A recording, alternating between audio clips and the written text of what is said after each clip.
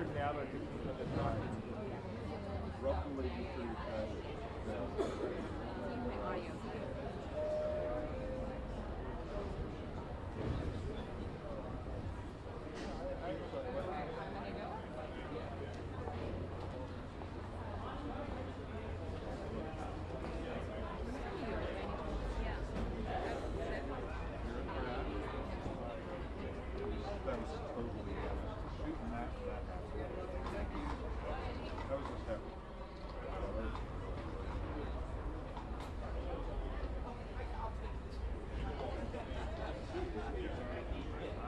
you know, so many people, actually, I do think that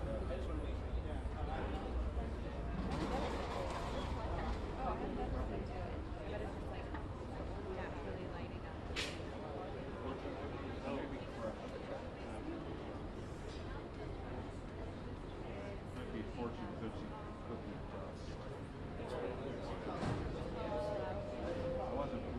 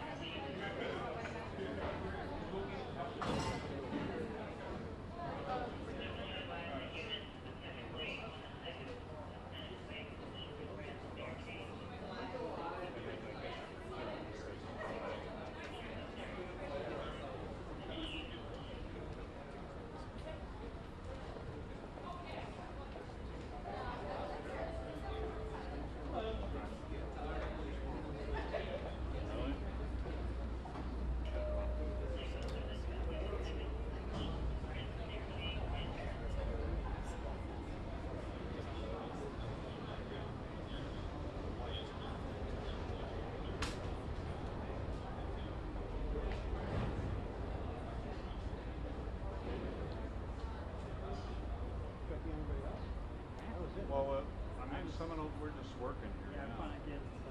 And they'll Seminole will probably come down here at the break whenever that is. It's quarter of one, so we can start. No, I mean, nothing's going to happen here right now.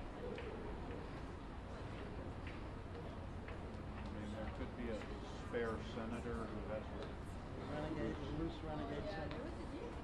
shows up late or something. I don't know.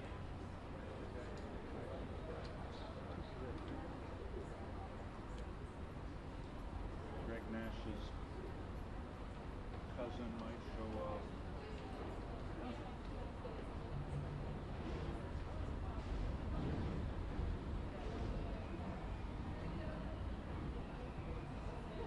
There's a dozen on my cousin.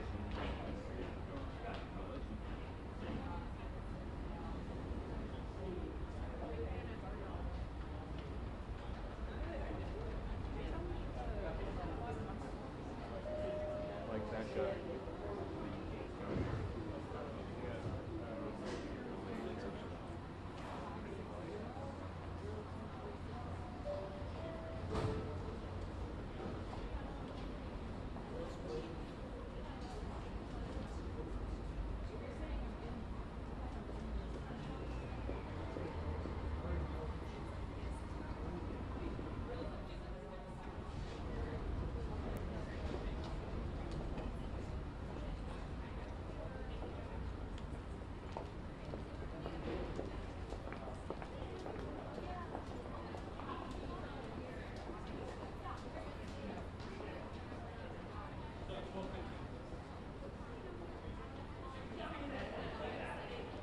Okay.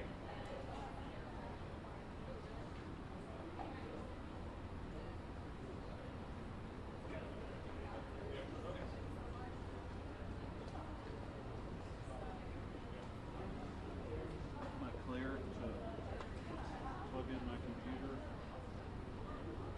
Can I do a white balance while you're free? Yeah. Okay, cool. No white balances. No free white balances are allowed.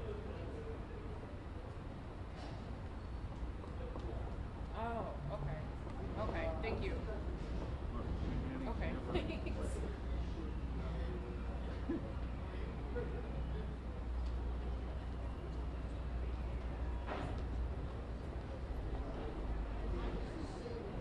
Hey, we're back again.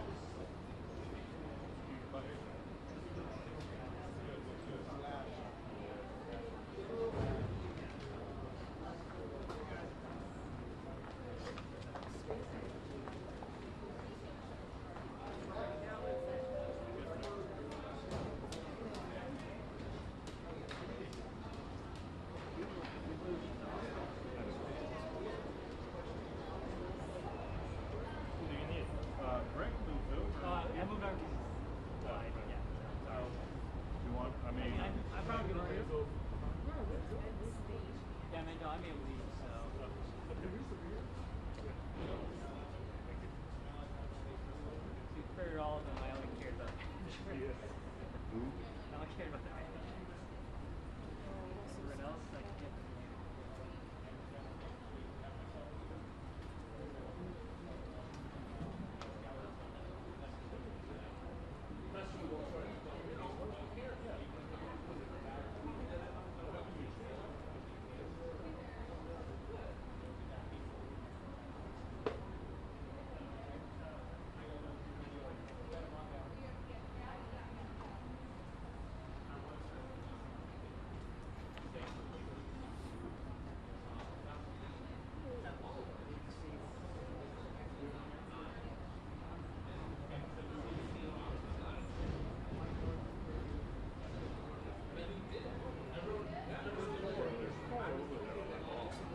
No, I just want to sit down and work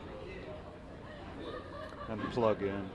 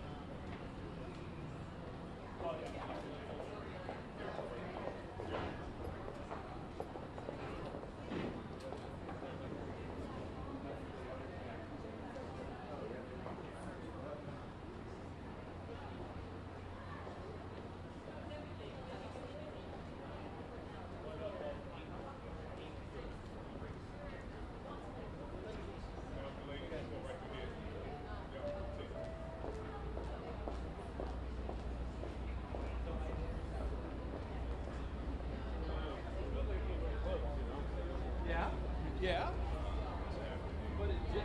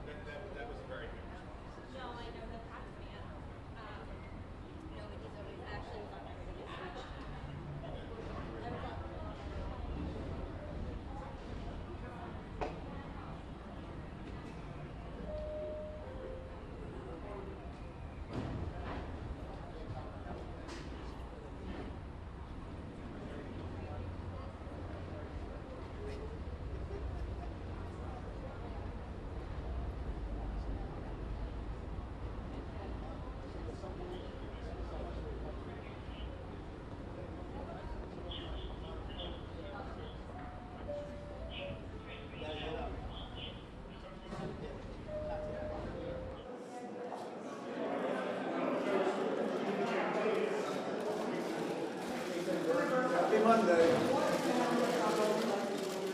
I don't know. Is he here?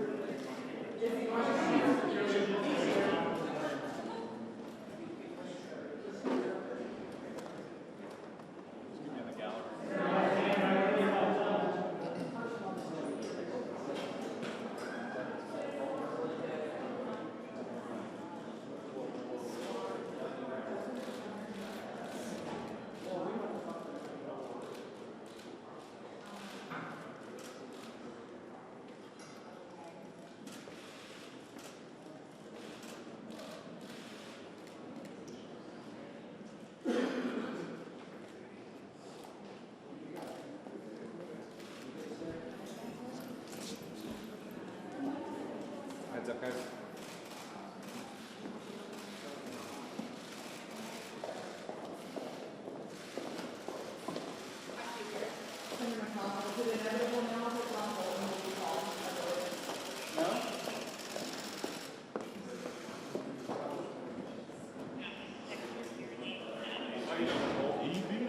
How come?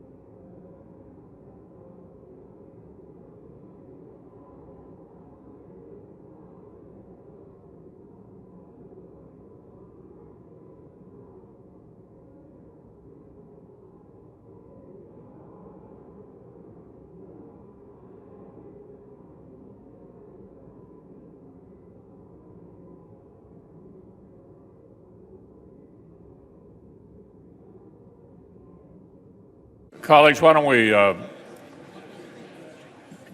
take our seats?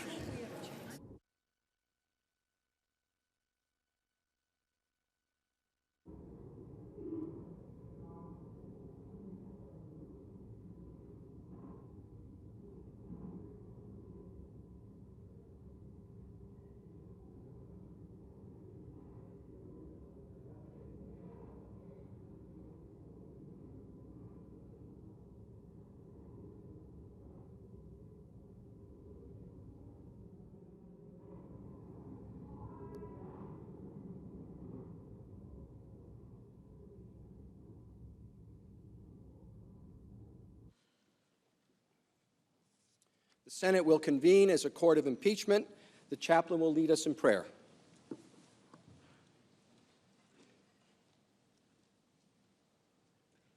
Let us pray. Lord, through all the generations, you have been our mighty God.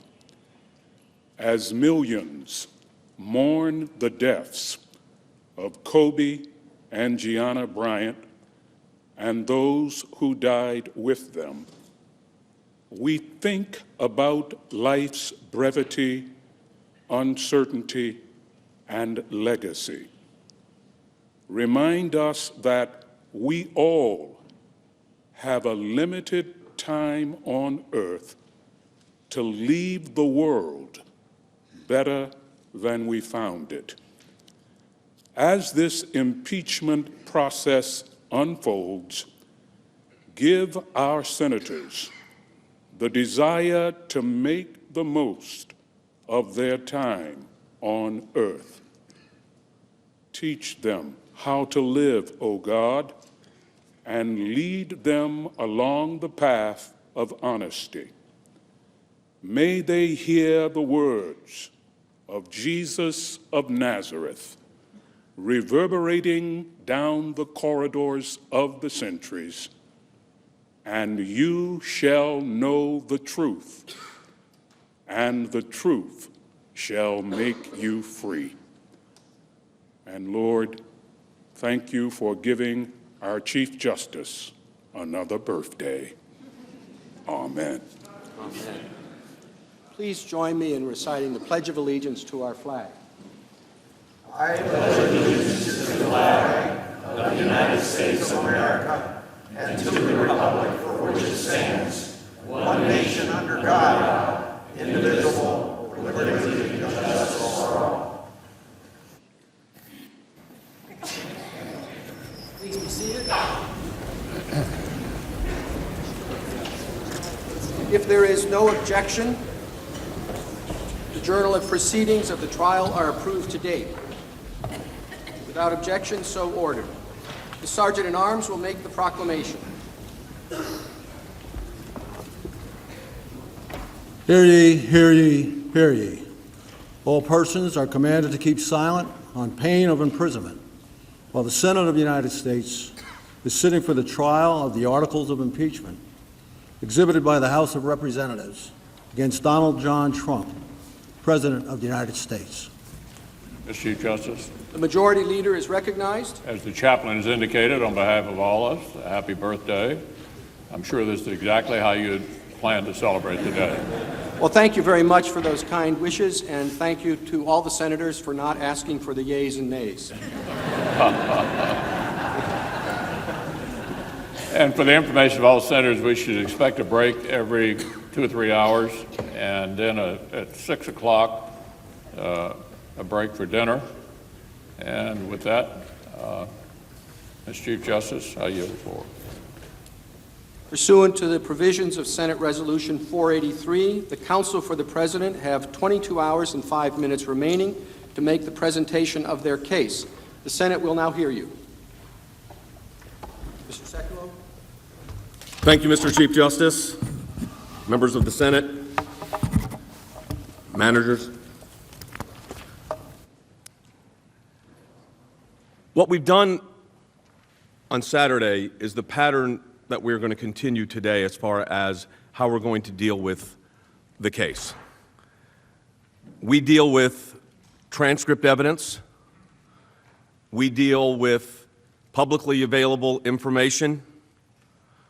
We do not deal with speculation, allegations that are not based on evidentiary standards at all. We are going to highlight some of those very facts we talked about very quickly on Saturday. You're going to hear more about that. I want to give you a little bit of an overview of what we plan to do today in our presentation. You will hear from a number of lawyers. Each one of these lawyers will be addressing a particular aspect of the President's case. I will introduce the issues that they're going to discuss, and then that individual lawyer will come up and make their presentation. We want to do this on an expeditious but yet thorough basis. Let me start with, just for a very brief few moments, to take a look at where we were. One of the things that became very clear to us as we looked at the presentation from the House managers was the lack of focus on that July 25th transcript. And that's because the transcript actually doesn't say what they would like it to say. Now, we've heard, and you will hear more about that in the days ahead. We know about Mr. Schiff's version of the transcript. You heard it, you saw it. I want to keep coming back to facts. Facts that are really undisputed. The President, in his conversation, was clear on a number of points, but so was President Zelensky. I mentioned that at the close of my arguments earlier, that it was President Zelensky that said, no pressure. I didn't feel any pressure. And again, as this kind of reading of minds of what people were saying, I think we need to look at what they actually said and how it's backed up. It is our position as the President's counsel that the President was at all time acting under his constitutional authority, under his legal authority, in our national interest, and pursuant to his oath of office. Asking a foreign leader to get to the bottom of issues of corruption is not a violation of an oath. It was interesting because there was a lot of discussion the other day about Lieutenant Colonel Vindman, and one of the things that we reiterate is that he himself said he did not know if there was anything of crime or anything of that nature. He had deep policy concerns, and I think that is what this is really about, is deep policy concerns, deep policy differences. But we live in a constitutional republic where you have deep policy concerns and deep differences. That should not be the basis of an impeachment. If the bar of impeachment has now reached that level, then for the sake of the republic, the danger that puts not just this body, but our entire constitutional framework in, is unmanageable. Are we going to have every time there's a policy difference of significance or an approach difference of significance about a policy, we're going to start an impeachment proceeding? But you know, as I said earlier, I don't really think this was about just a phone call. There was a pattern in practice of attempts over a 3-year period to not only interfere with the President's capability to govern, which, by the way, they were completely unsuccessful at. Just look at the state of where we are as a country.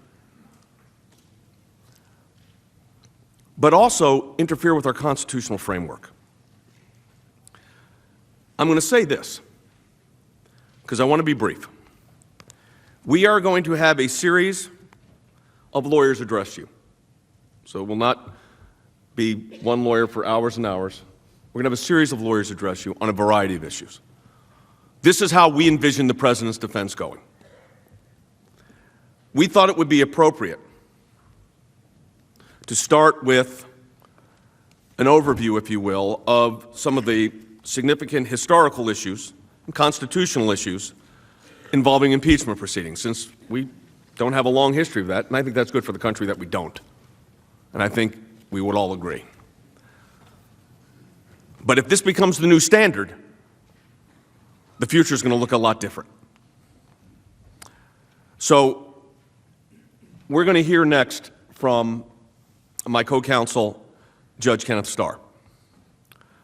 Judge Starr is a former judge for the U.S. Court of Appeals for the District of Columbia. He served as the 39th Solicitor General of the United States, arguing cases before the Supreme Court of the United States on behalf of the United States. I had the privilege of arguing a case alongside Judge Starr. We were talking about it earlier, many years ago. He also served as the independent counsel during the Clinton presidency and authored the Starr Report. He testified for almost 12 hours before the Judiciary Committee with regard to that report. Judge Starr is very familiar with this process. He is going to address a series of deficiencies. There's legal issues with regard to Articles 1 and 2, constitutional implications, historical implications, and legal implications of where this case now stands. So I would like to yield my time right now to, if it would please, Chief Justice Kenneth Starr. Mr. Starr.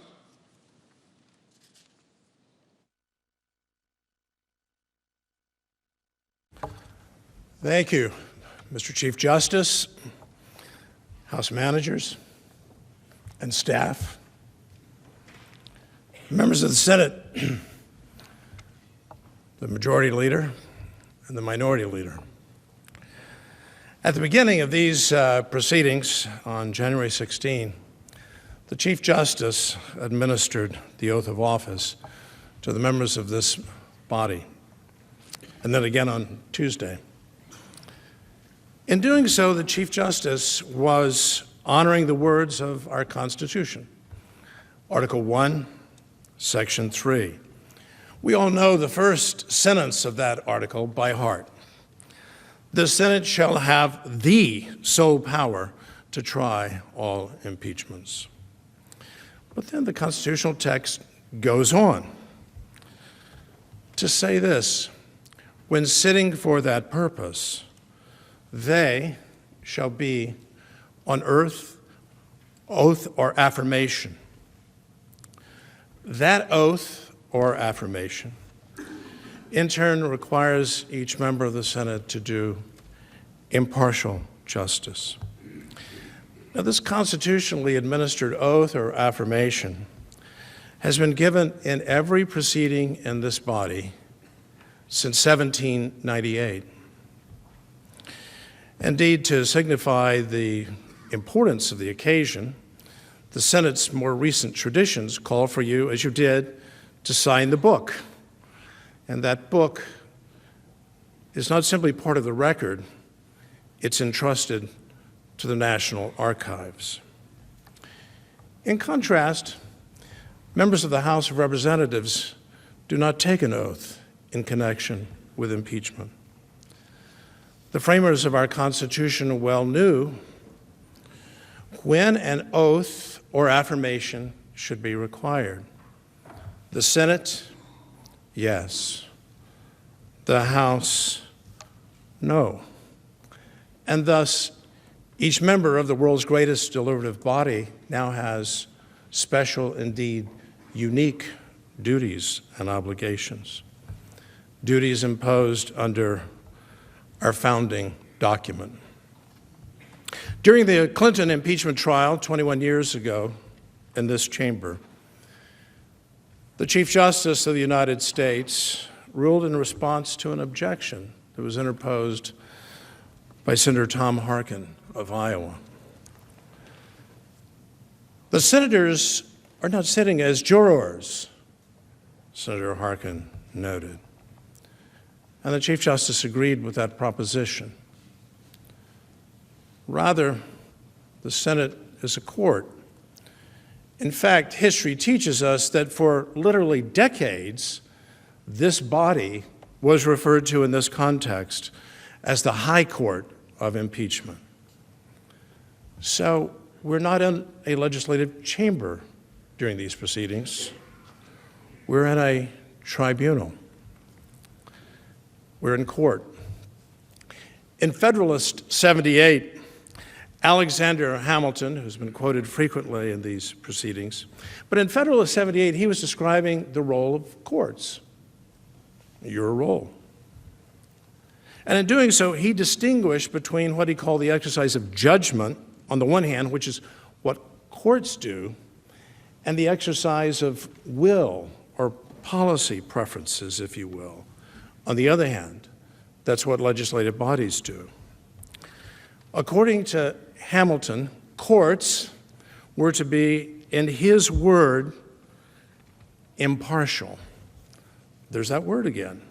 And you know, that's a daunting task for judges struggling to do the right thing, to be impartial, equal justice under law.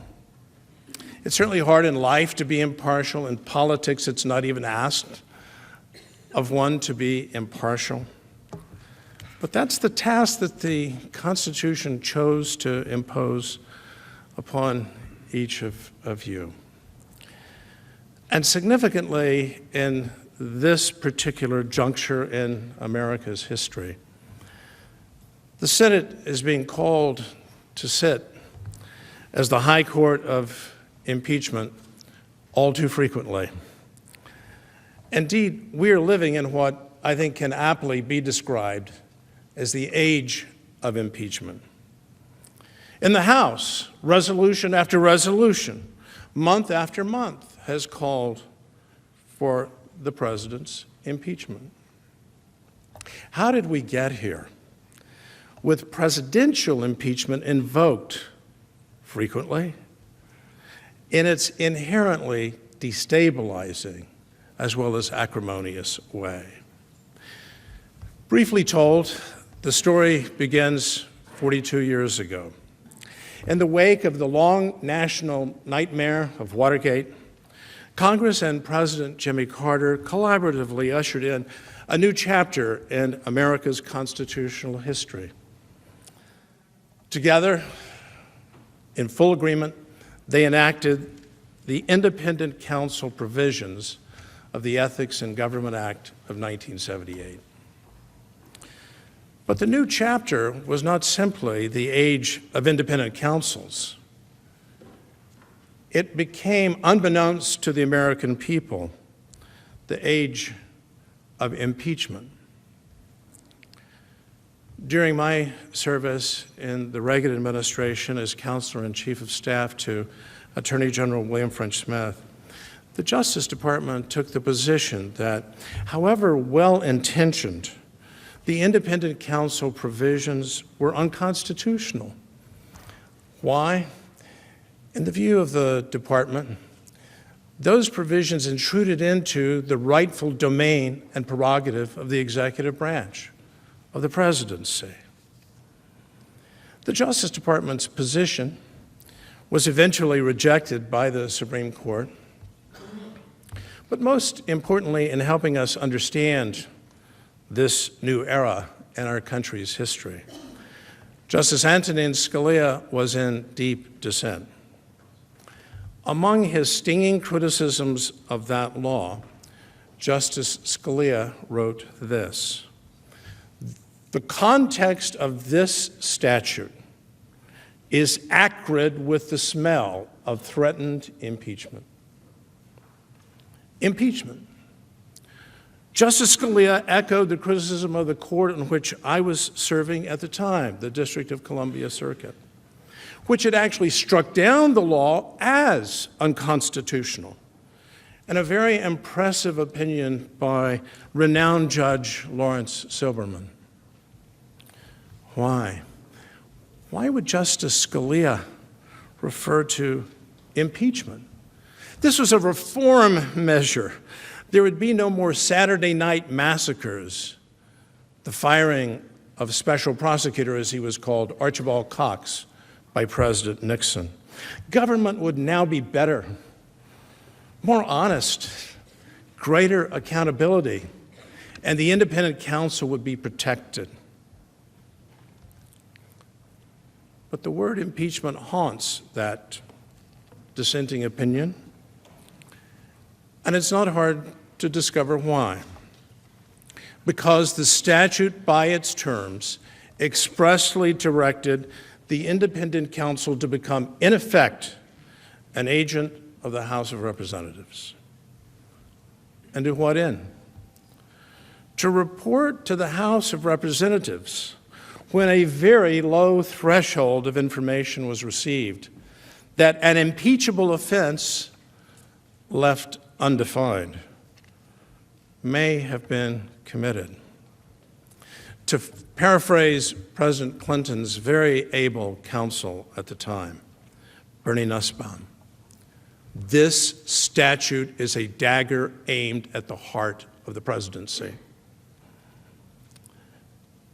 President Clinton nonetheless signed the reauthorized measure into law, and the nation then went through the long process known as Whitewater, resulting in the findings by the office which I led, the Office of Independent Counsel, and a written report to the House of Representatives.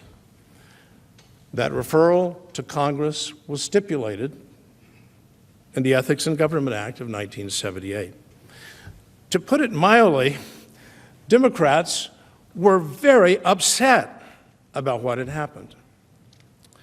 They then joined Republicans across the aisle, who for their part had been outraged by an earlier independent counsel investigation, that of a very distinguished former judge, Lawrence Walsh. During the Reagan administration, Judge Walsh's investigation of what became known to the country as Iran-Contra spawned enormous criticism on the Republican side of the aisle, both as to the investigation itself, but also as to the statute.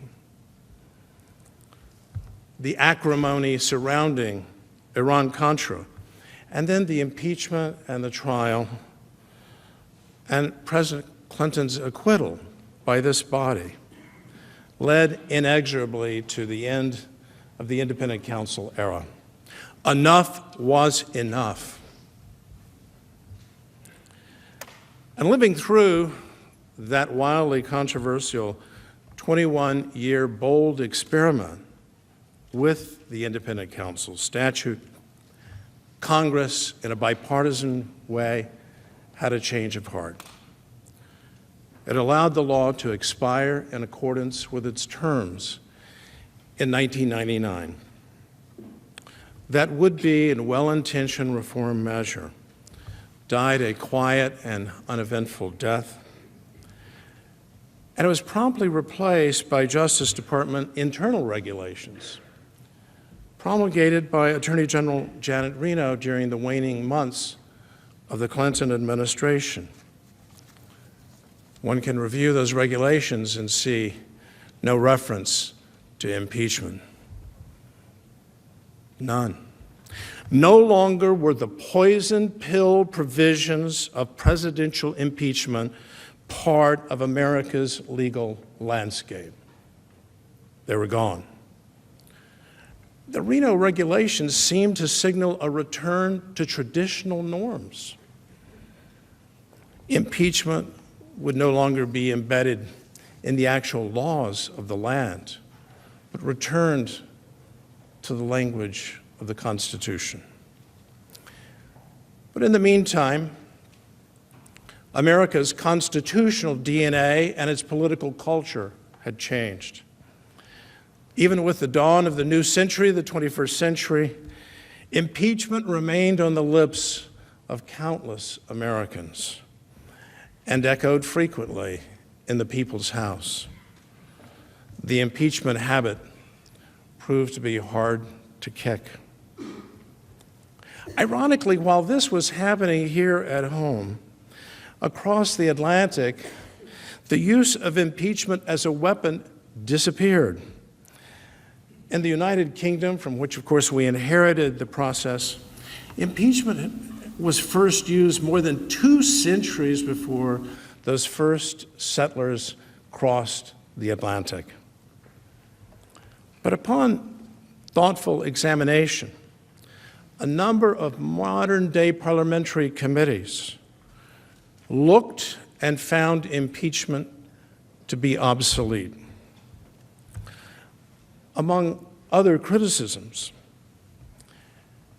Members of Parliament came to the view that the practice, which had last been attempted in Britain in 1868,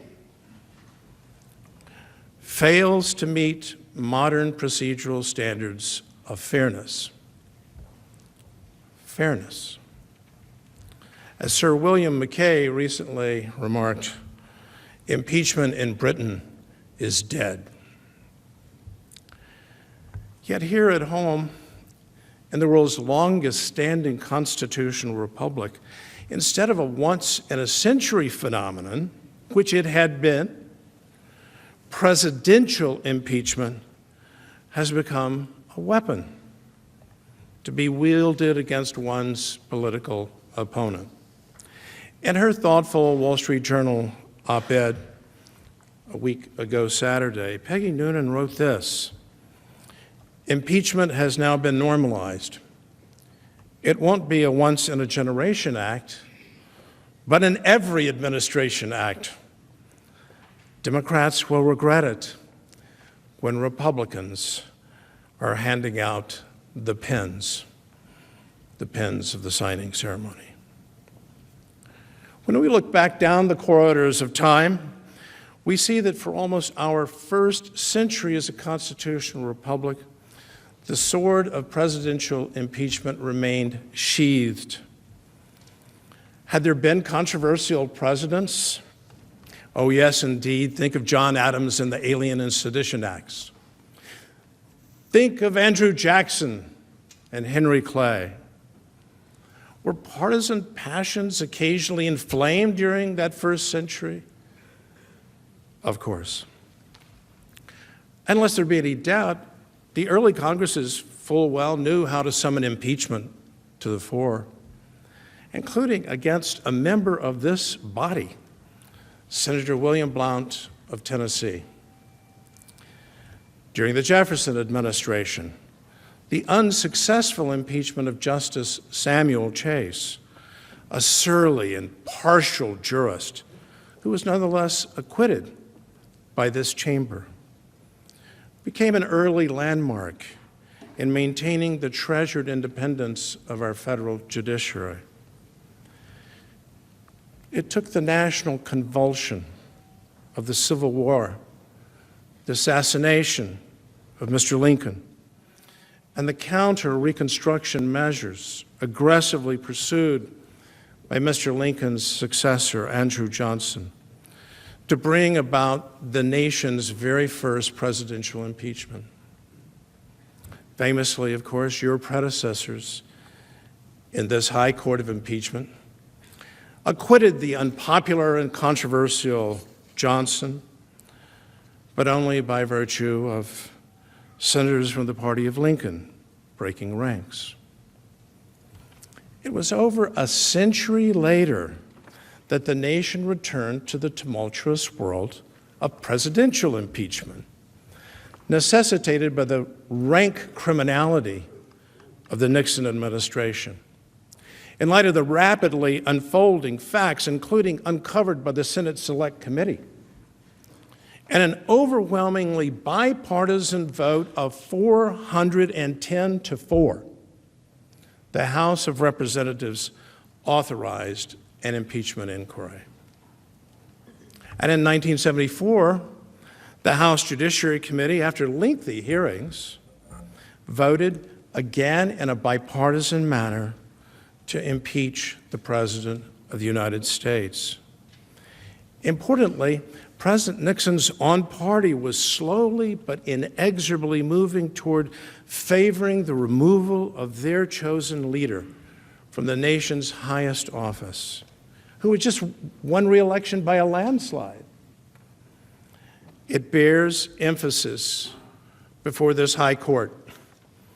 This was the first presidential impeachment in over 100 years. It also bears emphasis. It was powerfully bipartisan. And it wasn't just the vote to authorize the impeachment inquiry. Indeed, the House Judiciary Chair, Peter Rodino of New Jersey, was insistent that to be accepted by the American people, the process had to be bipartisan. Like war, impeachment is hell, or at least presidential impeachment is hell. Those of us who lived through the Clinton impeachment, including members of this body, full well understand that a presidential impeachment is tantamount to domestic war, albeit thankfully protected by our beloved First Amendment, a war of words and a war of ideas. But it's filled with acrimony and it divides the country like nothing else. Those of us who lived through the Clinton impeachment understand that in a deep and personal way. Now, in contrast, wisely and judiciously conducted, unlike the United Kingdom, impeachment remains a vital and appropriate tool in our country to serve as a check with respect to the federal judiciary. After all, in the Constitution's brilliant structural design, federal judges know, as this body full well knows from its daily work, a pivotally important feature: independence from politics, exactly what Alexander Hamilton was talking about in Federalist 78. During the Constitution's term, good behavior, in practical effect, life tenure. Impeachment is thus a very important protection for we, the people, against what could be serious Article III wrongdoing within that branch. And so it is that when you count, of the 63 impeachment inquiries authorized by the House of Representatives over our history, only 8 have actually been convicted in this high court and removed from office. And each and every one has been a federal judge. This history leads me to reflect on the nature of your weighty responsibilities here in this high court as judges in the context of presidential impeachment. The 4th presidential impeachment, I'm counting the Nixon proceedings, and our nation's history, but the 3rd over the past half-century. And I respectfully submit that the Senate, in its wisdom, would do well in its deliberations to guide the nation in this world's greatest deliberative body to return to our country's traditions when presidential impeachment was truly a measure of last resort. Members of this body can help, and in this very proceeding, restore our constitutional and historical traditions. Above all, by returning to the text of the Constitution itself. It can do so by its example here in these proceedings, in weaving the tapestry of what can rightly be called the common law of presidential impeachment. That's what courts do. They weave the common law. There are indications within the constitutional text, I'll come to our history, that this fundamental question is appropriate to be asked. You're familiar with the arguments. Was there a crime or other violation of established law alleged? So let's turn to the text. Throughout the Constitution's description of impeachment, the text speaks always, without exception, in terms of crimes. It begins, of course, with treason, the greatest of crimes against the state and against we, the people. But so misused as a bludgeon in parliamentary experiences to lead the founders to actually define the term in the Constitution itself. Bribery an iniquitous form of moral and legal corruption, and the basis of so many of the 63 impeachment proceedings over the course of our history. Again, almost all of them against judges. And then the mysterious terms, other high crimes and misdemeanors. Once again, the language is employing the language of crimes. The Constitution is speaking to us in terms of crimes. Each of those references, when you count them, count 7, count 8, supports the conclusion that impeachments should be evaluated in terms of offenses against established law. But especially with respect to the presidency, where the Constitution requires the Chief Justice of the United States, and not a political officer, no matter how honest, no matter how impartial, to preside at trial. Guided by history, the framers made a deliberate and wise choice to cabin, to constrain, to limit the power of impeachment. And so it was on the very eve of the impeachment of President Andrew Johnson. The eminent scholar and dean of the Columbia Law School, Theodore Dwight, wrote this: "The weight of authority is that no impeachment will lie except for a true crime, a breach of the law which would be the subject of indictment." I'm not making that argument. I'm noting what he is saying. He didn't over-argue the case. He said the weight of authority. The weight of authority. And so this issue is a weighty one. Has the House of Representatives, with all due respect, in these 2 articles of impeachment, charged a crime or violation of established law or not? This is, I don't want to over-argue, an appropriate and weighty consideration for the Senate.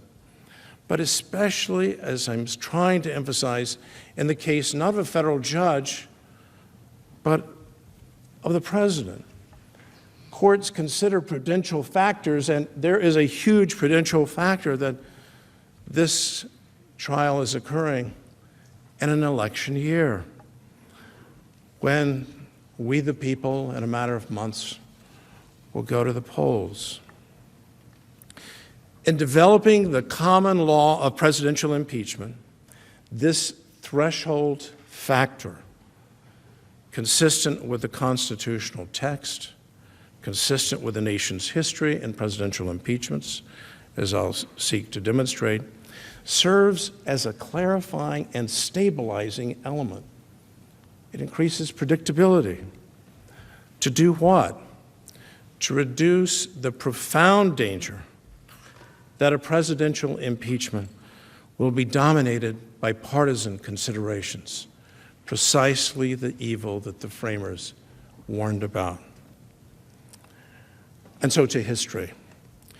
History bears out the point.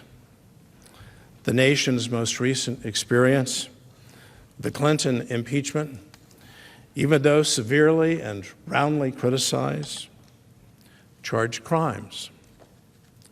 These are crimes proven in the crucible of the House of Representatives debate beyond any reasonable observer's doubt. So too the Nixon impeachment. The articles charged crimes. What about Article 2 in Nixon, which is sometimes referred to as abuse of power? Was that the abuse of power article? The precursor to Article 1 that is before this court? Not at all. When one returns to Article 2 in Nixon, approved by a bipartisan House Judiciary Committee, Article 2 of Nixon sets forth a deeply troubling story of numerous crimes. Not one, not two, numerous crimes carried out at the direction of the president himself. And so the appropriate question, Were crimes alleged in the articles in the common law of presidential impeachment? In Nixon, yes. In Clinton, yes. Here, no. A factor to be considered as the judges in the high court come, as you will, individually to your judgment. Even in the political cauldron of the Andrew Johnson impeachment, Article 11 charged a violation of the controversial Tenure of Office Act. You're familiar with it. And that act warned expressly the Oval Office that its violation would constitute a high misdemeanor, employing the very language of constitutionally cognizable crimes. This history represents, and I believe, may it please the court, it embodies the common law of presidential impeachment. These are facts gleaned from the constitutional text and from the gloss of the nation's history. And under this view, the commission of an alleged crime or violation of established law can appropriately be considered, again, a weighty and an important consideration, an element of an historically supportable presidential impeachment. Will law professors agree with this? No. But with all due respect to the Academy, this is not an academic gathering. We are in court. We're not just in court. With all due respect to the Chief Justice and the Supreme Court of the United States, we're in democracy's ultimate court. And the better constitutional answer to the question is provided by a rigorous and faithful examination of the constitutional text, and then looking faithfully and respectfully to our history. The very divisive Clinton impeachment demonstrates that while highly relevant, the commission of a crime is by no means sufficient to warrant the removal of our duly elected president. Why? This body knows. We appoint judges and you confirm them, and they're there for life, not presidents. And the presidency is unique. The presidency stands alone in our constitutional framework. Before he became the Chief Justice of the United States, John Marshall, then sitting as a member of the People's House, made a speech on the floor of the House.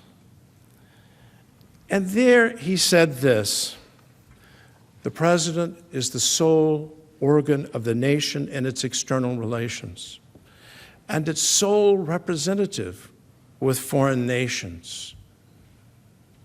If that sounds like hyperbole, it has been embraced over decades by the Supreme Court of the United States, by justices appointed by many different presidents. The presidency is unique. There's no other system quite like ours, and it has served us well.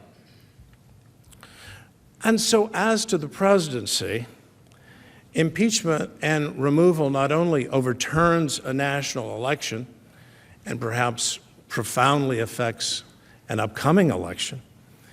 In the words of Yale's Akhil Amar, it entails a risk, and these are Akhil's words, Professor Amar's words, grave disruption of the government. Professor Amar penned those words in connection with the Clinton impeachment. Grave disruption of the government, regardless of what the president has done. Grave disruption.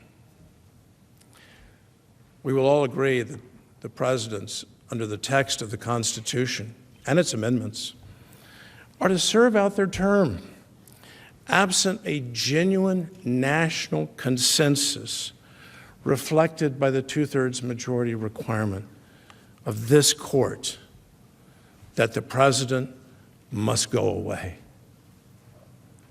2/3. In politics and in impeachment, that's called a landslide. Here, I respectfully submit to the court that all fair-minded persons will surely agree there is no national consensus.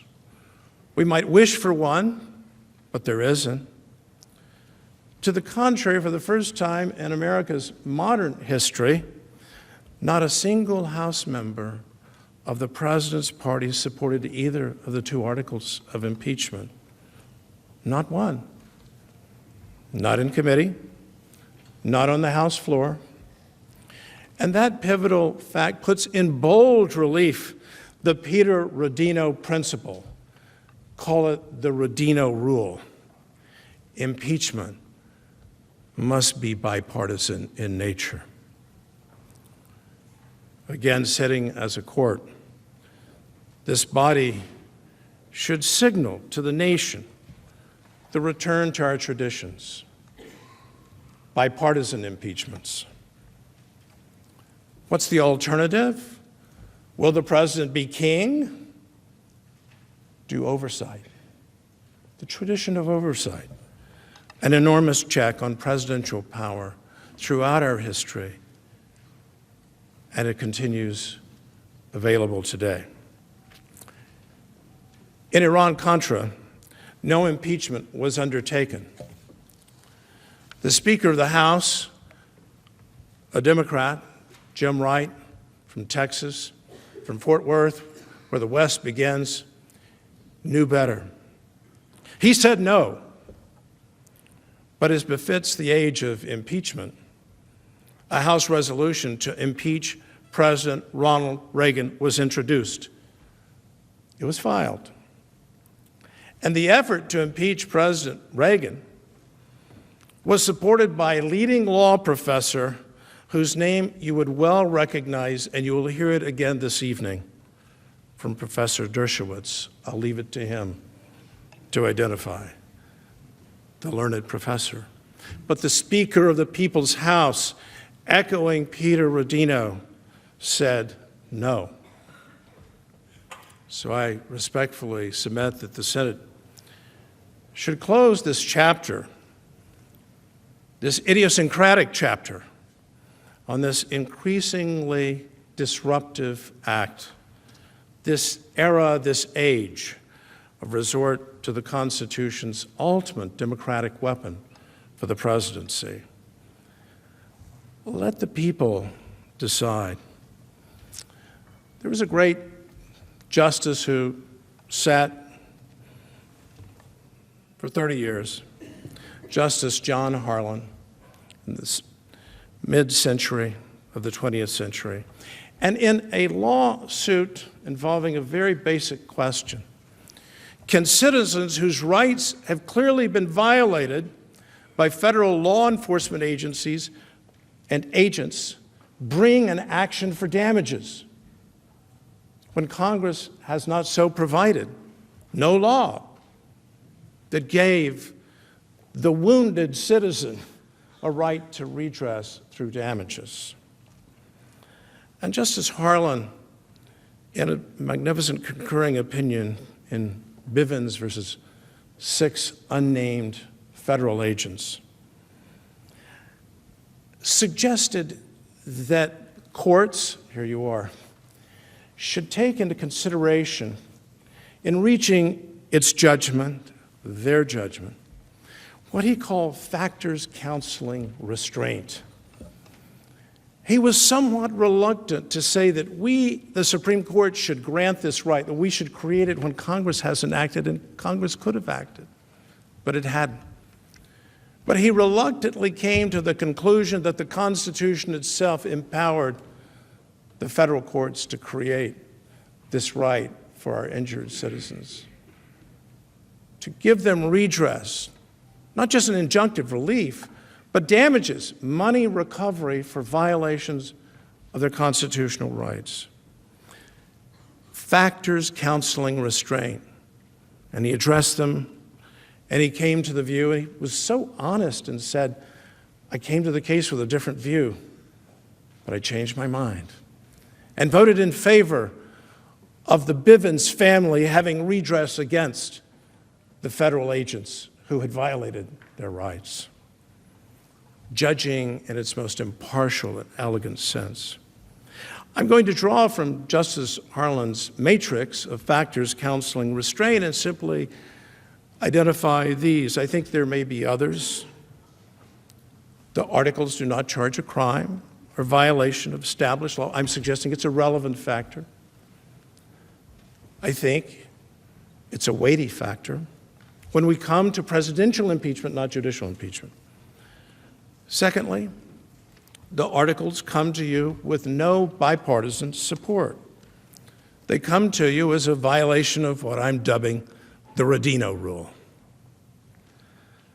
And third, as I will now discuss, the pivotally important issue of process. The second article of impeachment, obstruction of Congress. This court is very familiar with United States versus Nixon. Its unanimity in recognizing the president's profound interest in confidentiality, regardless of the worldview or philosophy of the justices were unanimous. This isn't just a contrivance, it's built into the very nature of our constitutional order. So let me comment briefly.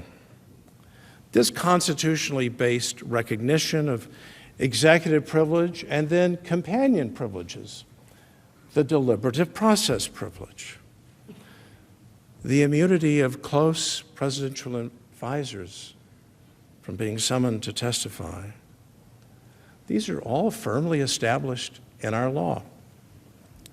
If there is a dispute between the People's House and the President of the United States over the availability of documents or witnesses, and there is in each and every administration, then go to court. It really is as simple as that. I don't need to belabor the point.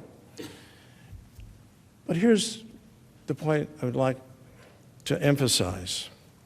Frequently, the Justice Department advises the President of the United States that the protection of the presidency calls whatever the president might want to do as a political matter, as an accommodation and a spirit of comity, to protect privileged conversations and communications.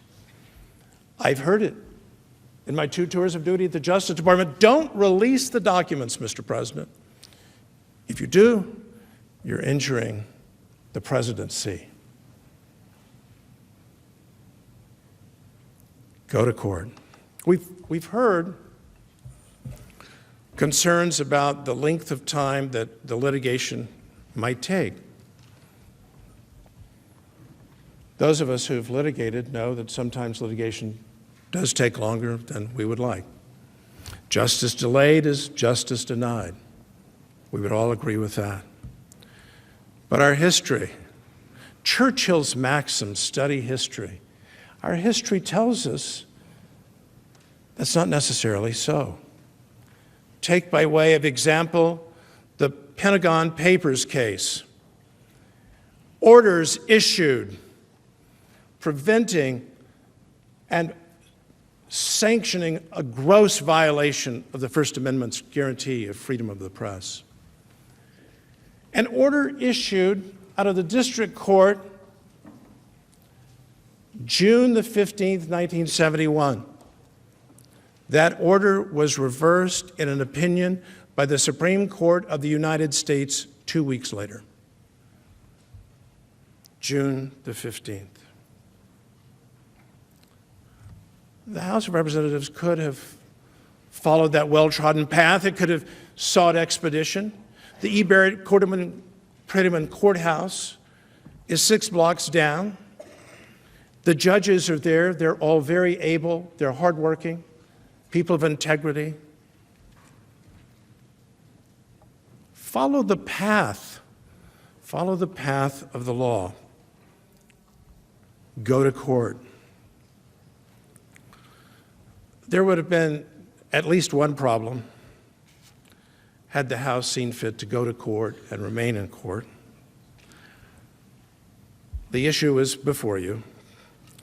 But among other flaws, the Office of Legal Counsel determined, and I've read the opinion, and I believe it's correct, that with all respect, all House subpoenaed issued prior to the adoption of House Resolution 660, which for the first time authorized the impeachment inquiry as a House, all subpoenas were invalid. They were void. With all due respect to the Speaker of the House of Representatives and all of her abilities and her vast experience, under our Constitution, she was powerless to do what she purported to do.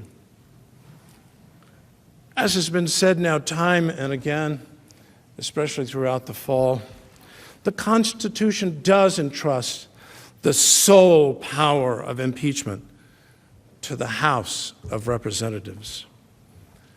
But that's the House.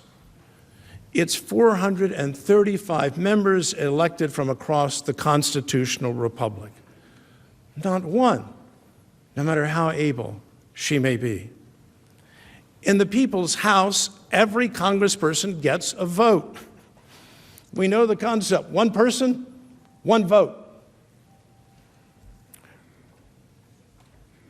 More generally, the President, as I've reviewed the record, has consistently and scrupulously followed the advice and counsel of the Justice Department, and in particular, the Office of Legal Counsel. He's been obedient. As you know, that important office, many of you have had your own experiences professionally with that office, is staffed with lawyers of great ability. It has a reputation for superb work. It has done such thoughtful work in both Democratic and Republican administrations. And the office is now headed by a brilliant lawyer who served as a law clerk to Justice Anthony Kennedy. The House may disagree with the guidance provided to the President by that office. The House frequently does disagree. But for the President to follow the guidance of the Department of Justice with respect to an interbranch legal and constitutional dispute cannot reasonably be viewed as an obstruction, and most emphatically not as an impeachable offense. History, once again, is a great teacher. In the Clinton impeachment, the House Judiciary Committee rejected a draft article asserting that President Clinton, and here are the words of the draft article, fraudulently and corruptly asserted executive privilege. Strong words. Fraudulently and corruptly. That was the draft article. In my view, having lived through the facts, and with all due respect to the former president, he did. He did it time and again, month after month. We would go to court. We would win. And many members, not everybody, on the House Judiciary Committee agreed that the president had indeed improperly claimed executive privilege, rebuffed time and again by the judiciary. But at the end of the day, that committee, chaired, the Judiciary Committee of the House, chaired by Henry Hyde, wisely concluded that President Clinton's doing so should not be considered an impeachable offense. Here's the idea. It is not an impeachable offense for the President of the United States to defend the asserted legal and constitutional prerogatives of the presidency. This is, and I'm quoting here from page 55 of the President's trial brief, a function of his constitutional and policy judgments. Not just a policy judgment, but a constitutional judgment. I would guide this court as it's coming through the deliberation process to read the President's trial brief with respect to process.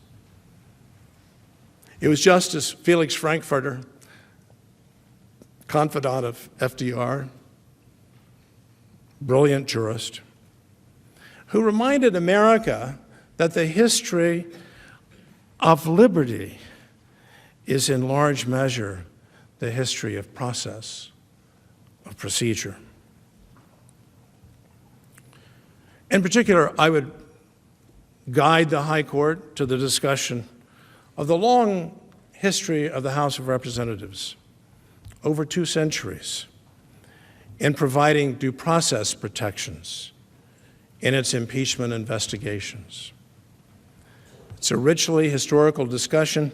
The good news is you can read the core of it in 4 pages, pages 62 to 66 of the trial brief.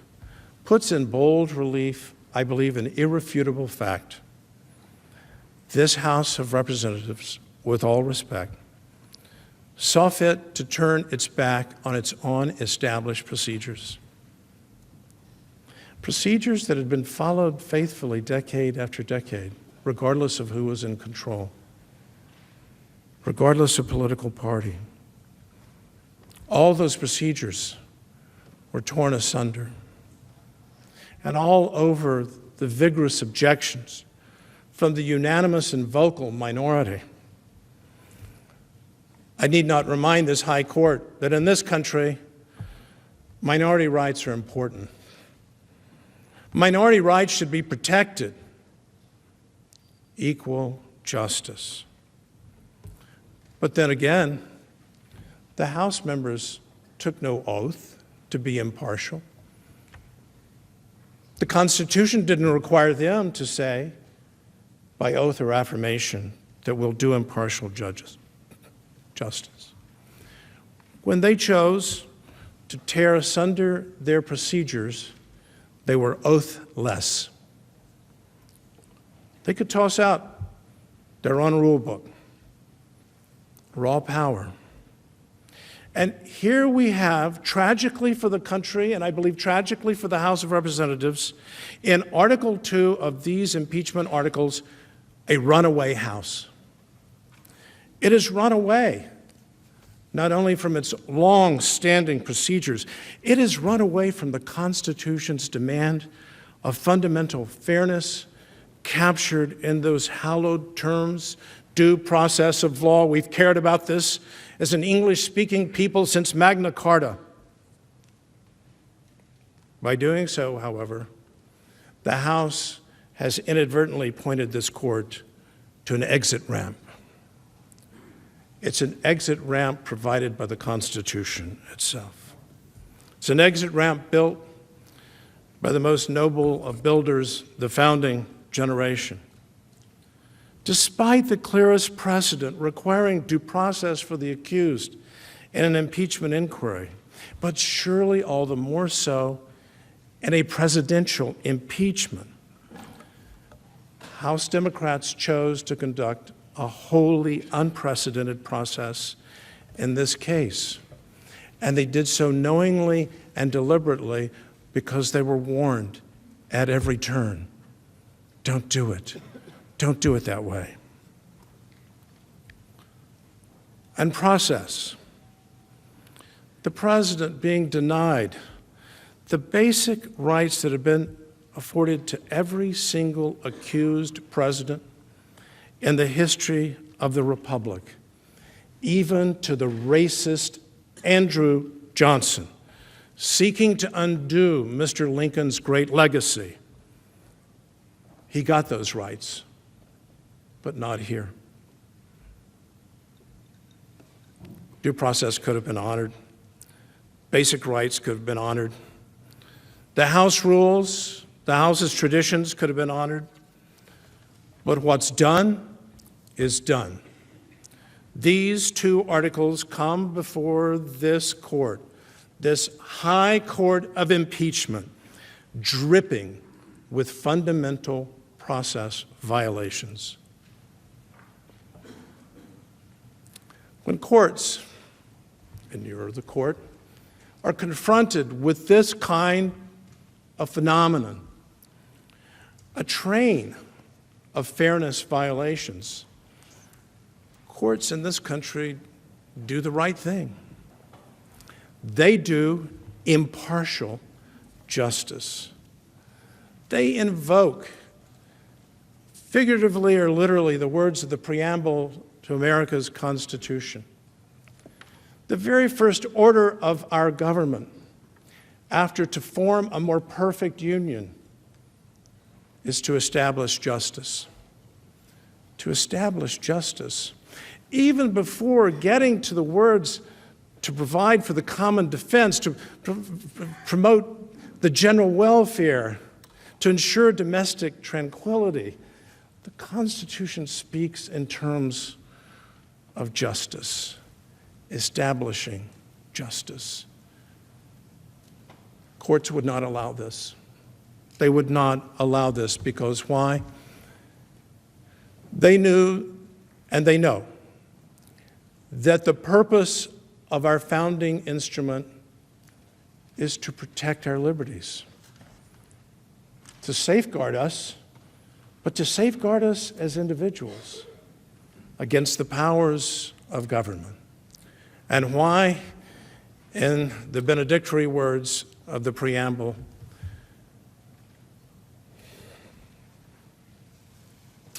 to secure the blessings of liberty to ourselves and our posterity. Liberty under law. I thank the court.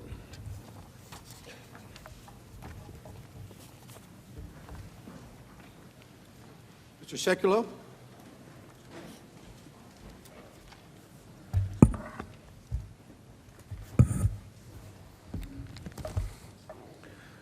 Mr. Chief Justice, members of the Senate, House managers, Judge Starr laid out before you the solemn nature of these proceedings. I want to contrast the solemn nature of these proceedings and what has been laid out before us from a both historical and constitutional perspective. And I want you to think about this: the history, the importance, the solemnity of what we're engaged in here in this great body, with what took place in the House of Representatives upon the signing of articles of impeachment. Pens distributed to the impeachment managers. A celebratory moment.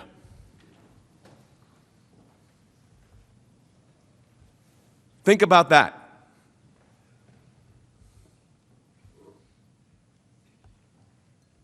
Think about this. A poignant moment. We're next going to address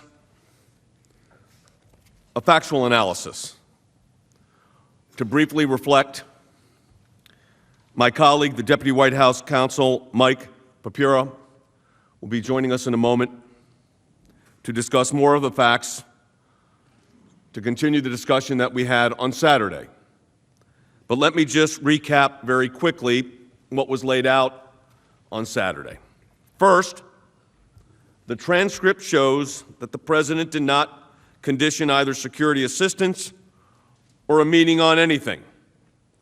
The paused security assistance funds aren't even mentioned on the call. Second, President Zelensky and other Ukrainian officials repeatedly said there was no quid pro quo and no pressure on them to review anything. Third, President Zelensky and high-ranking Ukrainian officials did not even know the security assistance was paused till the end of August, over a month after the July 25th call. Fourth, not a single witness testified that the President himself said that there was any connection between any investigation and security assistance, a presidential meeting, or anything else. Fifth, The security assistance flowed on September 11th, and a presidential meeting took place on September 25th without Ukrainian government announcing any investigations. Finally, in the blind drive to impeach the President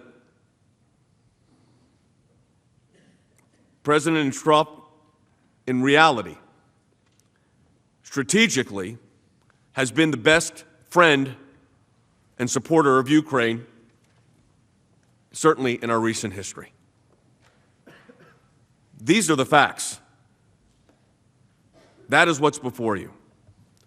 Deputy White House Counsel Mike Popura will now address additional facts related to these proceedings. Thank you.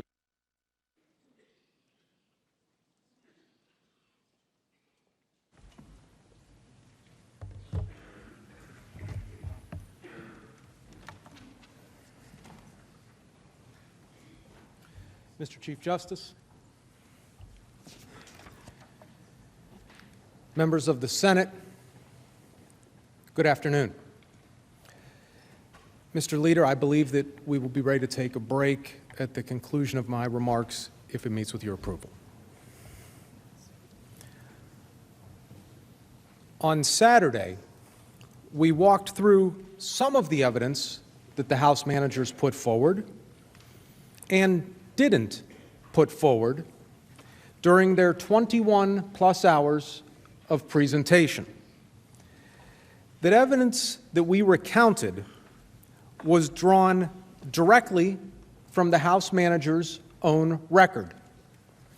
The case they chose to submit to this chamber. To echo my colleague, Mr. Sekulow, briefly, the House managers' own evidence shows that President Trump did not condition anything on investigations during the July 25 call with President Zelensky and did not even mention the paused security assistance on the call. President Zelensky said that he felt no pressure on the call. President Zelensky and the top Ukrainian officials did not learn of the pause on the security assistance until more than a month after the July 25 call. And the House manager's own record, their record that they developed and brought before this chamber, reflects that anyone who spoke with the President said that the President made clear that there was no linkage between security assistance and investigations. There's another category of evidence demonstrating that the pause on security assistance was distinct and unrelated to investigations. The President released the aid without the Ukrainians ever announcing any investigations or undertaking any investigations. Here is Ambassador Sondland. And the fact is, the aid was given to Ukraine without any announcement of new investigations. That's correct. And President Trump did, in fact, meet with President Zelensky in September at the United Nations, correct? He did. And there was no announcement of investigations before this meeting? Correct. And there was no announcement of investigations after this meeting? That's right. So while the security assistance was paused, the administration did precisely what you would expect. It addressed President Trump's concerns about the two issues that I mentioned on Saturday: burden sharing and corruption. A number of law and policy makers also contacted the President and the White House to provide input on the security assistance issue during this period, including Senator Lindsey Graham. The process culminated on September 11, 2019. On that day, the President spoke with Vice President Pence and Senator Rob Portman. The Vice President, in NSC Senior Director Tim Morrison's words, was armed with his conversation with President Zelensky from their meeting just days earlier in Warsaw, Poland, and both the Vice President and Senator Portman related their view of the importance of the assistance to Ukraine and convinced the President that the aid should be dispersed immediately. After the meeting, President Trump terminated the pause and the support flowed to Ukraine. I want to take a step back now and talk for a moment about why the security assistance was briefly paused. Again, in the words of the House manager's own witnesses. Witness after witness testified that confronting Ukrainian corruption should be at the forefront of United States foreign policy toward Ukraine. They also testified that the President had long-standing and sincere concerns about corruption in Ukraine. The House managers, however, told you that it was laughable to think that the President cared about corruption in Ukraine. But that's not what the witnesses said. According to Ambassador Volker, President Trump demonstrated that he had a very deeply rooted negative view of Ukraine based on past corruption. And that's a reasonable position, according to Ambassador Volker. Most people who know anything about Ukraine would think that. And Dr. Hill testified, I think the President has actually quite publicly said that he was very skeptical about corruption in Ukraine. And in fact, he's not alone, because everyone has expressed great concerns about corruption in Ukraine. The House managers have said that the President's concern with corruption is disingenuous.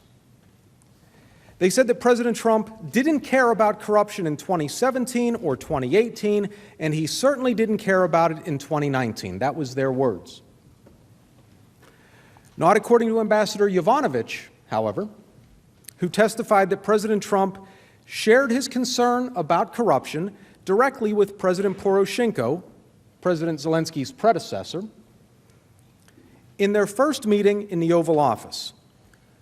When was that meeting? In June of 2017. 2017. The President also has well-known concerns about foreign aid generally.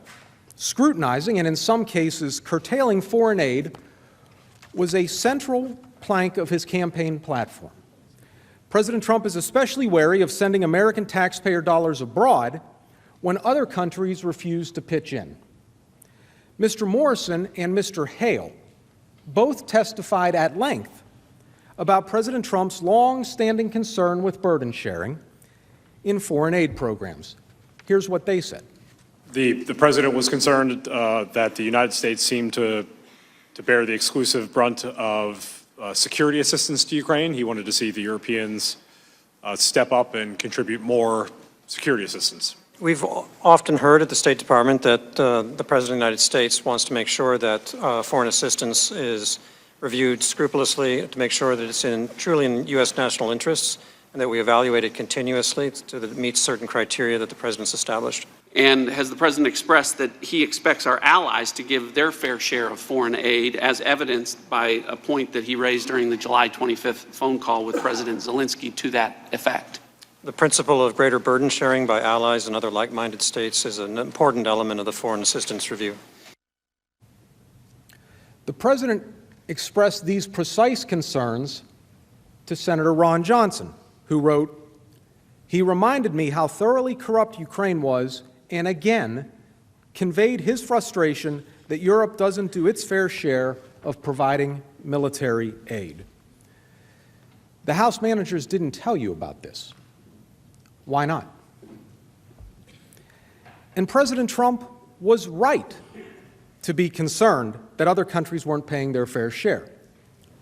As Laura Cooper testified, U.S. contributions to Ukraine are far more significant than any individual country, and she also said EU funds tend to be on the economic side rather than for defense and security. Senator Johnson also confirmed that other countries refuse to provide the lethal defensive weapons that Ukraine needs in its war with Russia.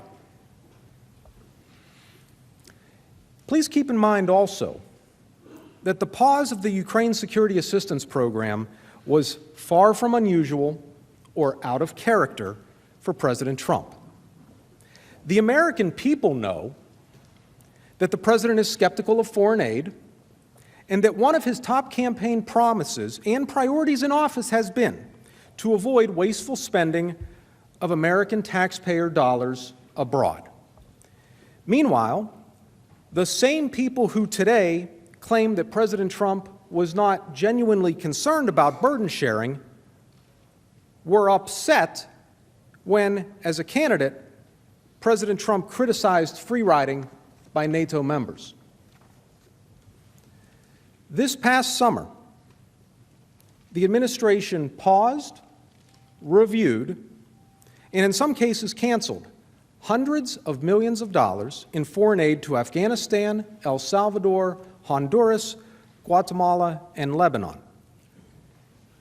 And these are just some of the reviews of foreign aid undertaken at the very same time that the Ukraine aid was paused. So what happened during the brief period of time while the Ukraine security assistance was paused? People were gathering information and monitoring the facts on the ground in Ukraine as the new parliament was sworn in and began introducing anti-corruption legislation. Notwithstanding what the House managers would have you believe, the reason for the pause was no secret within the White House and the agencies. According to Mr. Morrison, in a July meeting attended by officials throughout the executive branch agencies, the reason provided for the pause by a representative of the Office of Management and Budget was that the President was concerned about corruption in Ukraine, and he wanted to make sure that Ukraine was doing enough to manage that corruption. In fact, as Mr. Morrison testified, by Labor Day, there had been definitive developments to demonstrate that President Zelensky was committed to the issues he campaigned on, anti-corruption reforms. Mr. Morrison also testified that the administration was working on answering the President's concerns regarding burden sharing. Here's Mr. Morrison. Was there any interagency activity, whether it be with the State Department or the Defense Department, and coordination by the National Security Council to look into that a little bit for the President? We were surveying the data to understand who was contributing what and sort of in what categories. And so the President's evinced concerns, the interagency tried to address them? Yes. How else do we know that the President was awaiting information on burden sharing and anti-corruption efforts in Ukraine before releasing the security assistance? Because that's what Vice President Pence told President Zelensky. On September 1, 2019, Vice President Pence met with President Zelensky. President Trump was scheduled to attend the World War II commemoration in Poland, but instead remained in the U.S. to manage the emergency response to Hurricane Dorian. Remember, this was 3 days after President Zelensky learned through the Politico article about the review of the security assistance. Just as Vice President Pence and his aides anticipated, Jennifer Williams testified that once the cameras left the room, the very first question that President Zelensky had was about the status of the security assistance. The Vice President responded by asking about two things: burden sharing and corruption. Here's how Jennifer Williams described it. The VP responded by really expressing our ongoing support for Ukraine, but wanting to hear from President Zelensky, what the status of his reform efforts were that he could then convey back to the President, and also wanting to hear if there was more that European countries could do to support Ukraine. Vice President Pence knows President Trump, and he knew what President Trump wanted to hear from President Zelensky. The Vice President was echoing the President's two recurring themes: corruption and burden sharing. It's the same consistent themes every time. Ambassador Taylor received a similar readout of the meeting between the Vice President and President Zelensky, including the Vice President's focus on corruption and burden sharing. Here's Ambassador Taylor. On the evening of September 1st, I received a readout of the Pence-Zelensky meeting over the phone from Mr. Morrison, during which he told me that President Zelensky had opened the meeting by immediately asking Vice President about the security cooperation. The Vice President did not respond substantively, but said that he would talk to President Trump that night. The Vice President did say that President Trump wanted the Europeans to do more to support Ukraine and that he wanted the Ukrainians to do more to fight corruption.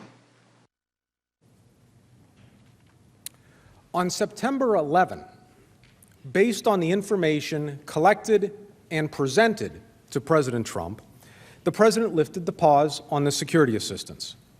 As Mr. Morrison explained, our process gave the President the confidence he needed to approve the release of the security sector assistance. The House managers say that the talk about corruption and burden sharing is a ruse. No one knew why the security assistance was paused, and no one was addressing the President's concerns with Ukrainian corruption and burden sharing.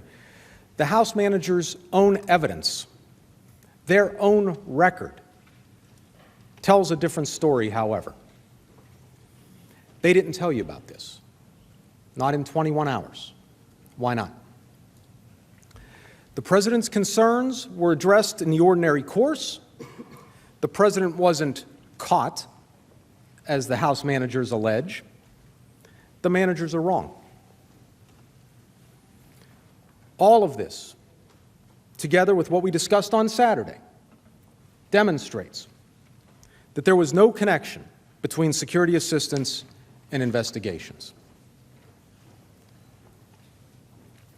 When the House managers realized that their quid pro quo theory on security assistance was falling apart, they created a second, alternative theory. According to the House managers, President Zelensky desperately wanted a meeting at the White House with President Trump, and President Trump conditioned that meeting on investigations. So what about the managers' backup accusations? Do they fare any better than their quid pro quo for security assistance? No. No, they don't. A presidential-level meeting happened without any preconditions at the first available opportunity in a widely televised meeting at the United Nations General Assembly in New York on September 25, 2019. The White House was working to schedule the meeting earlier at the White House or in Warsaw, but those options fell through due to normal scheduling and a hurricane. The two presidents met at the earliest convenience without President Zelensky ever announcing or beginning any investigations. The first thing to know about the alleged quid pro quo for a meeting is that by the end of the July 25 call, the President had invited President Zelensky to the White House on 3 separate occasions, each time without any preconditions.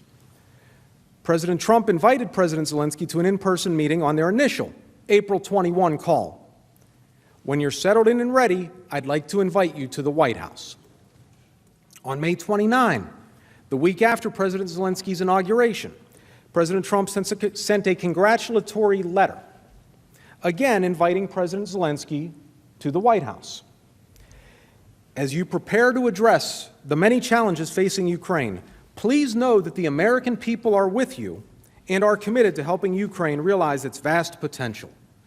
To help show that commitment, I would like to invite you to meet with me at the White House in Washington, D.C., as soon as we can find a mutually convenient time.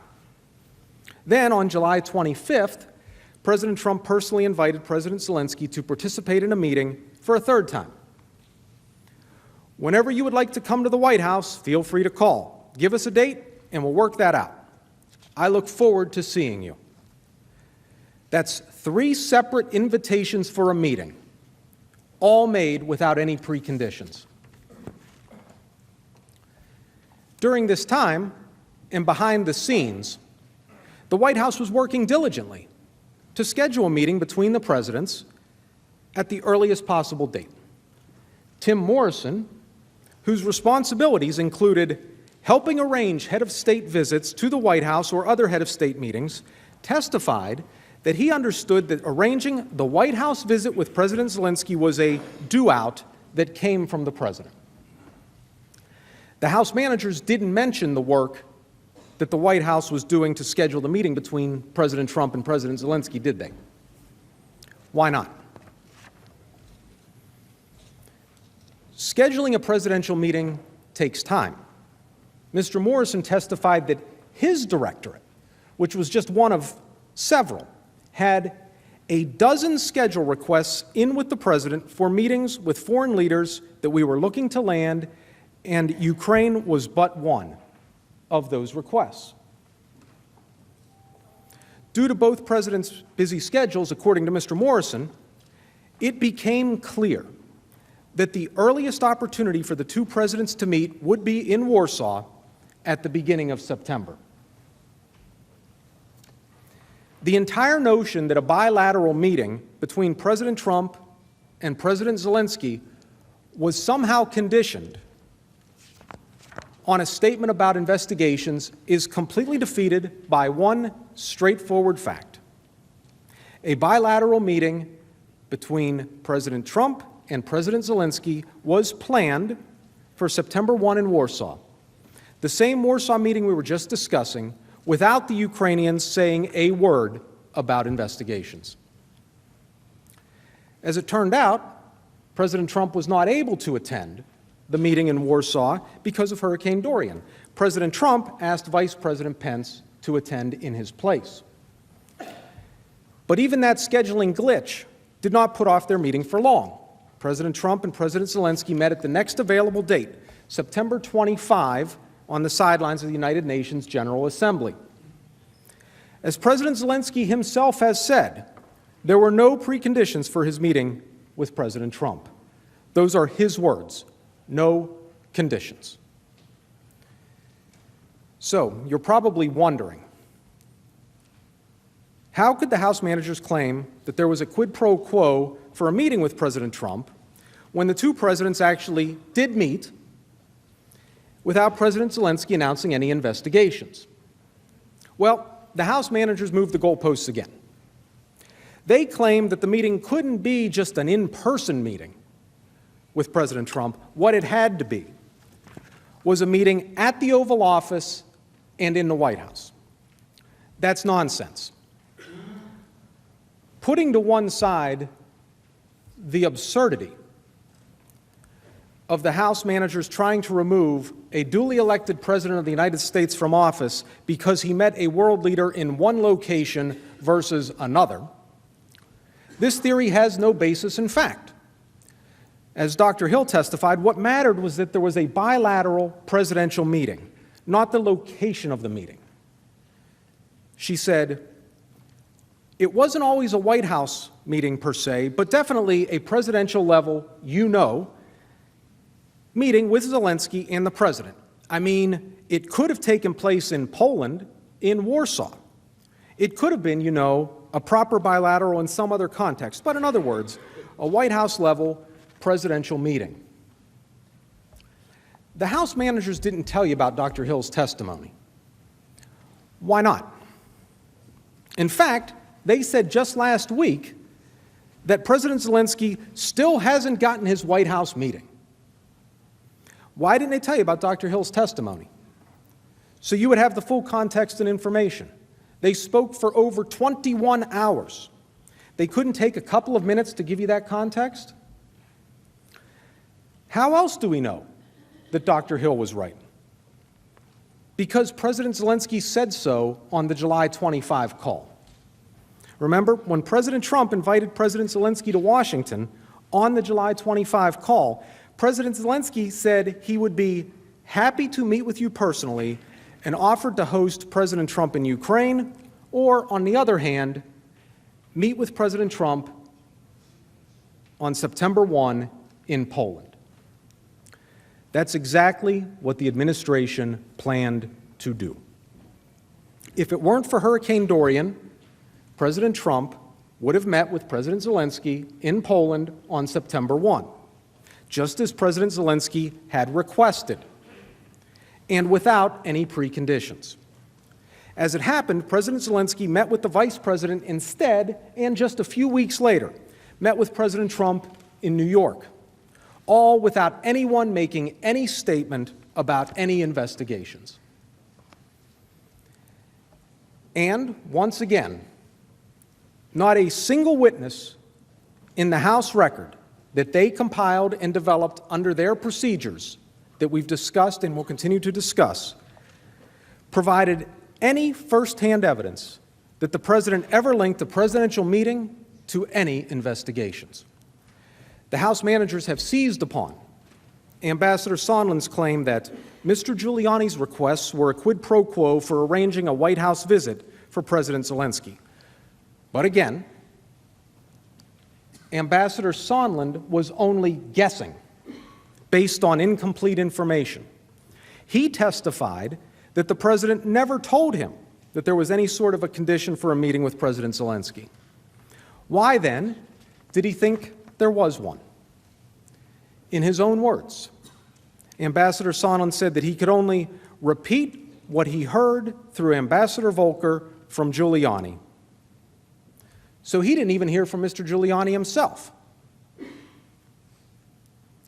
But Ambassador Volker, who is the supposed link between Mr. Giuliani and Ambassador Sondland, thought no such thing.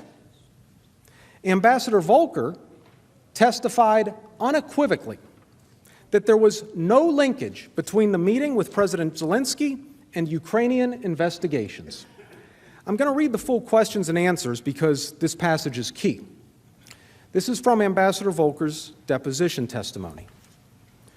Question: did President Trump ever withhold a meeting with President Zelensky or delay a meeting with President Zelensky until the Ukrainians committed to investigate the allegations that you just described concerning the 2016 presidential election? Answer: the answer to the question is no, if you want a yes or no answer, but the reason the answer is no is we did have difficulty scheduling a meeting, but there was no linkage like that. Question: you said that you were not aware of any linkage between the delay in the Oval Office meeting between President Trump and President Zelensky and the Ukrainian commitment to investigate the two allegations as you described them, correct?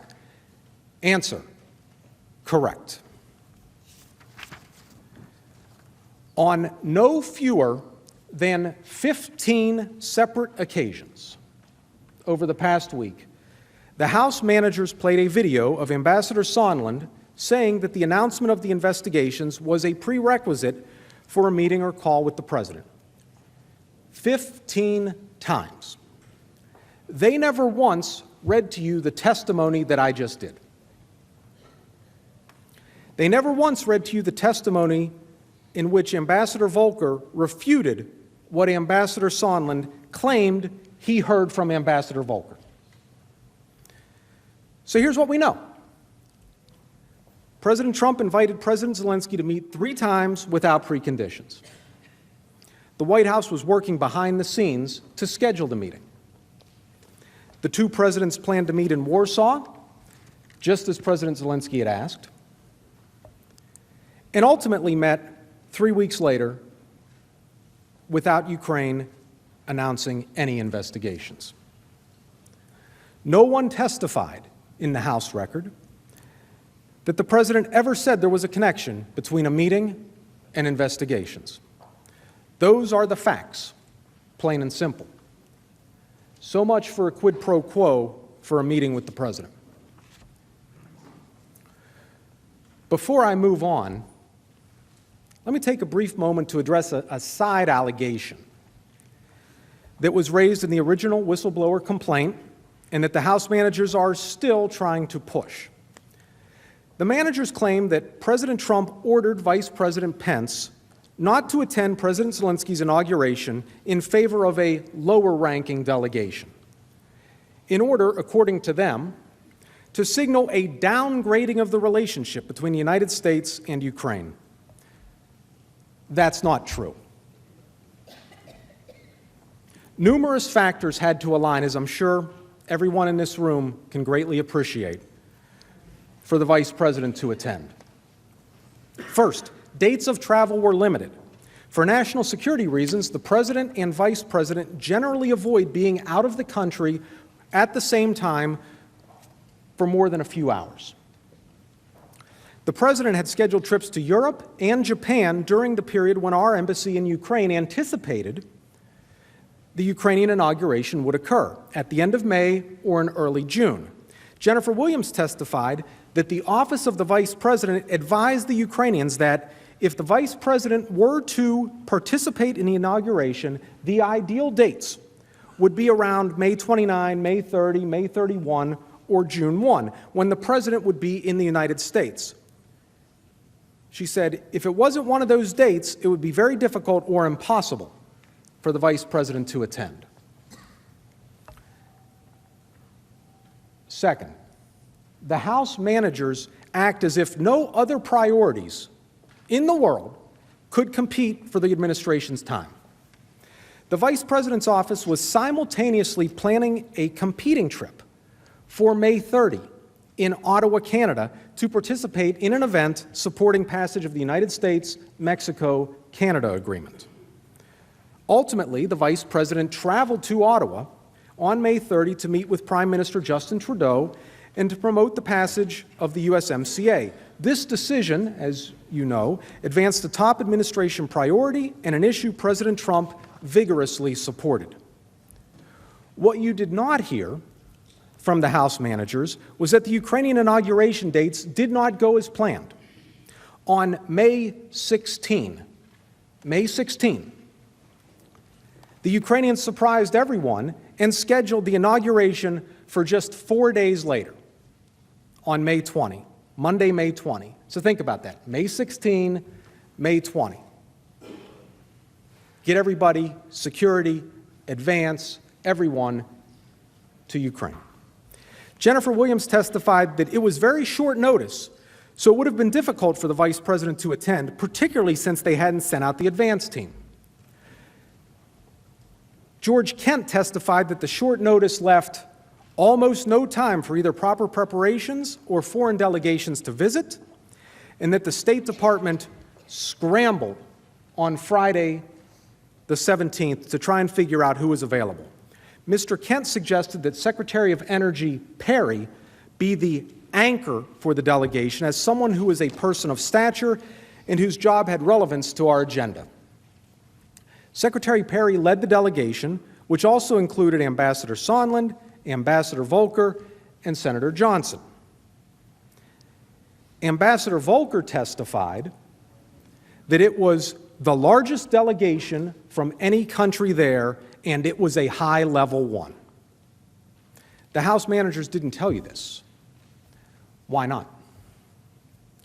The claim that the President instructed the Vice President not to attend President Zelensky's inauguration is based on House manager assumptions with no evidence that the President did something wrong.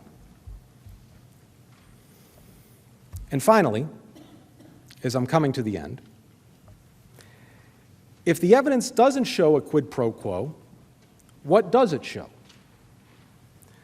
Unfortunately for the House managers, one of the few things that all of the witnesses agreed on was that President Trump has strengthened the relationship between the U.S. and Ukraine, and that he has been a more stalwart friend to Ukraine and a more fierce opponent of Russian aggression than President Obama.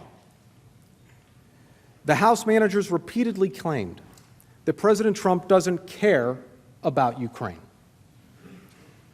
They are attributing views to President Trump that are contrary to his actions.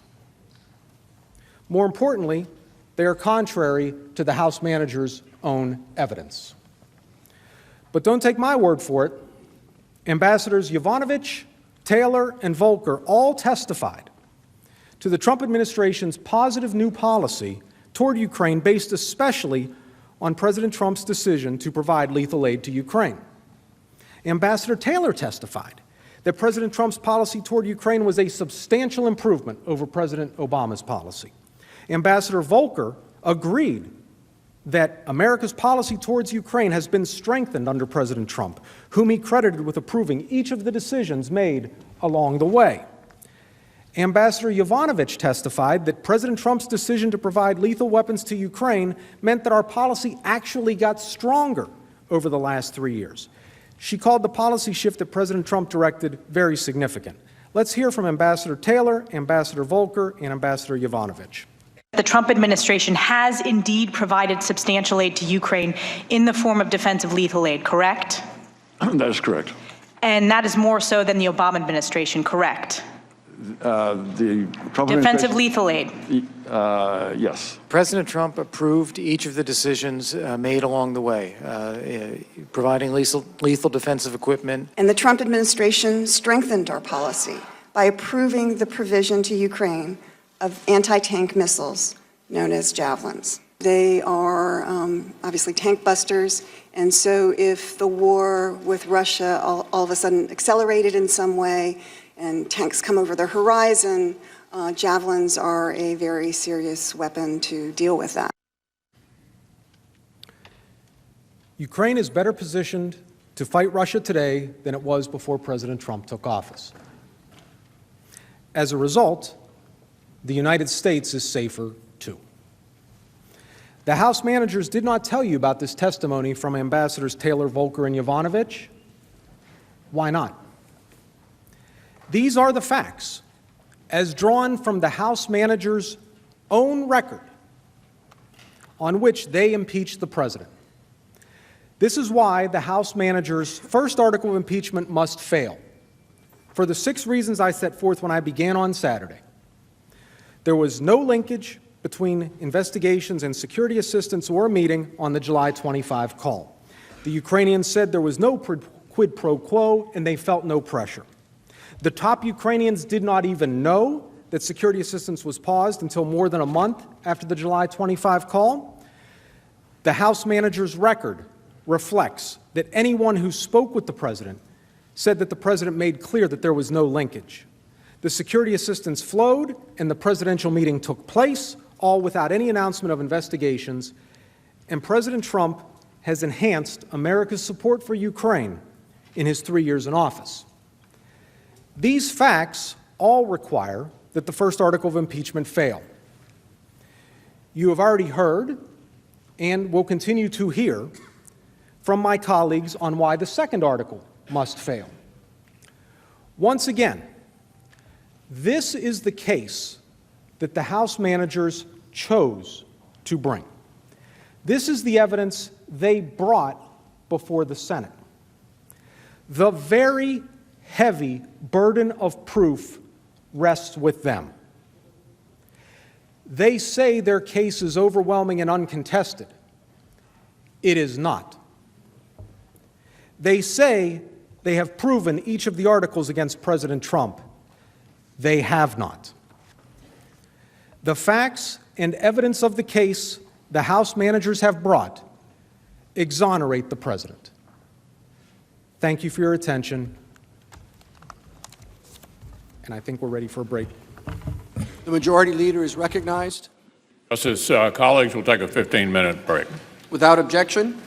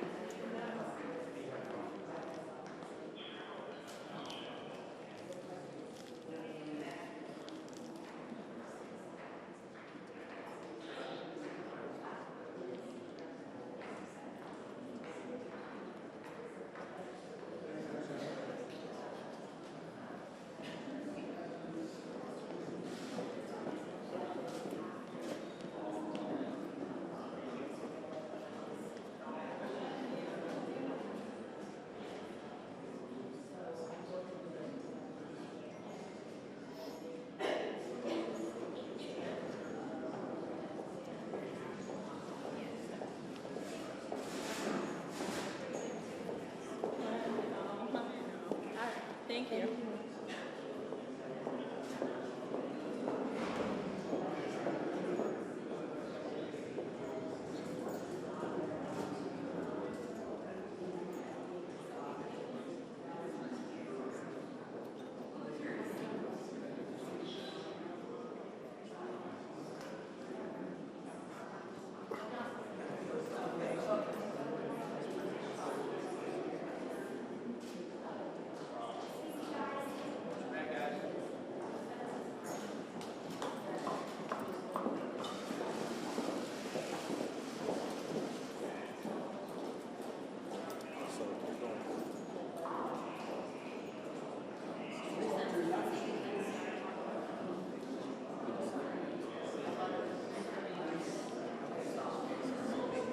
New York Times released last night, and the paper tomorrow.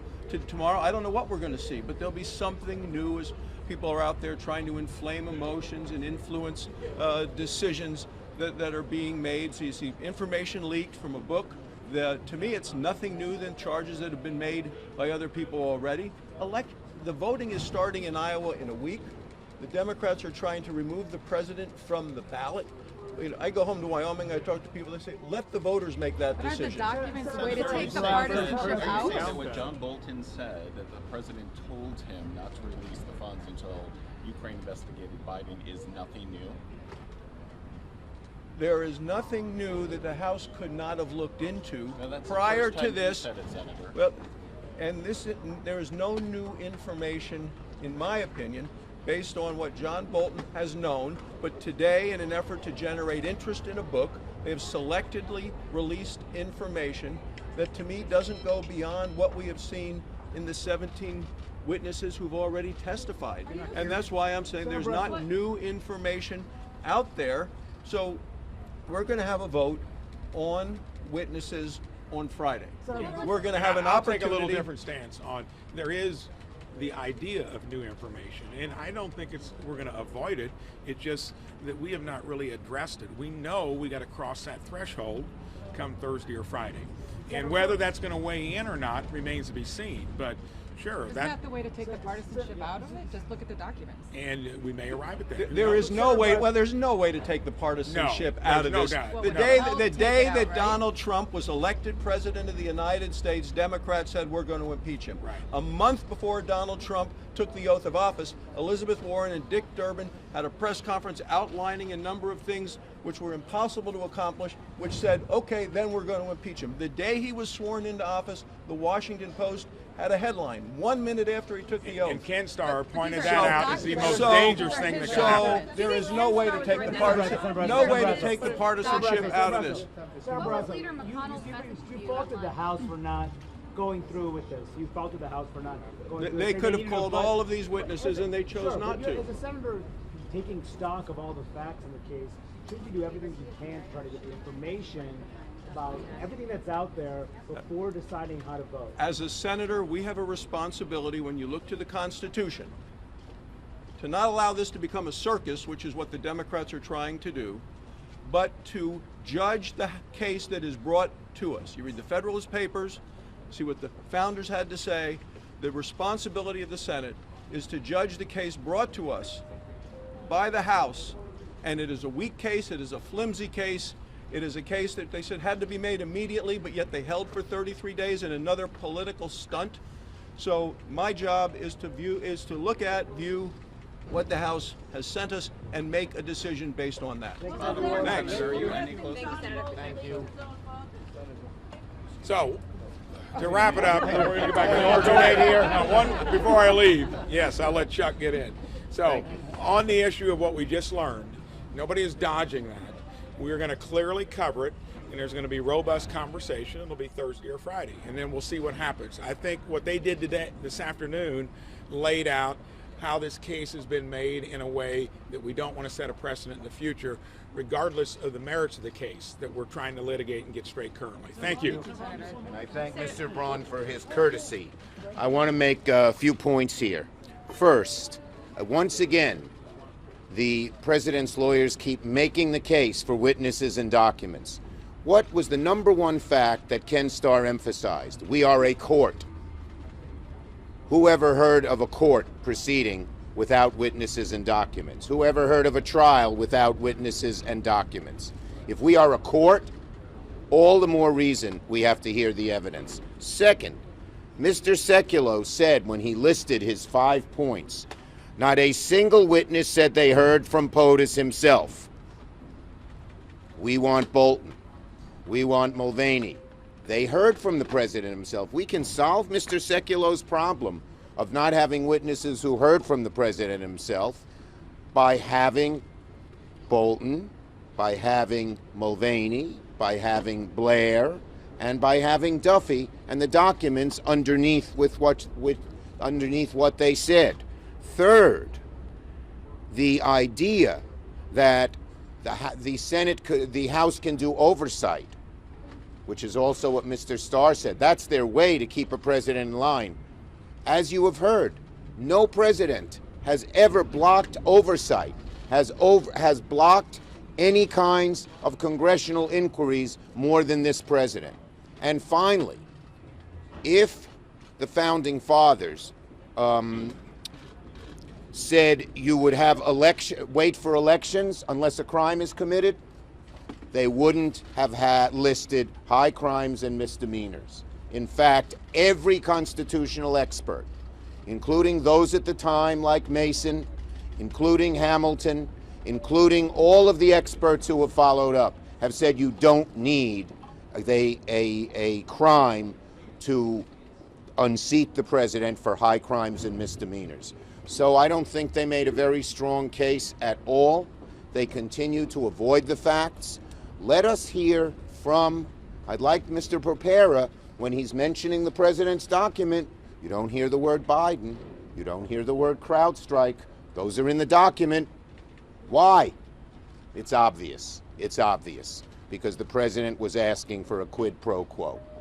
Take a few questions, but only a few, but we can't have everyone yell, so I'm going to have to identify you. Senator, yes. Thank you. Hallie from NBC. You say you want Bolton. You obviously cannot do it alone. Do you believe that the book manuscript revelations that have come out are enough to get Republicans over the line? Is this a game changer? Look, it's a little bit in this sense like Watergate.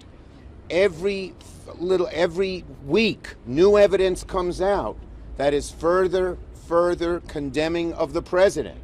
And so, obviously, the revelations in the New York Times about the Bolton book strengthen the case for witnesses, for documents, even more. Each few days, something comes out, and the average American is saying, why don't they want witnesses and documents? And, you can sit and listen to all these arguments, but one question looms overhead.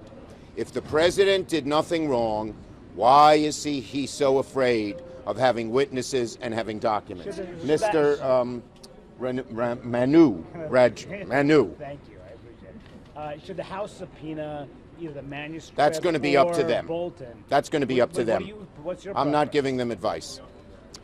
Yes, sir. What's your response to Ken Starr warning that this is a new age of impeachment? The bottom line is very simple. The president does think that is abuse of power. The president thinks only comes in the only remedy for Congress other than elections. In this case, it involves trying to distort.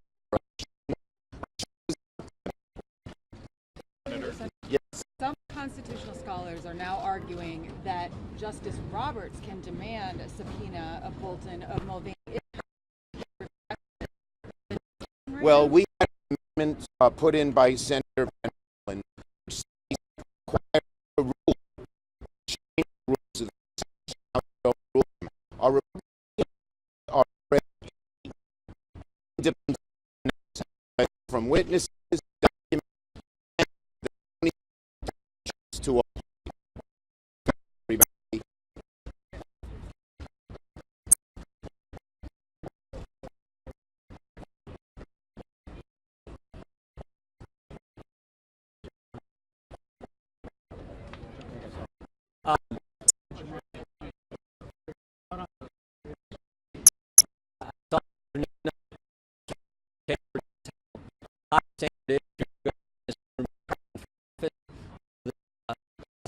months before the next election.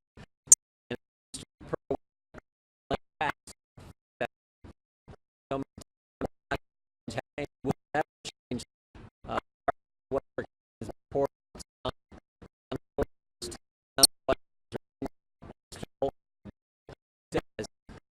The last thing I'll say is, if they go down the witness route, I don't think they should, but if they do, you've got to go all the way in. You've got to go all the way in.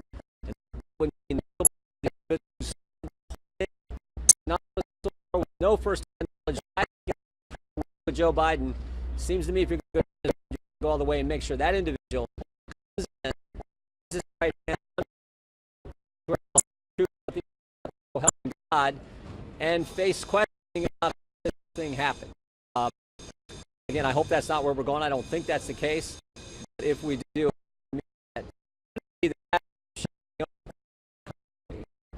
130 million people, no identity of the person. So if we're part of any way, general.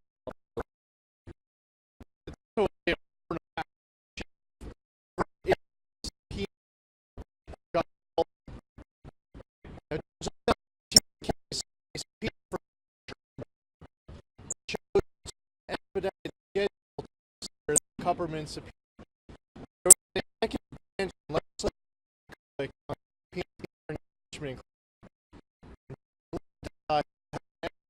To consider that.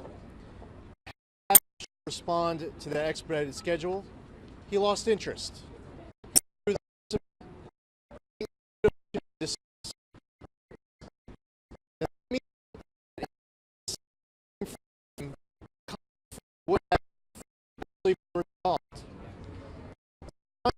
Most important to and here is the other problem. Giuliani may not have ruled. How do you impeach the President of the United States for obstruction of Congress right after Judge Leon rules in favor of the President in the Kupperman subpoena case?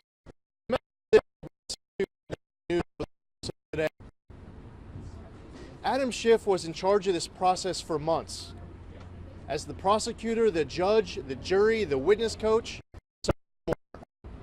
and he at no point issued a subpoena to hear from John Bolton. The other thing you have to remember through all of this is that the importance of what Ken Starr presented this morning cannot be overstated. He explained that this age of impeachment that we've the framers of the Constitution intended. In fact, it's exactly what they feared.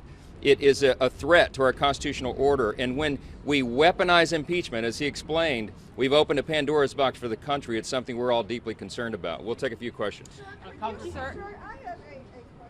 Are any of you just a little curious, at least, about what Bolton himself has to say? Look, I'll give you a narrow answer to your narrow question. This is another page out of the playbook of the Democrats. It looks just like the Kavanaugh hearing and so many things that we've seen before.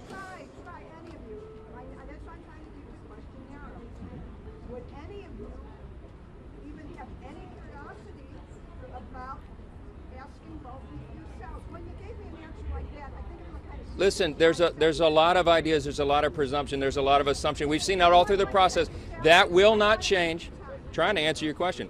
That will not change the underlying facts. The important facts that are at issue that you just saw reiterated and that you'll see again today are the operative facts of this case. That's what the Senate has to look at.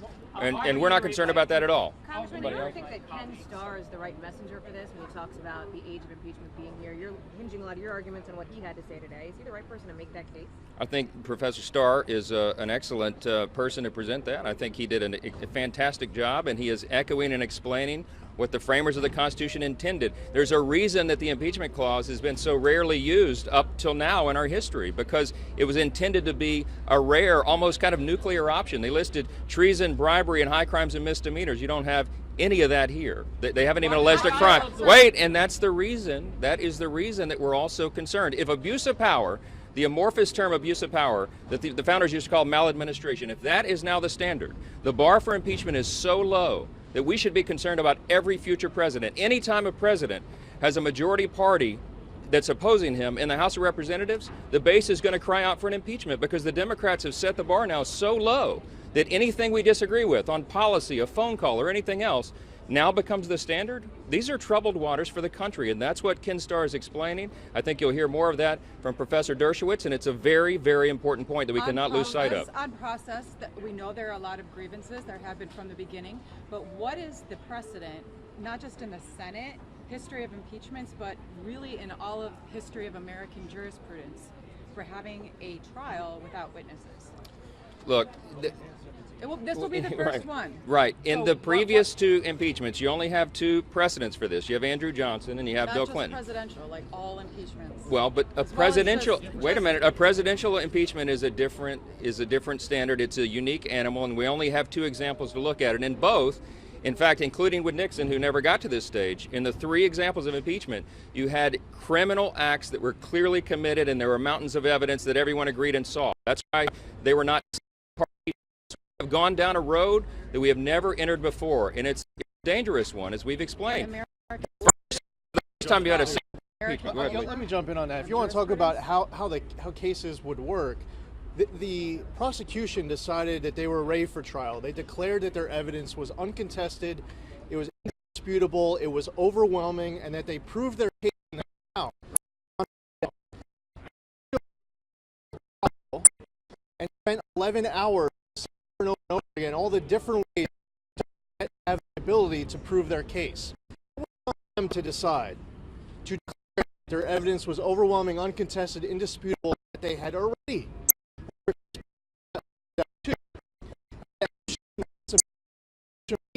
making statements of facts, not evidence. If this was a trial, you know, the House impeachment manager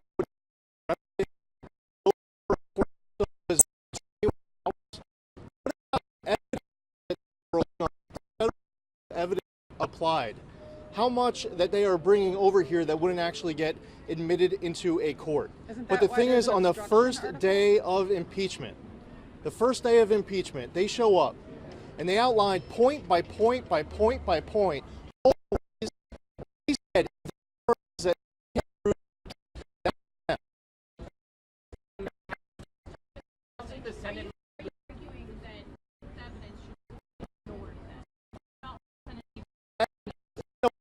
answering the question about if this was a real trial.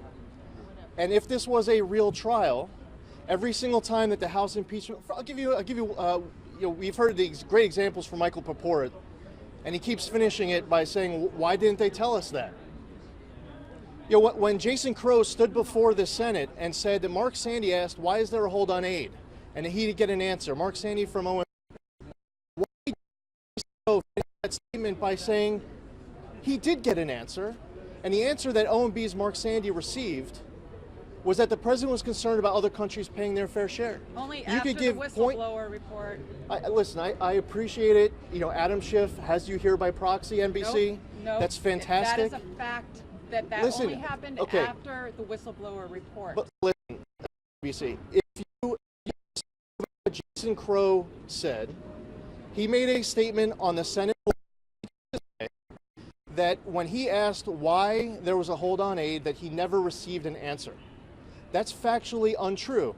Now, if we want to just change, questions and diversions because, you want to hold the water of Adam Schiff and the House impeachment managers, I appreciate that.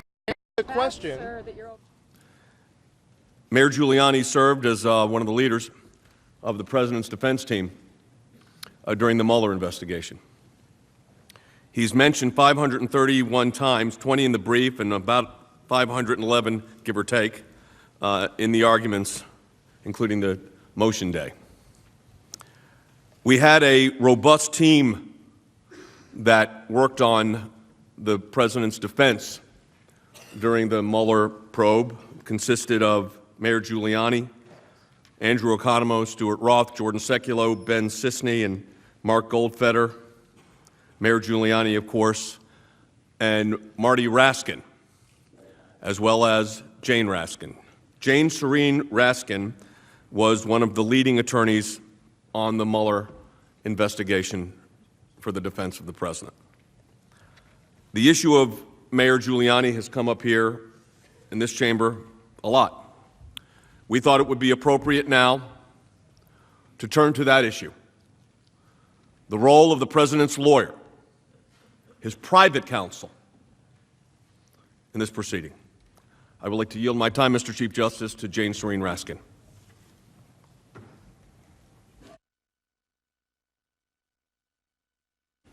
Mr. Chief Justice, Majority Leader McConnell, members of the Senate, I expect you have heard American poet Carl Sandburg's summary of the trial lawyer's dilemma. If the facts are against you, argue the law. If the law is against you, argue the facts. If the facts and the law are against you, pound the table and yell like hell. Well, we've heard the House managers do some table pounding and a little yelling. But in the main, they've used a different tactic here, a tactic familiar to trial lawyers, though not mentioned by Mr. Sandburg.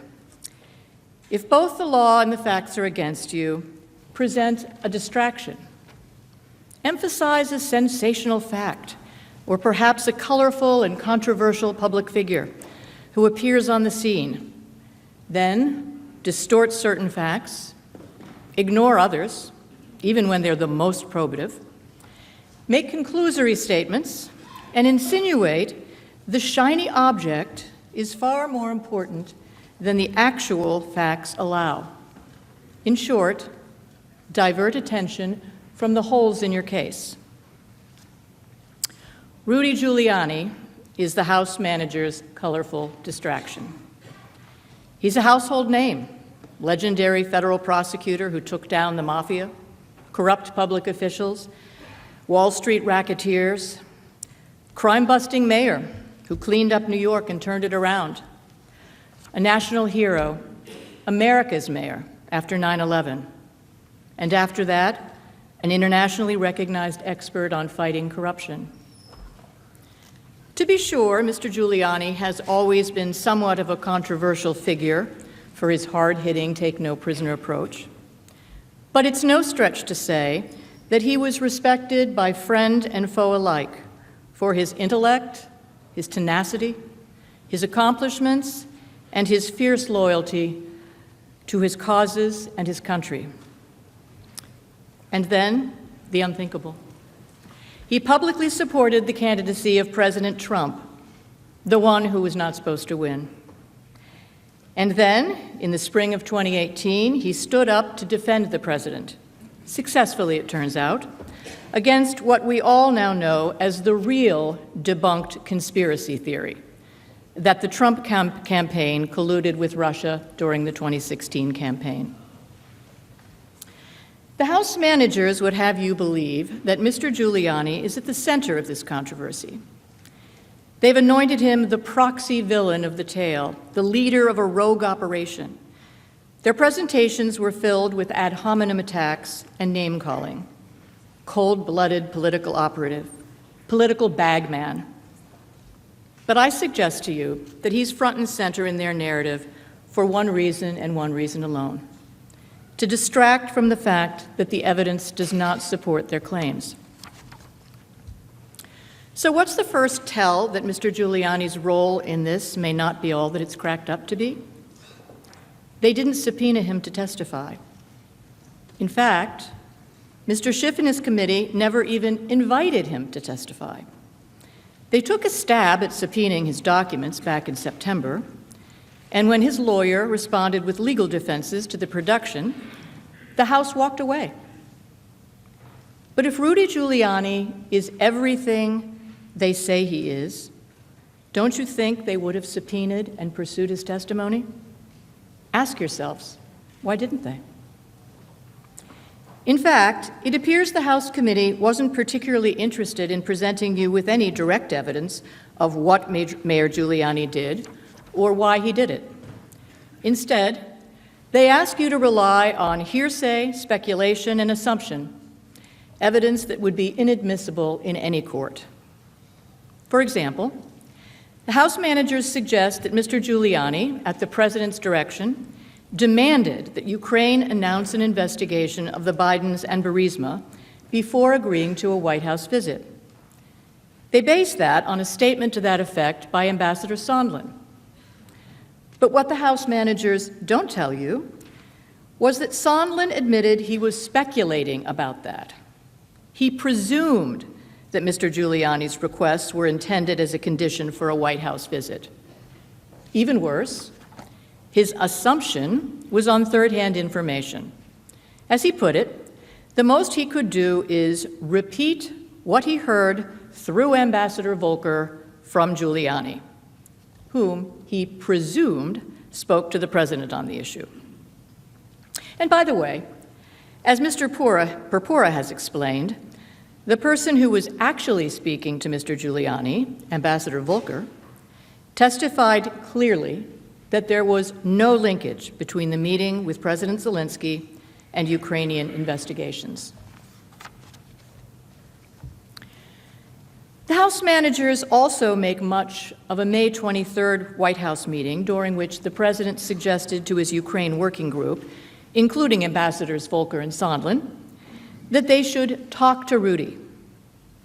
The managers told you that President Trump gave a directive and a demand that the group needed to work with Giuliani if they wanted him to agree with the Ukraine policy they were proposing. But those words, directive and demand, are misleading. They misrepresent what the witnesses actually said. Ambassador Volker testified that he understood, based on the meeting, that Giuliani was only one of several sources of information for the president. And the president simply wanted officials to speak to Mr. Giuliani because he knows all these things about Ukraine. As Volker put it, the president's comment was not an instruction, but just a comment. Ambassador Sondland agreed. He testified that he didn't take it as an order, and he added that the president wasn't even specific about what he wanted us to talk to Giuliani about. So, it may come as no surprise to you that after the May 23rd meeting, the one during which the House managers told you the president demanded that his Ukraine team talk to Giuliani, neither Volker nor Sondland even followed up with Mr. Giuliani until July. And the July follow-up by Mr. Volker happened only because the Ukrainian government asked to be put in touch with him. Volker testified that President Zelensky's senior aide, Andriy Yermak, approached him to ask to be connected to Mr. Giuliani. House Democrats also rely on testimony that Mayor Giuliani told Ambassadors Volker and Sondland that, in his view, to be credible, a Ukrainian statement on anti-corruption should specifically mention investigations into 2016 election interference and Burisma. But when Ambassador Volker was asked whether he knew if Giuliani was, and these are his words, conveying messages that President Trump wanted conveyed to the Ukrainians, Volker said that he did not have that impression. And he believed that Giuliani was doing his own communication about what he believed he was interested in. But even more significant than their reliance on presumptions, assumptions, and unsupported conclusions is the manager's failure to place in any fair context Mr. Giuliani's actual role in exploring Ukrainian corruption. To hear their presentation, you might think that Mayor Giuliani had parachuted into the president's orbit in the spring of 2019 for the express purpose of carrying out a political hit job. They'd have you believe that Mayor Giuliani was only there to dig up dirt against former Vice President Biden because he might be President Trump's rival in the 2020 election. Of course, Mr. Giuliani's intent is no small matter here. It's a central and essential premise of the House manager's case, that Mr. Giuliani's motive in investigating Ukrainian corruption and interference in the 2016 election was an entirely political one, undertaken at the president's direction. But what evidence have the managers actually offered you to support that proposition? On close inspection, it turns out virtually none. They just say it over and over and over. And they offer you another false dichotomy. Either Mr. Giuliani was acting in an official capacity to further the president's foreign policy objectives, or he was acting as the president's personal attorney, in which case they conclude, ipsy dixit, his motive could only be to further the president's political objectives. The House managers then point to various of Mr. Giuliani's public statements in which he is clear and completely transparent about the fact that he is indeed the president's personal attorney. There you have it. Giuliani admits he's acting as the president's personal attorney, and therefore he had to have been acting with a political motive to influence the 2020 election. No other option, right? Wrong. There is, of course, another obvious answer to the question, what motivated Mayor Giuliani to investigate the possible involvement of Ukrainians in the 2016 election? The House managers know what the answer is. It's in plain sight. And Mr. Giuliani has told any number of news outlets exactly when and why he became interested in the issue. It had nothing to do with the 2020 election. Mayor Giuliani began investigating Ukraine corruption and interference in the 2020 election way back in November of 2018, a full 6 months before Vice President Biden announced his candidacy, and 4 months before the release of the Mueller report, when the biggest false conspiracy theory in circulation, that the Trump campaign had colluded with Russia during the 2016 campaign, was still in wide circulation. As The Hill reported, as President Trump's highest-profile defense attorney, the former New York City mayor, often known simply as Rudy, believed the Ukrainians' evidence could assist in his defense against the Russian collusion investigation and former special counsel Robert Mueller's final report. So Giuliani began to check things out in late 2018 and early 2019.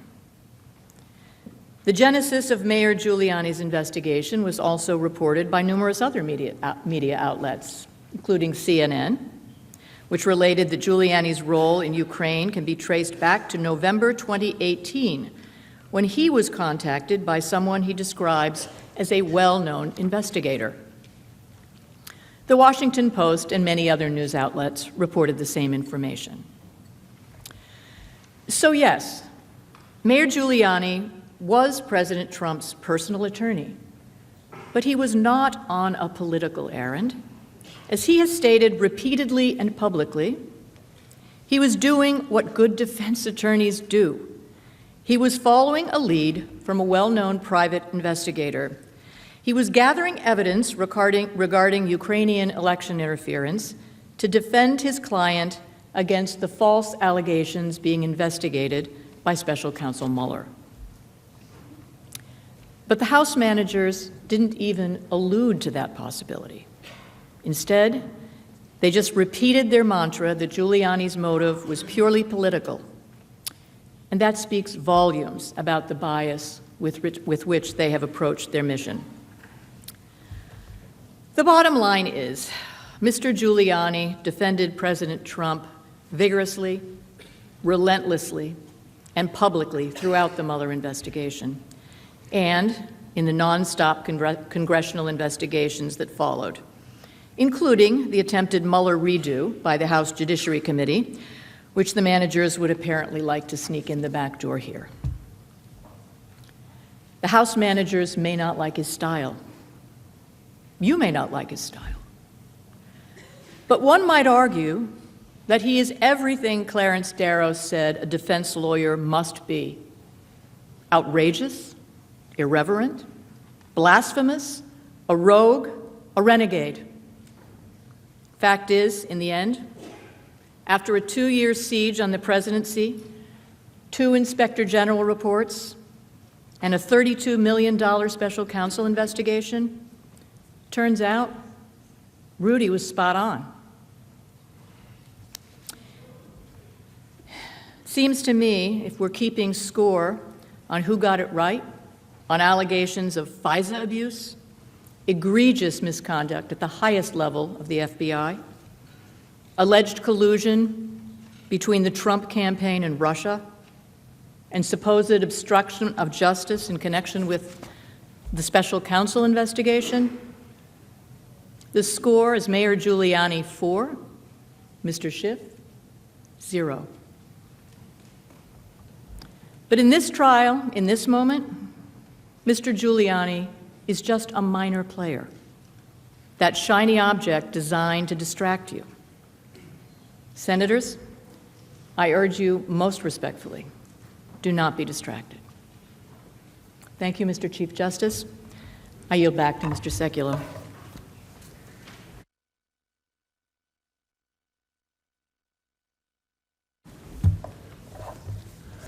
Mr. Chief Justice, members of the Senate, House managers, we're going to now move to a section dealing with the law. 2 issues in particular that my colleague, Pat Philbin, the Deputy White House Counsel, will be addressing.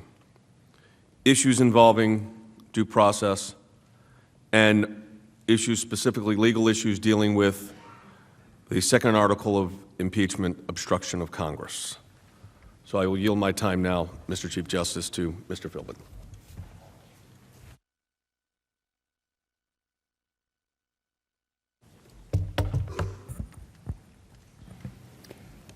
Mr. Chief Justice, Senators, Majority Leader McConnell, Minority Leader Schumer, the other day as we opened our presentation, I touched on 2 areas, some of the due process violations that characterized the proceedings in the House, and some of the fundamental mischaracterizations and errors that underpin the House Democrats' charge of obstruction. And today I'll complete the presentation on those points to round out some of the fundamentally unfair procedure that was used in the House and its implications for this proceeding before you now, and also address in detail the purported charges of obstruction in the second article of impeachment. On due process, there are 3 fundamental errors that infected the proceedings in the House. The first is, as I explained on Saturday, the impeachment inquiry was unauthorized and unconstitutional from the beginning. No committee of the House has the power to launch an inquiry under the House's impeachment power unless the House itself has taken a vote to give that authority to a committee. I noted that in cases such as Roomley versus United States and United States versus Watkins, the Supreme Court has set out these principles, general principles derived from the Constitution, which assigns authority to each chamber of the legislative branch, to the House and to the Senate, but not to individual members or to subcommittees. For an authority of the House to be transferred to a committee, the House has to vote on that. The D.C. Circuit has distilled the principles from those cases this way. To issue a valid subpoena, a committee or subcommittee must conform strictly to the resolution establishing its investigatory powers. That was the problem here. There was no such resolution. There was no vote from the House authorizing the issuance of subpoenas under the impeachment power. So this inquiry began with nearly 24 invalid subpoenas. The Speaker had the House proceed on nothing more than a press conference in which she purported to authorize committees to begin an impeachment power. Under the Constitution, she lacked that authority. As the chairman of the House Judiciary Committee during the Nixon impeachment inquiry pointed out, Peter Rodino explained that such a resolution from the House has always been passed by the House. It is a necessary step if we are to meet our obligations. So we began this process with unauthorized subpoenas that imposed no compulsion on the executive branch to respond with documents or witnesses. And I'll be coming back to that point, that threshold foundational point when we get to the obstruction charge. The second fundamental due process error is that the House Democrats denied the president basic due process required by the Constitution and by fundamental principles of fairness in the procedures that they used for the hearings. And I'm not going to go back in detail over those. As we heard from Judge Starr, the House Democrats essentially abandoned the principles that have governed impeachment inquiries in the House for over 150 years. And I'll touch on just a few points and respond to a couple of points that the House managers have made. The first is that in denying due process rights, the House proceedings were a huge reversal from the positions House Democrats themselves have taken in the recent past, particularly in the Clinton impeachment proceeding. And I believe we have Manager Nadler's description of what was required.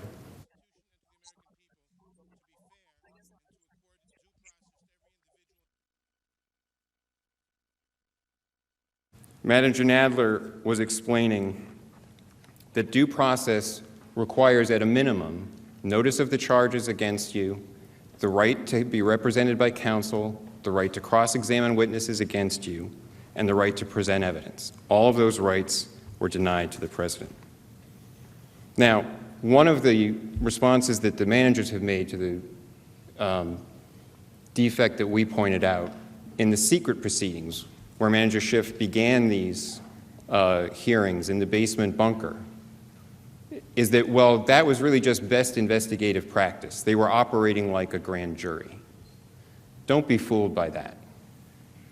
Those hearings operated nothing like a grand jury. A grand jury has secrecy primarily for two reasons: to protect the direction of the investigation so others won't know what witnesses are being called in and what they're saying, to keep that secret for the prosecutor to be able to keep developing the evidence, and to protect the accused, because the accused might not ever be indicted.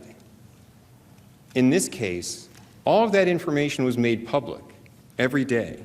The House Democrats destroyed any analogy, any legitimate analogy to a grand jury, because that was all public. They made no secret that the president was the target. They issued vile calumnies about him every day. And they didn't keep the direction of their investigation secret. Their witness lists were published daily. The direction of the investigation was open, and the testimony that took place was selectively leaked to a compliant media to establish a false narrative about the president. If that sort of conduct had occurred in a real grand jury, that would have been a criminal violation. Prosecutors can't do that.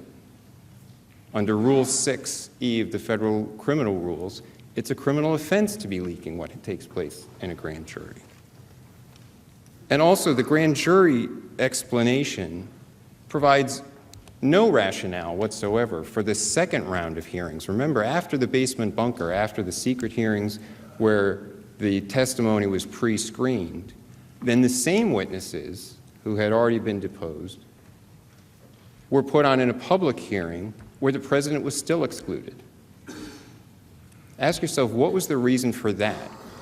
In every prior presidential impeachment in the modern era where there have been public hearings, the president has been represented by counsel and could cross-examine witnesses. Why did there have to be public televised hearings where the president was excluded?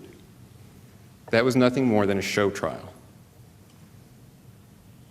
Now, I also addressed the other day the House manager's contention that they had offered the president due process, that when things reached the third round of hearings in front of the House Judiciary Committee, that Manager Nadler offered the president due process, and I explained why that was illusory. There was no genuine offer there, because before any hearings began, other than the law professor's seminar on December 4th, the Speaker had already determined the outcome, already said there were going to be articles of impeachment, and the Judiciary Committee had informed the counsel's office that they had no plans to call any fact witnesses or have any factual hearings whatsoever. It was all done, it was locked in, it was baked. And there was something else hanging over that when they had offered, purportedly, to allow the president some due process rights, and that was a special provision in the rules for the House Judiciary Committee proceedings, also unprecedented, that allowed the House Judiciary Committee to deny the president any due process rights at all if he continued to refuse to turn over documents or not allow witnesses to testify. So that if the president didn't give up his privileges and immunities that he had been asserting over executive branch confidentiality interests, if he didn't comply with what the House Democrats wanted, then it was up to Chairman Nadler potentially to say no rights at all. And there's a term for that in the law. It's called an unconstitutional condition. You can't condition someone's exercise of some rights on their surrendering other constitutional rights.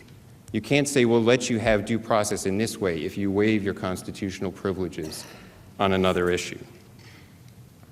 The last point I'll make about due process is this. It's important to remember that due process is enshrined in the Bill of Rights for a reason. It's not that process is just an end in itself. Instead, it's a deep-seated belief in our legal tradition that fair process is essential for accurate decision-making. Cross-examination of witnesses in particular is one of the most important procedural protections for any American. The Supreme Court has explained that for over 250 years, our legal tradition has recognized cross-examination as the greatest legal engine ever invented for the discovery of truth. So why did House Democrats jettison every precedent and every principle of due process in the way they devised these hearing procedures? Why did they devise a process that kept the president locked out of any hearings for 71 of the 78 days of the so-called investigation? I would submit because the process was never about finding the truth. The process was about achieving a predetermined outcome on a timetable and having it done by Christmas. And that is what they achieved. Now, the third fundamental due process error is that the whole foundation of these proceedings was also tainted beyond repair because an interested fact witness supervised and limited the course of the factual discovery, the course of the hearings. And I explained the other day that Manager Schiff had a reason, potentially, because of his office's contact with the so-called whistleblower and what was discussed and how the complaint was framed, which all remain secret, to limit inquiry into that, which is relevant. The whistleblower began this whole process, his bias, his motive, why he was doing it, what his sources were. That's relevant to understand what generated this whole process. But there was no inquiry into that. So what conclusion does this all lead to, all of these due process errors that have infected the proceeding up to now? I think it's important to recognize the right conclusion is not that this body, this chamber, should try to redo everything, to start bringing in new evidence, bring in witnesses because the president wasn't allowed witnesses below, and redoing the whole process. And that's for a couple of reasons. One is, first, as my colleagues have demonstrated, despite the one-sided unfair process in the House, the record that the House Democrats collected through that process already shows that the president did nothing wrong. It already exonerates the president. But the second and more important reason is because of the institutional implications it would have for this chamber. Whatever precedent is set, whatever this body accepts now as a permissible way to bring an impeachment proceeding and to bring it to this chamber, becomes the new normal. And if the new normal is going to be that there can be an impeachment proceeding in the House that violates due process, that doesn't provide the president or another official being impeached due process rights, that fails to conduct a thorough investigation, that doesn't come here with the facts established, that then this body should become the investigatory body and start redoing what the House didn't do and finding new witnesses and doing things over and getting new evidence, then that's going to be the new normal. And that will be the way that this chamber has to function. And there'll be a lot more impeachments coming, because it's a lot easier to do an impeachment if you don't have to follow due process and can come here and expect the Senate to do the work that the House didn't do. I would submit that is not the constitutional function of this chamber sitting as a court of impeachment. And it should not put, this chamber should not put its imprimatur on a process in the House that would force this chamber to take on that role. Now I'll move on to the charge of obstruction in the second article of impeachment. Accepting that article of impeachment would fundamentally damage the separation of powers under the Constitution by permanently altering the relationship between the executive and the legislative branches. In the second article, House Democrats are trying to impeach the president for resisting legally defective demands for information by asserting established legal defenses and immunities based on legal advice from the Department of Justice's Office of Legal Counsel. In essence, the approach here is that House Democrats are saying, when we demand documents, the executive branch must comply immediately. Any assertions of privilege or defenses to our subpoenas are further evidence of obstruction. We don't have to go through the constitutionally mandated accommodations process to work out an acceptable solution with the executive branch. We don't have to go to the courts to establish the validity of our subpoenas. At one point, Manager Schiff said that anything that makes the House even contemplate litigation is evidence of obstruction. Instead, the House claims they can jump straight to impeachment. What this really means in this case is that they're saying for the president to defend the prerogatives of his office, to defend constitutionally grounded principles of executive branch privileges or immunities, is an impeachable offense. If this chamber accepts that premise, that what has been asserted here constitutes an impeachable offense, it will forever damage the separation of powers. It will undermine the independence of the executive and destroy the balance between the legislative and executive branches that the framers crafted in the Constitution. As Professor Turley testified before the House Judiciary Committee, basing impeachment on this obstruction theory would itself be an abuse of power by Congress. And I'd like to go through that and unpack and explain some of that. And I'll start by outlining what the Trump administration actually did in response to subpoenas, because there are three different actions, three different legally based assertions for resisting different subpoenas that the Trump administration made. And I pointed out on Saturday there has been this constant refrain from the House Democrats that there was just blanket defiance, blanket obstruction, as if it were unexplained obstruction, just we won't cooperate without more. And that's not true. There were very specific legal grounds provided, and each one was supported by an opinion from the Department of Justice's Office of Legal Counsel. So the first is executive branch officials declined to comply with subpoenas that had not been authorized. And that's the point I made at the beginning. There was no vote from the House. Without a vote from the House, the subpoenas that were issued were not authorized. And I pointed out that in an October 18th letter from the White House counsel, that specific ground was explained. And it wasn't just from the White House counsel. There were other letters. On the screen now is an October 15th letter from OMB, which explained, absent a delegation by a House rule or a resolution of the House, none of your committees has been delegated jurisdiction to conduct an investigation pursuant to the impeachment power under Article 1, Section 2 of the Constitution. And the letter went on to explain that legal rationale. Not blanket defiance. There are specific exchanges of letters explaining these legal grounds for resisting. The second ground, the second principle that the Trump administration asserted was that some of these subpoenas purported to require the president's senior advisors, his close advisors, to testify. Following at least 50 years of precedent, the Department of Justice's Office of Legal Counsel advised that 3 senior advisors to the president, the acting White House Chief of Staff, the legal advisor to the National Security Council, and the Deputy National Security Advisor, were absolutely immune from compelled congressional testimony. And based on that advice from the Office of Legal Counsel, the president directed those advisors not to testify. Administrations of both political parties have asserted this immunity since the 1970s. President Obama asserted it as to the Director of Office of Political Strategy and Outreach. President George W. Bush asserted it as to his former counsel and to his White House Chief of Staff. President Clinton asserted it as to 2 of his counsels.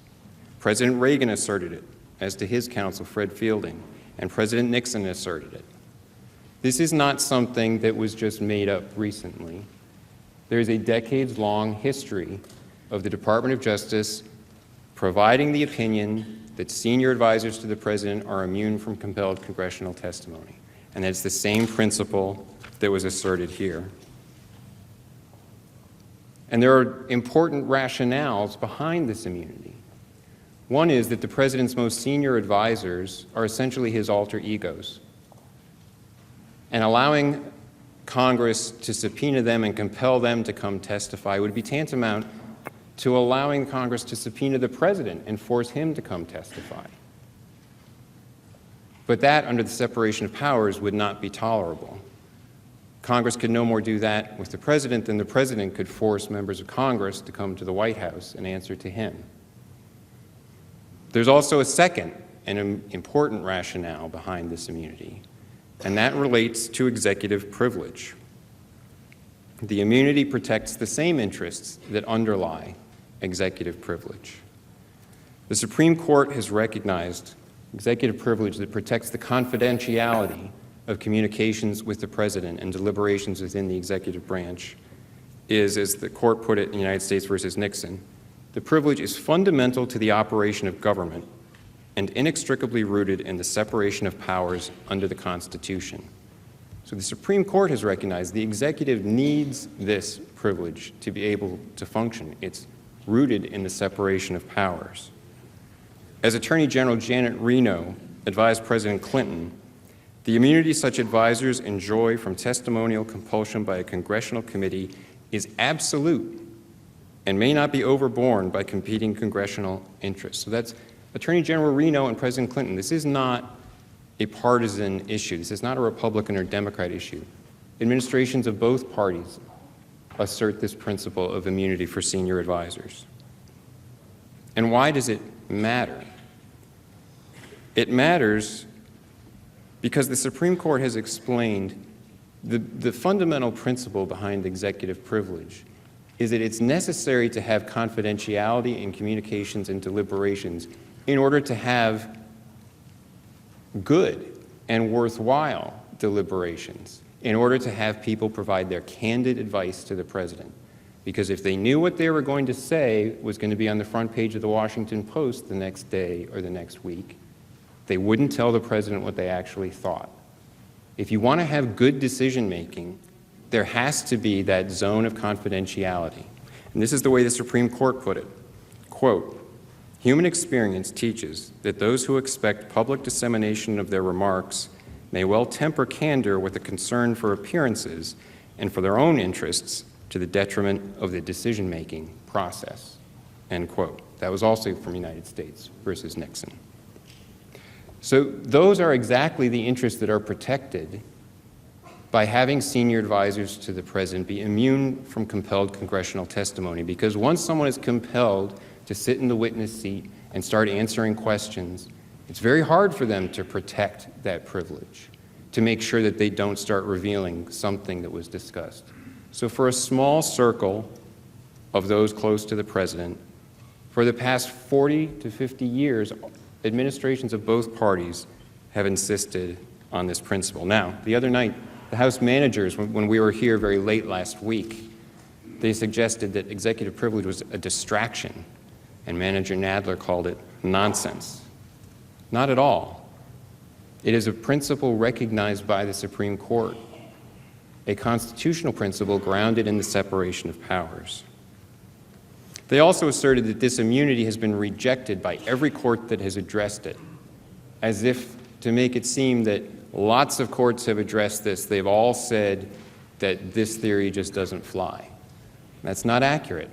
That's not true. In fact, in most instances, once the president asserts immunity for a senior advisor, the accommodations process between the executive branch and the legislature begins, and there's usually some compromise to allow perhaps some testimony not in an open hearing, but in a closed hearing or in a deposition, perhaps to provide some other information instead of live testimony. There's a compromise.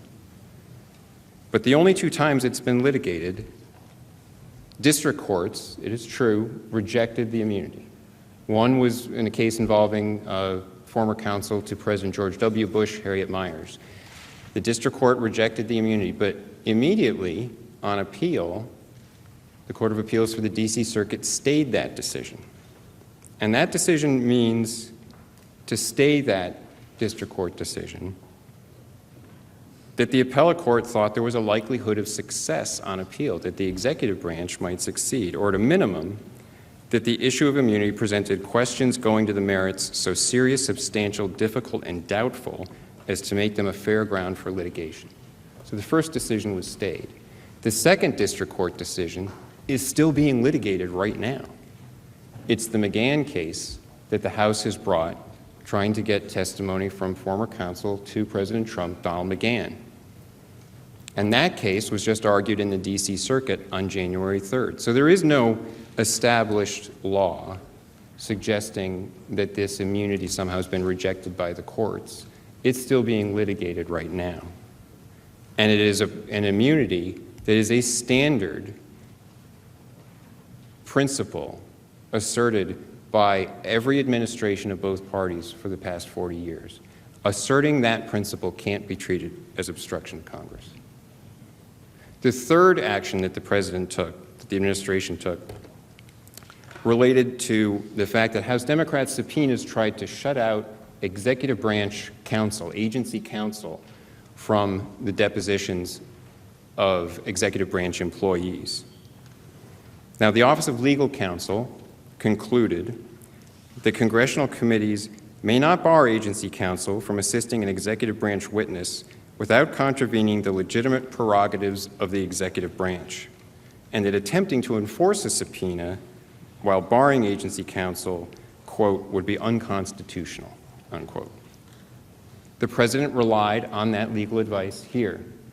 As Judge Starr pointed out, the president was consulting with the Department of Justice, receiving advice from the very respected Office of Legal Counsel, and following that advice about the constitutional prerogatives of his office and the constitutional prerogatives of the executive branch. Again, administrations of both political parties have recognized the important role that agency counsel plays. In the Obama administration, the Office of Legal Counsel stated that exclusion of agency counsel, quote, could potentially undermine the president's constitutional authority to consider and assert executive privilege where appropriate. So why is agency counsel important? As I tried to explain, the executive privilege of confidentiality for communications with the president, for internal deliberative communications of the executive branch, those are important legal rights. They're necessary for the proper functioning of the executive branch. And agency counsel is essential to protect those legal rights. When an individual employee goes in to testify, he or she might not know, probably would not know, where is the line for what's covered by executive privilege or deliberative process privilege? Not things that employees necessarily know. And their personal counsel, even if they're permitted to have their personal counsel with them, same thing. Most attorneys for employees don't know the finer points of executive branch confidentiality interests, of deliberative process privilege, and it's also not their job to protect those interests. They're the personal lawyer for the employee who's testifying, trying to protect that employee from potential legal consequences. We usually have lawyers to protect legal rights.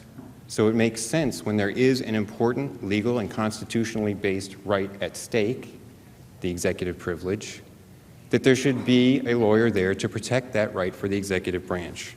And that's the principle that the Office of Legal Counsel endorsed. This also doesn't raise any insurmountable problems for congressional investigations or finding information. In fact, just as recently as April 2019, the House Committee on Oversight and Government Reform reached an accommodation with the Trump administration after the administration had declined to make someone available for a deposition because of the lack of agency counsel. And that issue was worked out, an accommodation was made, and there was some testimony provided in other circumstances. So it doesn't always result in the kind of escalation that was seen here straight to impeachment. The accommodation process can work things out. House Democrats have pointed to a House rule that excludes agency counsel, but of course a House rule cannot override a constitutional privilege. So those are the three principles that the Trump administration asserted. Now I'd like to turn to the claim that somehow this assertion of these principles created an impeachable offense. The idea that asserting defenses and immunities, legal defenses and immunities in response to subpoenas, acting on advice of the Department of Justice is an impeachable offense is absurd, and it is dangerous for our government. Let me explain why. House Democrats' obstruction theory is wrong first and foremost because in a government of laws, asserting privileges and rights to resist compulsion is not obstruction. It's a fundamental right. In Bordenkircher versus Hayes, the Supreme Court explained to punish a person because he has done what the law plainly allows him to do is a due process violation of the most basic sort, and for an agent of the state to pursue a course of action whose objective is to penalize a person's reliance on his legal rights is patently unconstitutional. This is a principle that in the past, in the Clinton impeachment, was recognized across the board, that it would be improper to suggest that asserting rights is an impeachable offense. Harvard law professor Lawrence Tribe said, quote, "The allegations that invoking privileges and otherwise using the judicial system to shield information is an abuse of power that should lead to impeachment and removal from office is not only frivolous, but also dangerous."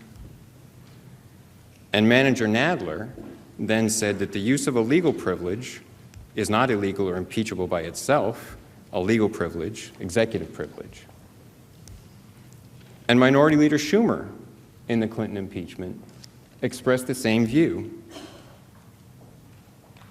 To suggest that any subject of an investigation, much less the president, with obligations to the institution of the presidency, is abusing power and interfering with an investigation by making legitimate legal claims using due process and asserting constitutional rights is beyond serious consideration. And that was exactly correct then, and it's exactly correct now. Now, more important than simply the principle that asserting rights can't be considered obstruction, when the rights the president is asserting are based on executive privilege, when they are constitutionally grounded principles that are essential for the separation of powers and protecting the institution of the office of the presidency, to call that obstruction is to turn the Constitution on its head. Defending the separation of powers cannot be deemed an impeachable offense without destroying the Constitution. Accepting that approach would do permanent damage to the separation of powers, and it would allow the House of Representatives to turn any disagreement with the executive over informational demands into a supposed basis for removing the president from office. It would effectively create for us the very parliamentary system that the framers sought to avoid. because by making any demand for information and goading the executive to a refusal and treating that then as impeachable, the House would effectively be able to function with a no confidence vote power. Now, that is not the framers' design. The legislative and executive branches frequently clash on questions of constitutional interpretation, including about congressional demands for information.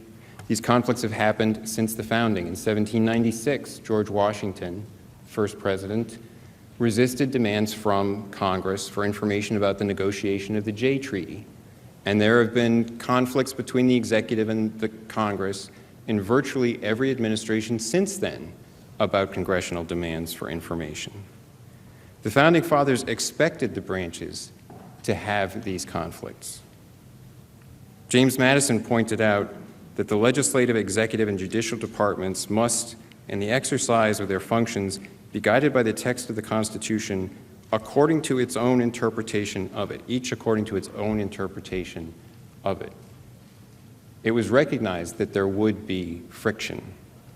Similarly, in Federalist 51, Madison pointed out that the great security against a gradual concentration of the several powers in the same department consists in giving to those who administer each department the necessary constitutional means and personal motives to resist encroachment of the others. This is checks and balances, this friction, this clashing between the branches. It is not evidence of an impeachable offense. It's the separation of powers in its practical operation. It's part of the constitutional design. Now, the proper and historically accepted way that these disagreements have been resolved is through the constitutionally mandated accommodations process. Courts have explained that the branches are required to engage in an accommodations process to resolve disagreements where there's a clash over a demand for information. As the D.C. Circuit has explained, when Congress asks for information from the executive branch, that triggers, quote, an implicit constitutional mandate to seek optimal accommodation of the needs of the conflicting branches, end quote. The goal is to accommodate the needs of both branches to reach a compromise. If that accommodation process fails, Congress has other tools at its disposal to address a disagreement. The House traditionally has proceeded to contempt, to a vote on a contempt resolution. In recent times, the House has taken the position that it may sue in the courts to determine the validity of its subpoenas and secure an injunction to enforce them. Now, the House managers have pointed out that the Trump administration, when it was sued in the McGahn case and other cases, has taken the view that those cases are not justiciable in Article III courts. That is correct. That is the view of the Trump administration. That was the view of the Obama administration. And so there is that resistance in the court cases to the jurisdiction of the courts to address those. But I think House managers are missing the point when they identify that position that the administration has taken. Because the House cannot claim that they have a mechanism for going to court. They're in court right now asserting that mechanism in the McGahn case. And then simultaneously claim that, well, they don't have to bother with that mechanism, they can jump straight to impeachment. Impeachment under the Constitution is the thermonuclear weapon of interbranch friction. And where there is something like a rifle or a bazooka at the House's disposal to address some friction with the executive branch, that is the next step. It is incrementalism in the Constitution, not jumping straight to impeachment, that is the solution. If the House could jump straight to impeachment, that would alter the relationship between the branches. It would suggest that the House could make itself superior over the executive, dangle the threat of impeachment over any demand for information made to the executive. That's contrary to the framers' plan. Madison explained that where the executive and the legislative branches come into conflict, this is in Federalist 49, he said, quote, neither of them, it is evident, can pretend to an exclusive or superior right of settling the boundaries between their respective powers, end quote. But that is exactly what the House managers have asserted in this case. They have said that the House becomes supreme. There's no need for them to go to court. The executive must be wrong. Any resistance to their subpoena is obstruction. If you claim that our subpoena is invalid, we don't have to do anything to address that concern. We will just impeach you because resistance is obstruction of Congress. And the House committee even put it this way in their report, the Judiciary Committee. They said that the House itself, they effectively have said that the House is the judge of its own powers because what they said was, quote, the Constitution gives the House the final word, end quote. That's on page 154 of the House Judiciary Committee report. And what that is essentially saying, they point to the fact that Article 1, Section 2 gives the House the sole power of impeachment. And they claim that because it's the sole power of impeachment, the courts have no role, the House is the final word, it's the judge of its own powers. But that's contrary to the constitutional design. There is no power that is unchecked in the Constitution. The sole power of impeachment given to the House simply means that that power is given solely to the House, not anywhere else. The Constitution does not say that the power of impeachment is the paramount power that makes all other constitutional rights and privileges and prerogatives of the other branches fall away. The framers recognized that there could be partisan impeachments. There could be impeachments for the wrong reasons. And they did not strip the executive branch of any of its means for protecting its own sphere of authority, its own prerogatives under the Constitution. Those principles of executive privilege, those immunities, still survive, even in the context of impeachment. The power of impeachment is not like the House can simply flip a switch and say, now we're in impeachment, and they have constitutional kryptonite that makes the powers of the executive eliminated. So when there are these conflicts, even in the context of an impeachment inquiry, the executive can continue to assert its privileges and prerogatives under the Constitution, and indeed it must, in order to protect the institutional interests of the office of the presidency and to preserve the proper balance between the branches under the Constitution. Professor Turley rightly pointed out that by claiming Congress can demand any testimony or documents and then impeach any president who dares to go to the courts, House Democrats were advancing a position that was, quote, entirely untenable and abusive of an impeachment, end quote. Other scholars agree. In the Clinton impeachment, Professor Susan Lowe Block testified that, quote, impeaching a president for invoking lawful privileges is a dangerous and ominous precedent, end quote. It would achieve exactly the result that Gouverneur Morris, one of the framers, warned against at the Constitutional Convention. He explained that, quote, when we make him, referring to the president, amenable to justice, however, we should take care to provide some mode that will not make him dependent on the legislature, end quote. That is exactly what this article of impeachment would do. It would make the president dependent on the legislature, because any demand for information made by Congress could be used as the threat of impeachment to enforce compliance by the executive. And the very theory that the House Democrats have asserted is that there can be no assertions of privileges, no constitutionally based prerogatives of the executive to stand in the way. If that theory were true, virtually every president could have been impeached. Virtually every president has asserted at one time or another these constitutional prerogatives. President Obama famously, in the Fast and Furious investigation, refused to turn over documents that led to his attorney general being held in contempt. But that didn't lead to impeachment. And there could be a long list. Professor Turley testified there'd be a very long list of presidents who would have to be distinguished if the principles being asserted now, in this case, were applied to all past presidents in history. Now, the House Democrats have given a few different justifications for this approach, but I would submit none can be reconciled with the Constitution. They say that if we cannot impeach the president for this obstruction, then the president is above the law. Not so. As I think I've pointed out, the president is staying within the law. asserting the law, relying on the legal advice from the Department of Justice to make his arguments based on long-recognized constitutional principles, and indeed is making the fundamental point with respect to the subpoenas that it is Congress that is not above the law. It's the House. The House has to follow the law as well, has to issue valid subpoenas. And if the law isn't followed, those subpoenas are null and void, and the executive doesn't have to comply with them. The House Democrats say that they shouldn't go to the courts because the courts have no role in impeachment.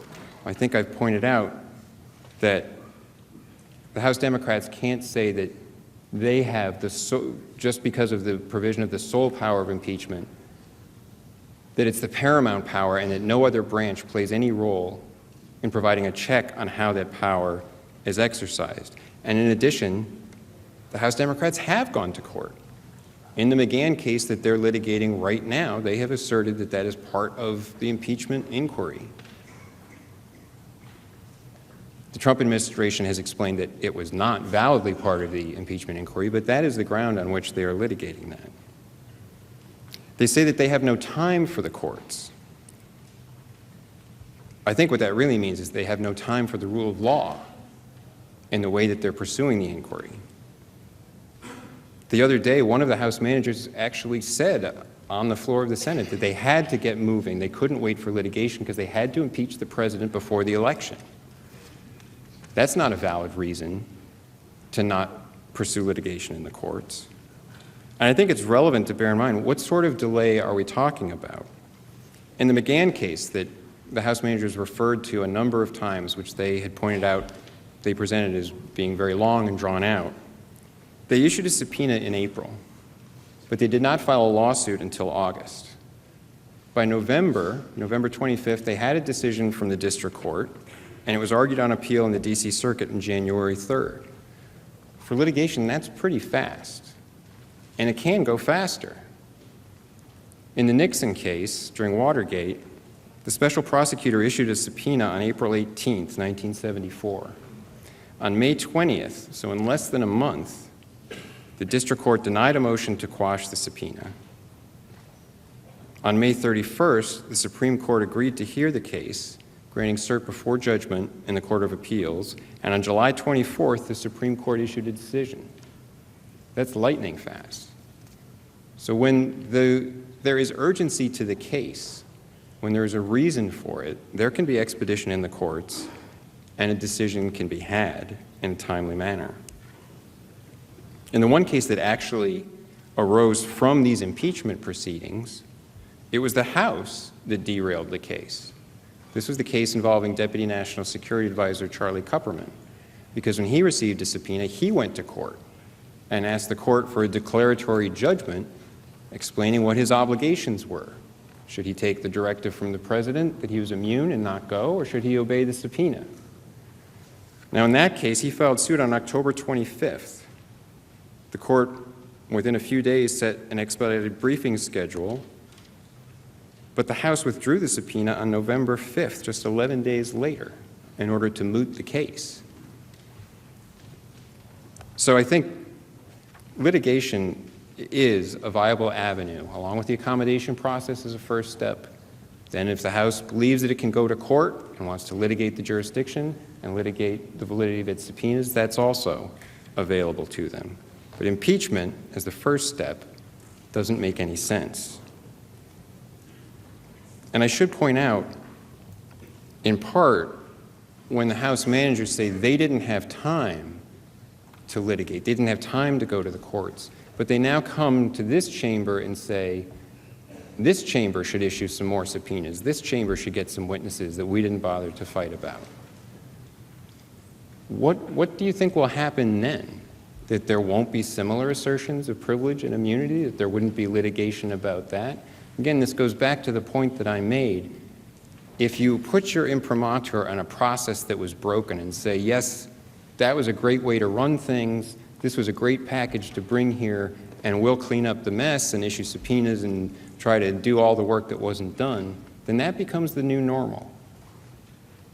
And that doesn't make sense for this body.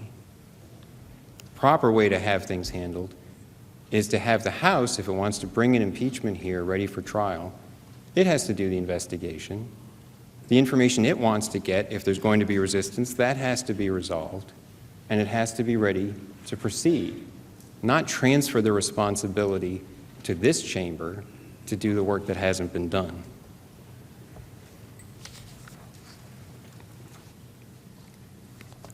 They also assert that President Trump's assertion of these privileges is somehow different because it's unprecedented and it's categorical. Well, it's unprecedented perhaps in the sense that there was a broad statement that a lot of subpoenas wouldn't be complied with, but that's because it was unprecedented for the House to begin these proceedings without voting to authorize a committee to issue the subpoenas. That was the first unprecedented step. That's what had never happened before in history. So of course the response to that would be in some sense unprecedented. And the president simply pointed out that without that vote, there were no valid subpoenas.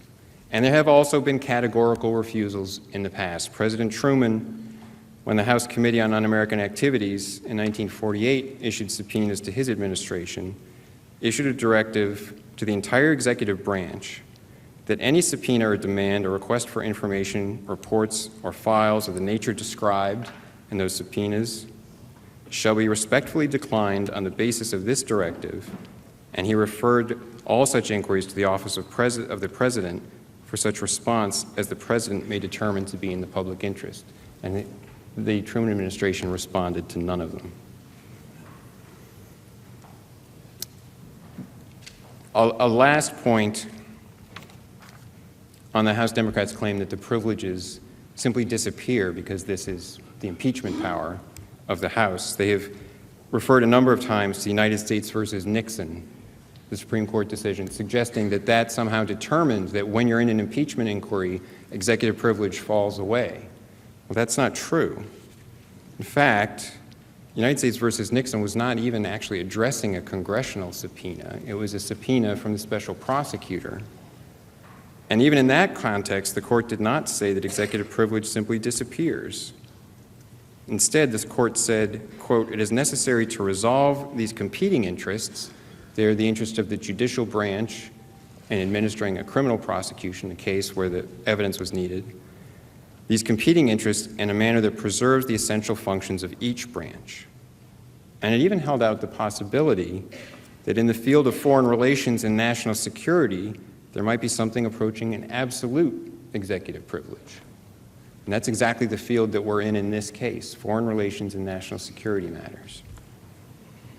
Another thing that you've heard is that President Clinton voluntarily cooperated with the investigation that led to his impeachment, produced tens of thousands of documents. But that's not really accurate. That was only after long litigation again and again about assertions of privilege. He asserted numerous privileges. The House Judiciary Committee then explained, quote, "During the Lewinsky investigation, President Clinton abused his power through repeated frivolous assertions of executive privilege by at least 5 of his aides," end quote. Unlike the House in this case, independent counsel Starr first negotiated with the White House and then litigated those claims and got them resolved. Ultimately, the House managers argue that all of the problems with their obstruction theory should be brushed aside, and the president's assertions of immunities and defenses have to be treated as something nefarious, because as Mr. Nadler put it, only guilty people try to hide the evidence. That's what he said last Tuesday night. And Mr. Schiff similarly said in discussing the assertion of the executive branch's constitutional rights that, quote, "The innocent do not act this way," end quote. Really? Is that the principle in the United States of America? That if you assert legal privileges or rights, that means you're guilty? That the innocent don't assert their rights? That the president can't defend the constitutional prerogatives of his office? That doesn't make any sense. At bottom, the second article of impeachment comes down to a dispute over a legal issue relating to constitutional limits on the ability of the House to compel information from the executive. No matter how House Democrats try to dress up their charges, a difference of legal opinion does not rise to the level of impeachment. Until now, the House has repeatedly rejected attempts to impeach presidents based on legal disputes over assertions of privilege. As Judge Starr pointed out, in the Clinton proceeding, the House Judiciary Committee concluded that the president had improperly exercised executive privilege, yet still concluded that it did not have the ability to second-guess the rationale behind the president or what was in his mind asserting executive privilege, and that it could not treat that as an impeachable offense. It rejected an article of impeachment based on Clinton's assertions of privilege. And as the House Democrats' own witness, Professor Gerhardt, has explained, in 1843, President Tyler similarly was investigated for potential impeachment. His attempts to protect and assert what he regarded as the prerogatives of his office, because he had resisted demands for information from Congress. Professor Gerhardt explained that Tyler's attempts to protect and assert what he regarded as the prerogatives of his office were a function of his constitutional and policy judgments, and they could not be used, the Congress determined, to impeach him. President Trump's resistance to congressional subpoenas was no less a function of his constitutional and policy judgments, and it provides no basis to impeach him. I'd like to close with a final thought. One of the greatest issues, and perhaps the greatest issue for your consideration in this case, is how the precedent set in this case will affect the future. The framers recognized that there would be partisan and illegitimate impeachments. Hamilton expressly warned in Federalist Number 65 about impeachments that reflected what he called, quote, the persecution of an intemperate or designing majority in the House of Representatives, end quote. That is exactly what this case presents. And Justice Story recognized that the Senate provided the proper tribunal for trying impeachments because it was believed by the framers to have a greater sense of obligation to the future, to future generations, not to be swayed by the passions of the moment.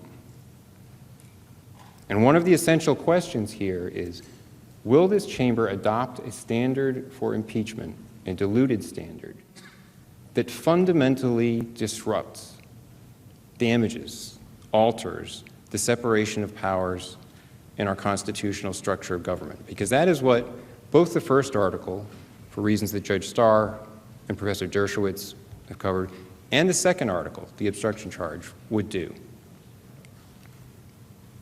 And so I'll close just with a quotation from one of the Republican senators who crossed the aisle and voted against convicting President Andrew Johnson during his impeachment trial. It was Lyman Trumbull, who explained, I think, the great principle that applies here.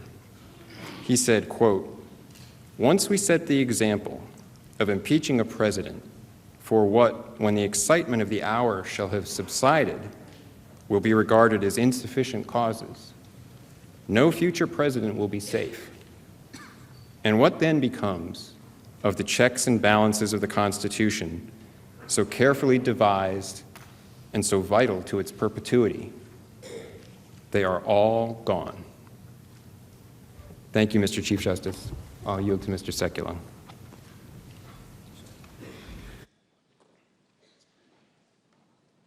Mr. Chief Justice, members of the Senate, House managers. Mr. Philbin talked about the importance, just concluded on the importance of executive privilege. Professor Turley, who testified before the House, said we have three branches of government, not two. If you impeach a president, if you make a high crime and misdemeanor out of going to court, it is an abuse of power. It's your abuse of power.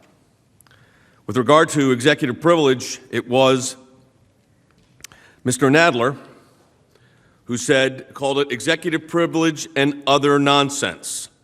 When Attorney General Holder refused to comply with subpoenas, President Obama invoked executive privilege, arguing, and I quote, compelled disclosure would be inconsistent with the separation of powers established in the Constitution. Executive power and other nonsense. Manager Schiff wrote that the White House assertion of executive privilege was backed by decades of precedent that has been recognized and has recognized the need for the president and his senior advisors to receive candid advice and information from their top aides. Executive privilege and other nonsense. The nonsense, we talked about this the other night, is to treat the separation of powers and constitutional privileges as if they're asbestos in the ceiling tiles. You can't touch them. That's not the way the Constitution is designed. We're going to now turn our attention to a separate topic. It's one that was been discussed a lot on the floor here and will be discussed now. Presenting for the President is the former Attorney General for the state of Florida, Pam Bondi. She is also a prosecutor, a career prosecutor. She's handled countless cases. She's going to discuss an issue that the House managers have put pretty much at the center of their case, and that's the issue of corruption in Ukraine, particularly with regard to a company known as Burisma. I yield my time, Mr. Chief Justice, to former Attorney General Pam Bondi. Chief Justice. Senators.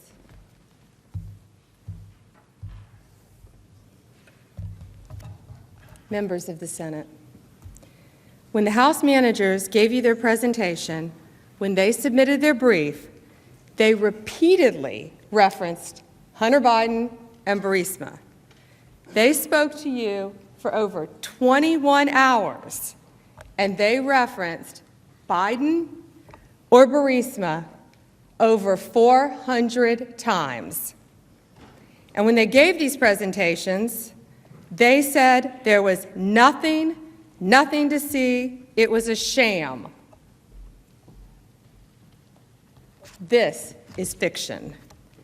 In their trial memorandum, the House managers described this as baseless. Now, why did they say that? Why did they invoke Biden or Burisma over 400 times? The reason they needed to do that is because they are here saying that the president must be impeached and removed from office for raising a concern. And that's why we have to talk about this today. They say sham, they say baseless, because they say this because if it's okay for someone to say, hey, you know what, maybe there's something here worth raising, then their case crumbles. Because they have to prove beyond a reasonable doubt that there is no basis to raise this concern. But that's not what public records show. Here are just a few of the public sources that flagged questions surrounding this very same issue. The United Kingdom Serious Fraud Office, Deputy Assistant Secretary of State George Kent, Hunter Biden's former business associate, an ABC White House reporter, Good Morning America, ABC, The Washington Post, The New York Times, Ukrainian law enforcement, and the Obama State Department itself. They all raised this issue. We would prefer not to be talking about this. We would prefer not to be discussing this. But the House managers have placed this squarely at issue, so we must address it. Let's look at the facts. In early 2014, Joe Biden, our Vice President of the United States, led the United States foreign policy in Ukraine with the goal of rooting out corruption. According to an annual study published by Transparency International, during this time, Ukraine was one of the most corrupt countries in the entire world. In Ukraine, there's a natural gas company called Burisma. Burisma has been owned by an oligarch named Mykola Zlochevsky. Here's what happened very shortly after Vice President Biden was made U.S. point man for Ukraine. His son, Hunter Biden, ends up on the board of Burisma, working for and paid by the oligarch Zlochevsky. In February 2014, in the wake of anti-corruption uprising by the people of Ukraine, Zlochevsky flees the country, flees Ukraine. Zlochevsky, the oligarch, is well known. George Kent, the very first witness that the Democrats called during their public hearings, testified Zlochevsky stood out for his self-dealings even among other oligarchs. House managers didn't tell you that. Ambassador Kurt Volkler explained that Burisma had a, quote, very bad reputation as a company for corruption and money laundering, end quote. House managers didn't tell you that. Burisma was so corrupt that George Kent said he intervened to prevent U.S. aid from co-sponsoring an event with Burisma. You know what this event was? It was a child's contest, and the prize was a camera. They were so bad, Burisma, that our country wouldn't even co-sponsor a children's event with Burisma. In March 2014, the United Kingdom Serious Fraud Office opens a money laundering investigation into the oligarch Zlochevsky and his company, Burisma. The very next month, April 2014, according to a public report, Hunter Biden quietly joins the board of Burisma. Remember, early 2014 was when Vice President Biden began leading Ukraine policy. Here's how Hunter Biden came to join Burisma's board in April 2014. He was brought on the board by Devon Archer, his business partner. Devon Archer was college roommates with Chris Hines, stepson of Secretary of State John Kerry. All three men, Hunter Biden, Devon Archer, and Chris Hines, had all started an investment firm together. Public records show that April 16, 2014, Devon Archer meets with Vice President Biden at the White House. Just 2 days later, on April 18, 2014, is when Hunter Biden quietly joins Burisma, according to public reporting. Remember, this is just 1 month after the United Kingdom Serious Fraud Office opened a money laundering case into Burisma. Hunter Biden joins their board. And not only 10 days after Hunter Biden joins the board, British authorities seize $23 million in British bank accounts connected to the oligarch Zlochevsky, the owner of Burisma. Did Hunter Biden leave the board then? No. The British authorities also announced that it had started a criminal investigation into potential money laundering. Did Hunter Biden leave the board? No. What happened was then, only then, did the company choose to announce that Hunter Biden had joined the board after the assets of Burisma and his oligarch owner, Zlochevsky, were frozen and a criminal investigation had begun. Hunter Biden's decision to join Burisma raised flags almost immediately. One article from May 2014 stated, "The appointment of Joe Biden's son to the board of Ukrainian gas firm Burisma has raised eyebrows the world over." Even an outlet with bias for Democrats pointed out Hunter Biden's activities created a conflict of interest for Joe Biden. The article stated The move raises questions about a potential conflict of interest for Joe Biden. Now, even Chris Hines, Hunter Biden's own business partner, had grave concerns. He thought that working with Burisma was unacceptable. This is Chris Hines. He was worried about the corruption, the geopolitical risk, and how bad it would look. So he wisely distances himself from Hunter Biden and Devon Archer's appointments to Burisma. He didn't simply call his stepfather, Secretary of State, and say, I have a problem with this. He didn't tell his friends, hey guys, I'm not getting on the board. I want nothing to do with this. He went so far as to send an email to senior State Department officials about this issue. This is Chris Hines. He wrote, apparently, Devon and Hunter have joined the board of Burisma, and a press release went out today. I can't speak to why they decided to, but there is no investment by our firm in their company. What did Hunter Biden do? He stayed on the board. What did Chris Hines do? He subsequently stopped doing business with his college roommate, Devon Archer, and his friend, Hunter Biden. Chris Hines' spokesperson said, the lack of judgment in this matter was a major catalyst for Mr. Hines ending his business relationship with Mr. Archer and Mr. Biden. Now, the media also noticed. The same day, an ABC News reporter asked Obama White House Press Secretary Jay Carney about it. Here's what happened.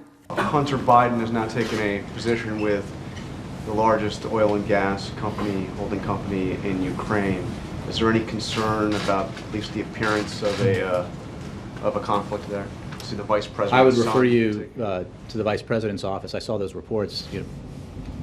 Hunter Biden and other members of the Biden family are obviously private citizens, and where they work is not does not reflect an endorsement by the administration or by the vice president or president. But I would refer you to the vice president's office. The next day, the Washington Post ran a story about it. It said, the appointment of the vice president's son to a Ukrainian oil board looks nepotistic at best, nefarious at worst. Again, the appointment of the vice president's son to a Ukrainian oil board looks nepotistic at best, nefarious at worst. And the media didn't stop asking questions here. It kept going. Here's ABC. You have to fight the cancer of corruption. But then something strange happened. Just 3 weeks later, a Ukrainian natural gas company, Burisma, accused of corruption, appoints Hunter Biden, seen here in their promotional videos, to their board of directors, paying his firm more than $1 million a year. Here's more from ABC. Continued on. And Ukraine wasn't the only country where Hunter Biden's business and his father's diplomacy as vice president intersected. It also happened in China. This video shows Chinese diplomats greeting Vice President Biden as he arrived in Beijing in December of 2013. Right by his side, his son Hunter. Less than 2 weeks later, Hunter's firm had new business, creating an investment fund in China involving the government-controlled Bank of China.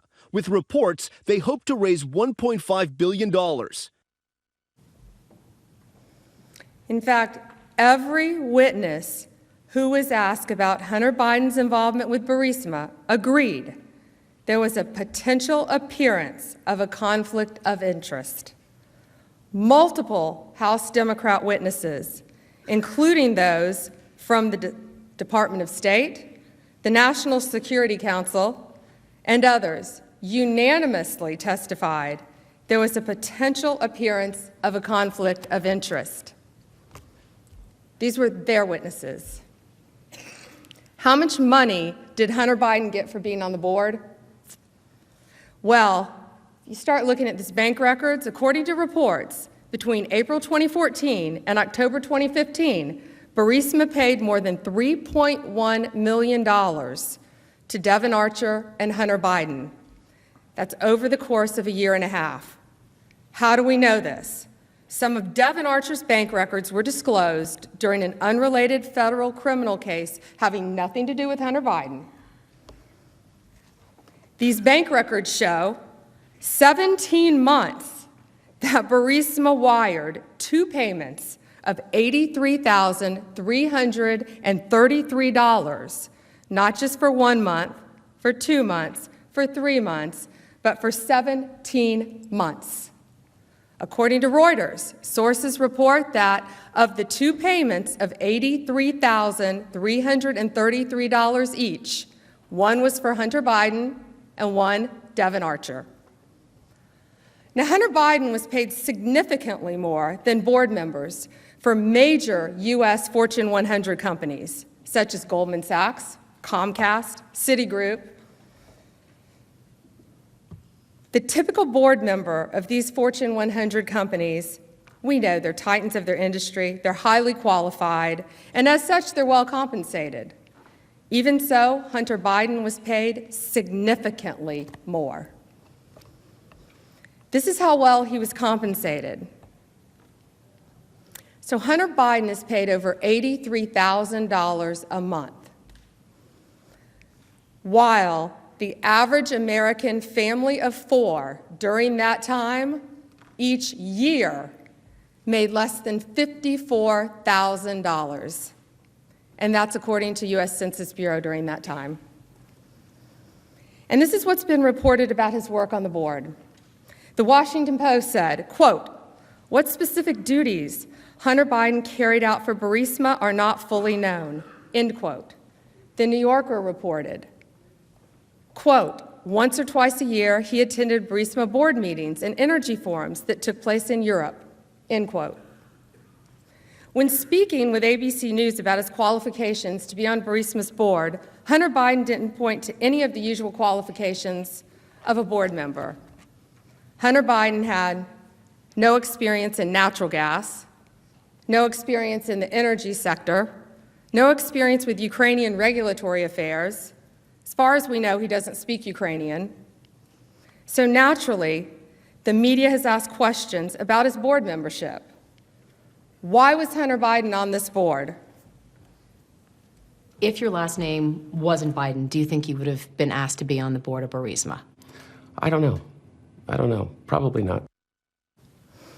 So let's go back and talk about his time on the board. Remember, he joined Burisma's board April 2014, while the United Kingdom had an open money laundering case against Burisma and its owner, the oligarch Zlochevsky. On August 20th, 2014, 4 months later, the Ukrainian Prosecutor General's office initiates a money laundering investigation into the same oligarch, Zlochevsky. This is one of 15 investigations into Burisma and Zlochevsky, according to a recent public statement made by the current Prosecutor General. On January 16, 2015, prosecutors put Zlochevsky, the owner of Burisma, on whose Hunter Biden sat on his board, on the country's wanted list for fraud, while Hunter Biden's on the board. Then a British court orders Zlochevsky's $23 million in assets be unfrozen. Why was the money unfrozen? Deputy Assistant Secretary Kent testified to it. Somebody in the General Prosecutor's Office of Ukraine shut the case, issued a letter to his lawyer, and that money went poof. So essentially paid a bribe to make the case go away. That is our strong assumption, yes, sir.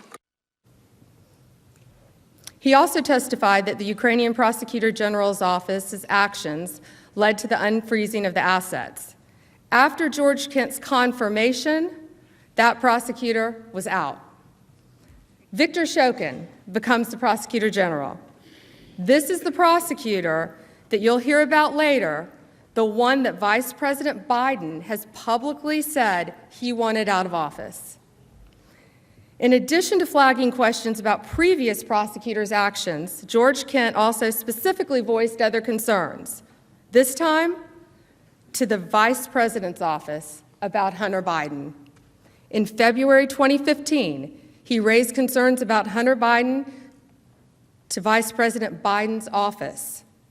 In a briefing call with the National Security Staff of the Office of the Vice President in February of 2015, I raised my concern that Hunter Biden's status as a board member could create the perception of a conflict of interests. But House managers didn't tell you that. This is all while Hunter Biden sat on Burisma's board. Did Hunter Biden stop working for Burisma? No. Did Vice President Biden stop leading the Obama administration's foreign policy efforts in Ukraine? No. In the meantime, Vice President Biden is still at the forefront of the U.S.-Ukraine policy. He pledges $1 billion loan guarantee to Ukraine, contingent on its progress in rooting out corruption. Around the same time of the $1 billion announcement, other people raised the issue of a conflict.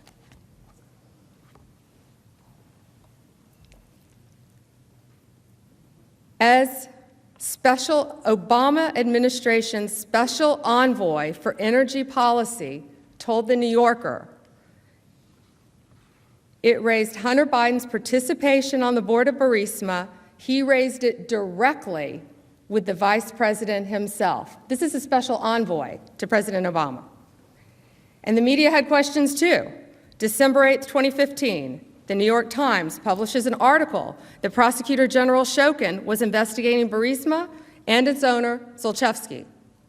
The Times report, here's their quote, the credibility of the vice president's anti-corruption message may have been undermined by the association of his son, Hunter Biden, end quote, with Burisma and its owner, Zlochevsky. And it wasn't just one reporter who asked questions about the line between Burisma and the Obama administration. As we learned recently through reporting on Fox News, on January 19th, 2016, there was a meeting between Obama administration officials and Ukrainian prosecutors. Ken Vogel, journalist for the New York Times, asked the State Department about this meeting. He wanted more information about the meeting, quote, where U.S. support for prosecutions of Burisma holdings in the United Kingdom and Ukraine were discussed, end quote. But the story never ran.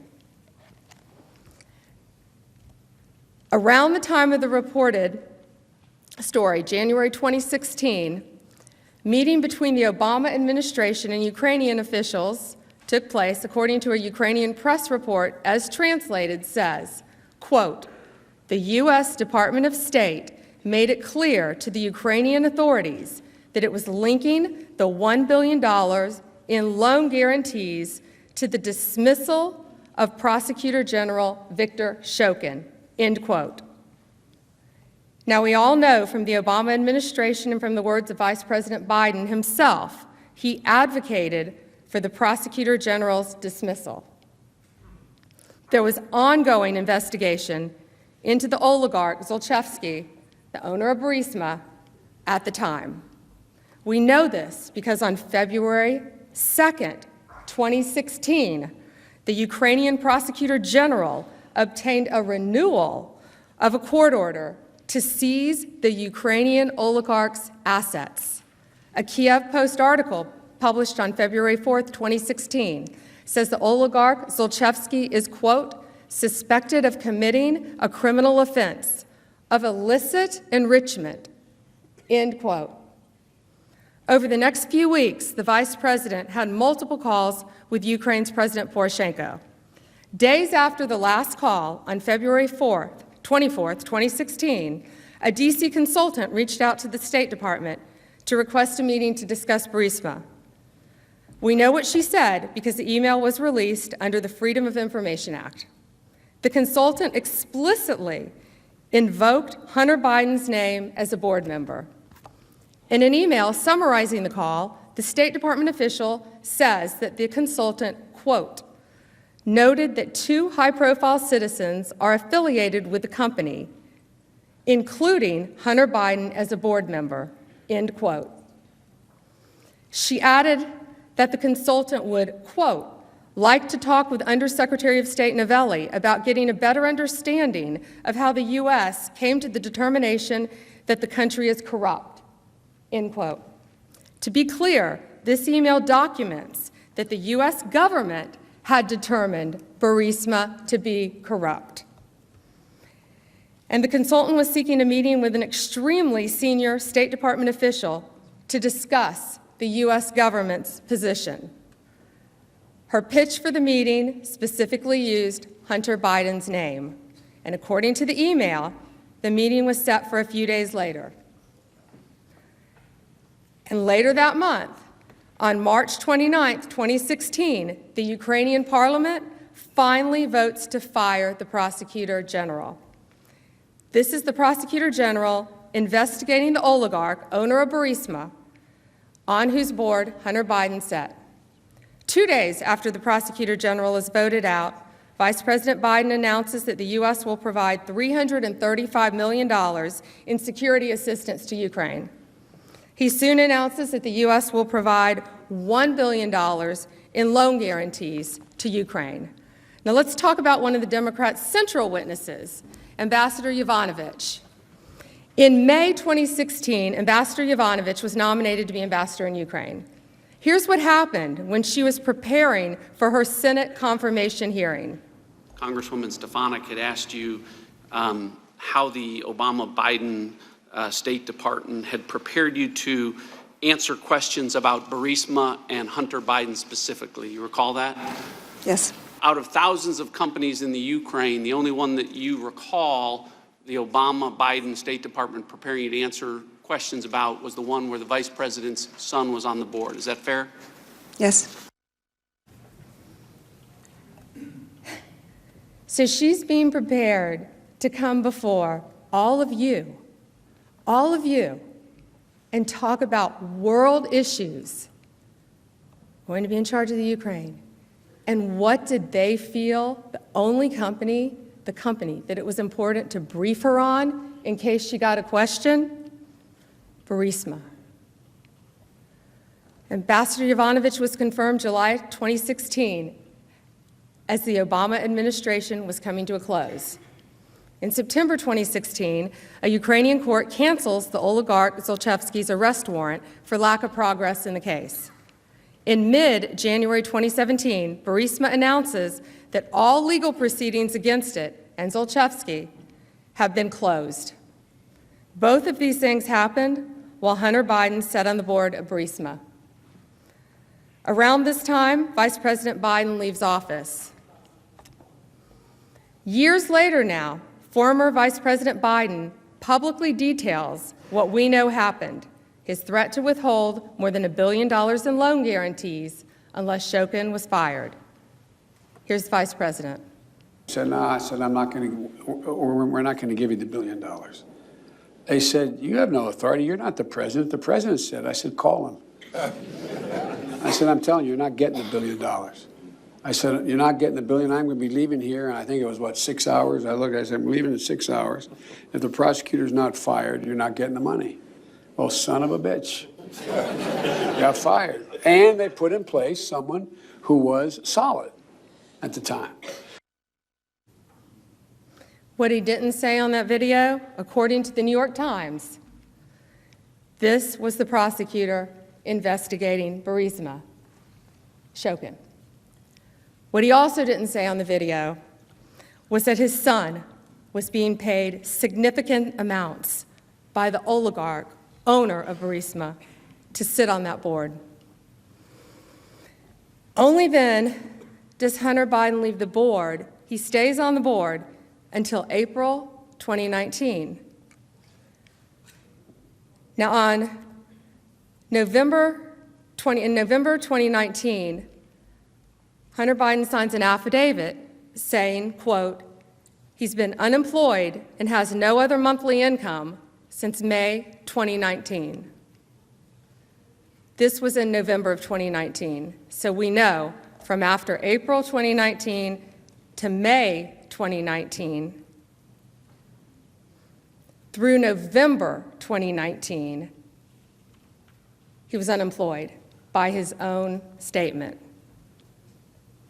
April 2019 to November 2019. Despite his resignation from the board, the media has continued to raise the issue relating to a potential conflict of interest. On July 22nd, 2019, the Washington Post wrote, the fired Prosecutor General Shokin, quote, believes his ouster was because of his interest in the company, end quote, referring to Burisma. The Post further wrote that, quote, had he remained in his post, he would have questioned Hunter Biden. On July 25th, 2019, 3 days later, President Trump speaks with President Zelensky. He says, the other thing, there's a lot of talk about Biden's son, that Biden stopped the prosecution, and a lot of people want to find out about that. So whatever you can do with this Attorney General would be great. Biden went around bragging that he stopped the prosecution. So if you can look into it, it looks horrible to me. End quote. The House managers talked about the Bidens of Burisma 400 times, but they never gave you the full picture. But here are those who did. The United Kingdom Serious Fraud Unit, Deputy Assistant Secretary of State George Kent, Chris Hines, the ABC White House reporter, ABC, Good Morning America, The Washington Post, The New York Times, Ukrainian law enforcement, and the Obama State Department itself. They all thought there was cause to raise the issue about the Bidens and Burisma. Now the House managers might say, without evidence, that everything we just have said has been debunked, that the evidence points entirely and unequivocally in the other direction. That is a distraction. You've heard from the House managers. They do not believe that there was any concern to raise here, that all of this was baseless. And all we are saying is that there was a basis to talk about this, to raise this issue, and that is enough. I yield my time.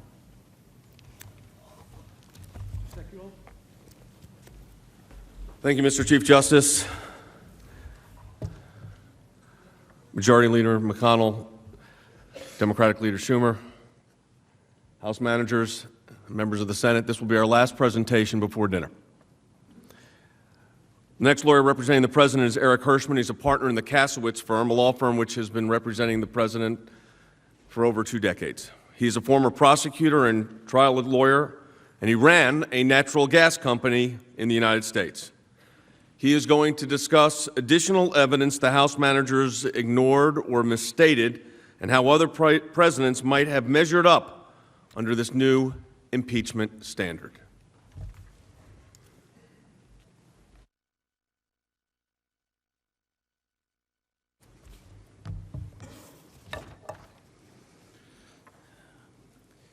Mr. Chief Justice, members of the Senate, I am Eric Hirschman. I have the honor and privilege of representing the President of the United States in these proceedings. I have been carefully listening to and reviewing the House manager's case. That case pretty much boils down to one straightforward contention, that the President abused his power to promote his own personal interests and not our country's interests. The House managers say that the President did not take the steps that they allege for the benefit of our country, but only for his own personal benefit. But if that's wrong, if what the President had wanted would have benefited our country, then the managers have not met their burden, and these articles of impeachment must be rejected. As we will see, the House managers do not come close to meeting their burden. Last week, Manager Schiff said that the investigations President Trump supposedly asked President Zelensky about on the July 25th call could not have been in the country's interest because he said they were, quote unquote, discredited entirely. The House managers say that the investigations had been debunked. They were sham investigations. So now we have the question, were they really? The House managers, in the over 21 hours of the repetitive presentation, never found the time to support those conclusory statements. Was it in fact true that any investigation had been debunked?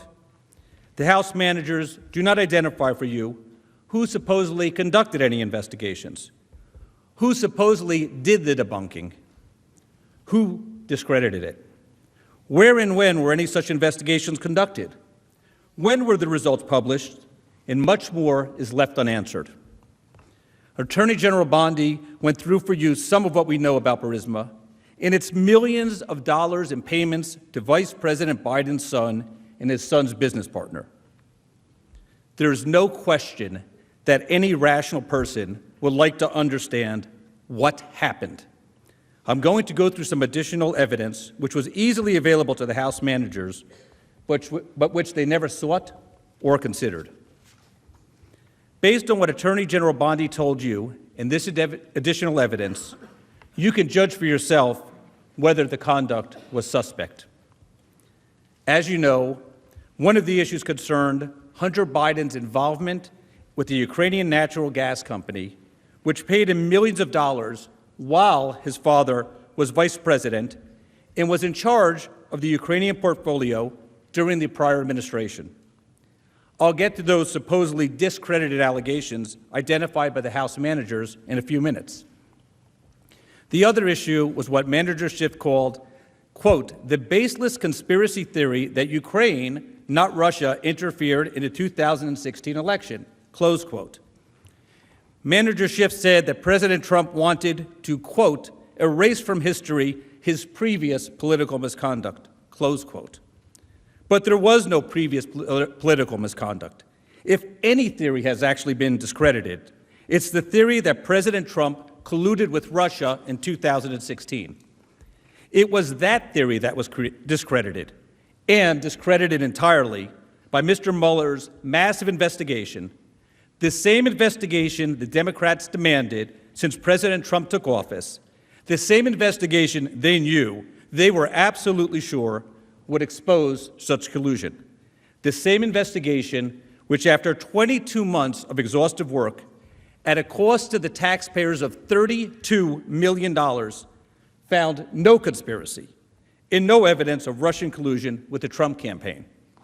And as we will see, the Democrats are as wrong now about the articles of impeachment as they were in 2016 about the Russian collusion. As to the other incident President Trump mentioned, the one concerning the Ukrainian gas company Burisma, well, I actually think this is something that is undisputed, that Ukraine had a particularly bad corruption problem. It was so corrupt that dealing with corruption and solving the corruption was a priority for our U.S. foreign policy.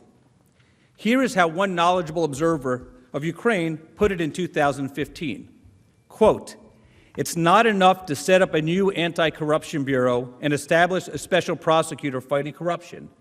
The Office of the General Prosecutor desperately needs reform. The judiciary should be overhauled. The energy sector needs to be competitive, ruled by market principles, not sweetheart deals. It's not enough to push through laws to increase transparency with regard to official sources of income. Senior elected officials have to remove all conflicts between their business interests and their government responsibilities. Now, as Attorney General Bondi said, here are the facts we do know about Hunter Biden's involvement with Ukraine. Burisma, a Ukrainian natural gas company, paid Hunter Biden millions of dollars to serve on its board of directors. He did not have any relevant expertise or experience. He had no expertise or experience in the natural gas industry. He had no known expertise in corporate governance, nor any expertise in Ukrainian law. He doesn't, so far as we know, speak Ukrainian. So why? Why did Burisma want Hunter Biden on its board? Why did they want to pay him millions of dollars? Well, he did have one qualification. He was the son of the Vice President of the United States. He was the son of the man in charge of the Ukrainian portfolio for the prior administration.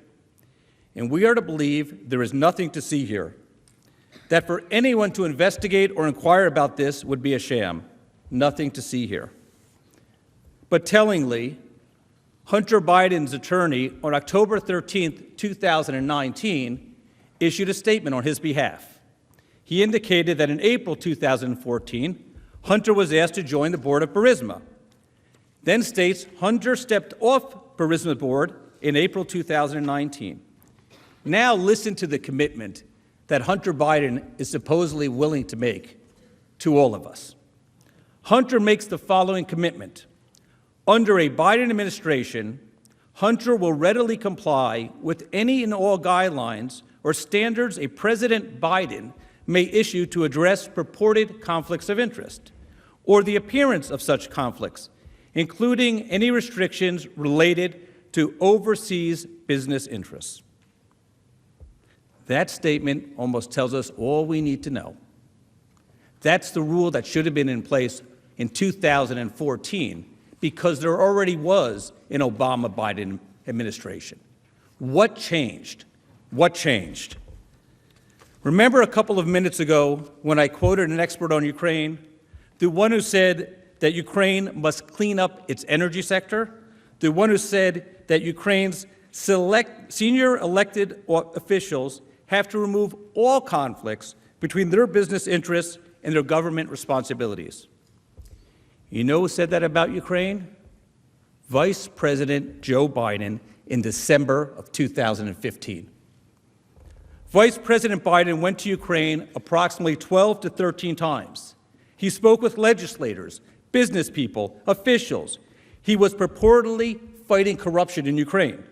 He was urging Ukraine to investigate and uproot corruption.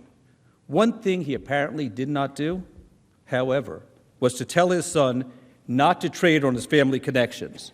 He did not tell his son to especially stay away from the energy sector in the very corruption-ridden country Vice President Biden was responsible for. And Manager Schiff says, move along. There's nothing to see here. What are the House managers afraid of finding out? In an interview with ABC in October of last year, Hunter Biden said he was on the board of Burisma to focus on principles of corporate governance and transparency. Bottom line is that I know that I was completely qualified to be on the board to head up the corporate governance and transparency committee on the board. And that's all that I focused on. But when asked how much money Burisma was paying him, he responded he doesn't want to open his kimono and disclose how much. He does refer to public reports about how much he was being paid, but as we now know, he was being paid far more than what was in the public record. You were paid $50,000 a month for your position? Look, I'm a private citizen. One thing that I don't have to do is sit here and open my kimono as it relates to how much money I make or did or didn't. But it's all been reported. So what was the real reason that Hunter Biden, the vice president's son, was being paid by Burisma? Was it based on his knowledge and understanding of the natural gas industry in Ukraine? Was he going to discuss how our government regulates the energy industry here? Was he going to discuss how we set gas rates? Was he going to discuss pipeline development, construction, or environmental impact statements?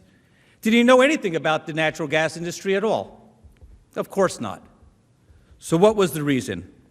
I think we do not need to look any further than the explanation that Hunter Biden gave during the ABC interview when he was asked why. Here's what he had to say. If your last name wasn't Biden, do you think you would have been asked to be on the board of Burisma? I don't know. I don't know. Probably not. I don't think that there's a lot of things that would have happened in my life that if my last name wasn't Biden. And as if to confirm how suspect this conduct was, that it should be a concern to our country, Hunter Biden and his lawyer could not even keep their story straight. Compare the press release that was issued by Burisma on May 12, 2014, with Hunter Biden's lawyer's statement on October 13th of 2019. The May 2014 press release begins, R for Robert Hunter Biden will be in charge of Holdings legal unit. He was going to be in charge of a Ukrainian gas company owned by an oligarch's legal unit.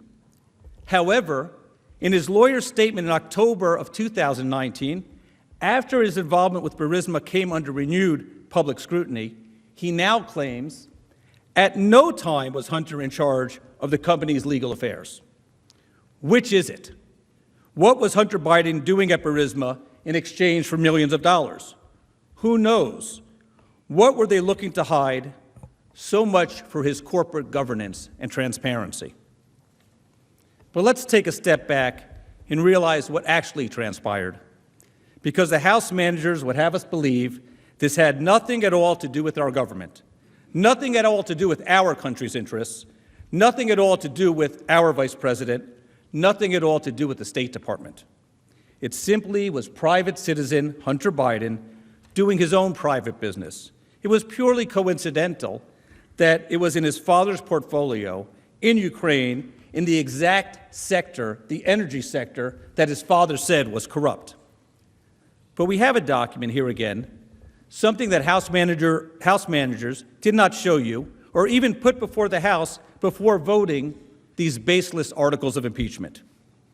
If you look at this email, it's an email from Chris Hines, and as Attorney Bondi already told you, he is the stepson of the then Secretary of State, John Kerry, and who was the other business partner with Hunter Biden and Devon Archer. Our Secretary of State's stepson and our Vice President's son are in business together. It was sent on May 13, 2014, to the official government email addresses of two senior people at the State Department. And who are these two people? The Chief of Staff to the Secretary of State and the Special Advisor to the Secretary of State. The subject line in the email is not corporate transparency. It's not corporate governance. It's not, here's a heads up. The subject line is Ukraine. Chris Hines certainly understood the sensitivity to our U.S. foreign policy. And what does the Secretary of State's stepson say about Hunter Biden and Devon Archer? He says this. Apparently, Devon and Hunter both joined the board of Burisma, and a press release went out today. I can't speak to why they decided to, but there was no investment by our firm in the company. What is the most telling thing about this? It is clear that the Chief of Staff and the Special Assistant to the Secretary already knew who Devon was because Mr. Hines did not include his last name. It's just Devon. And they obviously knew who Hunter was because, again, it's Hunter Biden. This is Chris Hines saying, I can't speak to why they decided to join the board of Burisma. He's their business partner. Not that there are good corporate reasons and they're going there for corporate government. Not that they're there to enhance corporate transparency. Not that they are there to further U.S. policy. Not that they are there to help fight corruption in Ukraine. Not that they are there to ensure that boards of directors' compensation and benefits are publicly disclosed. Nothing like that. He cannot say those things because he knows Devon and Hunter well.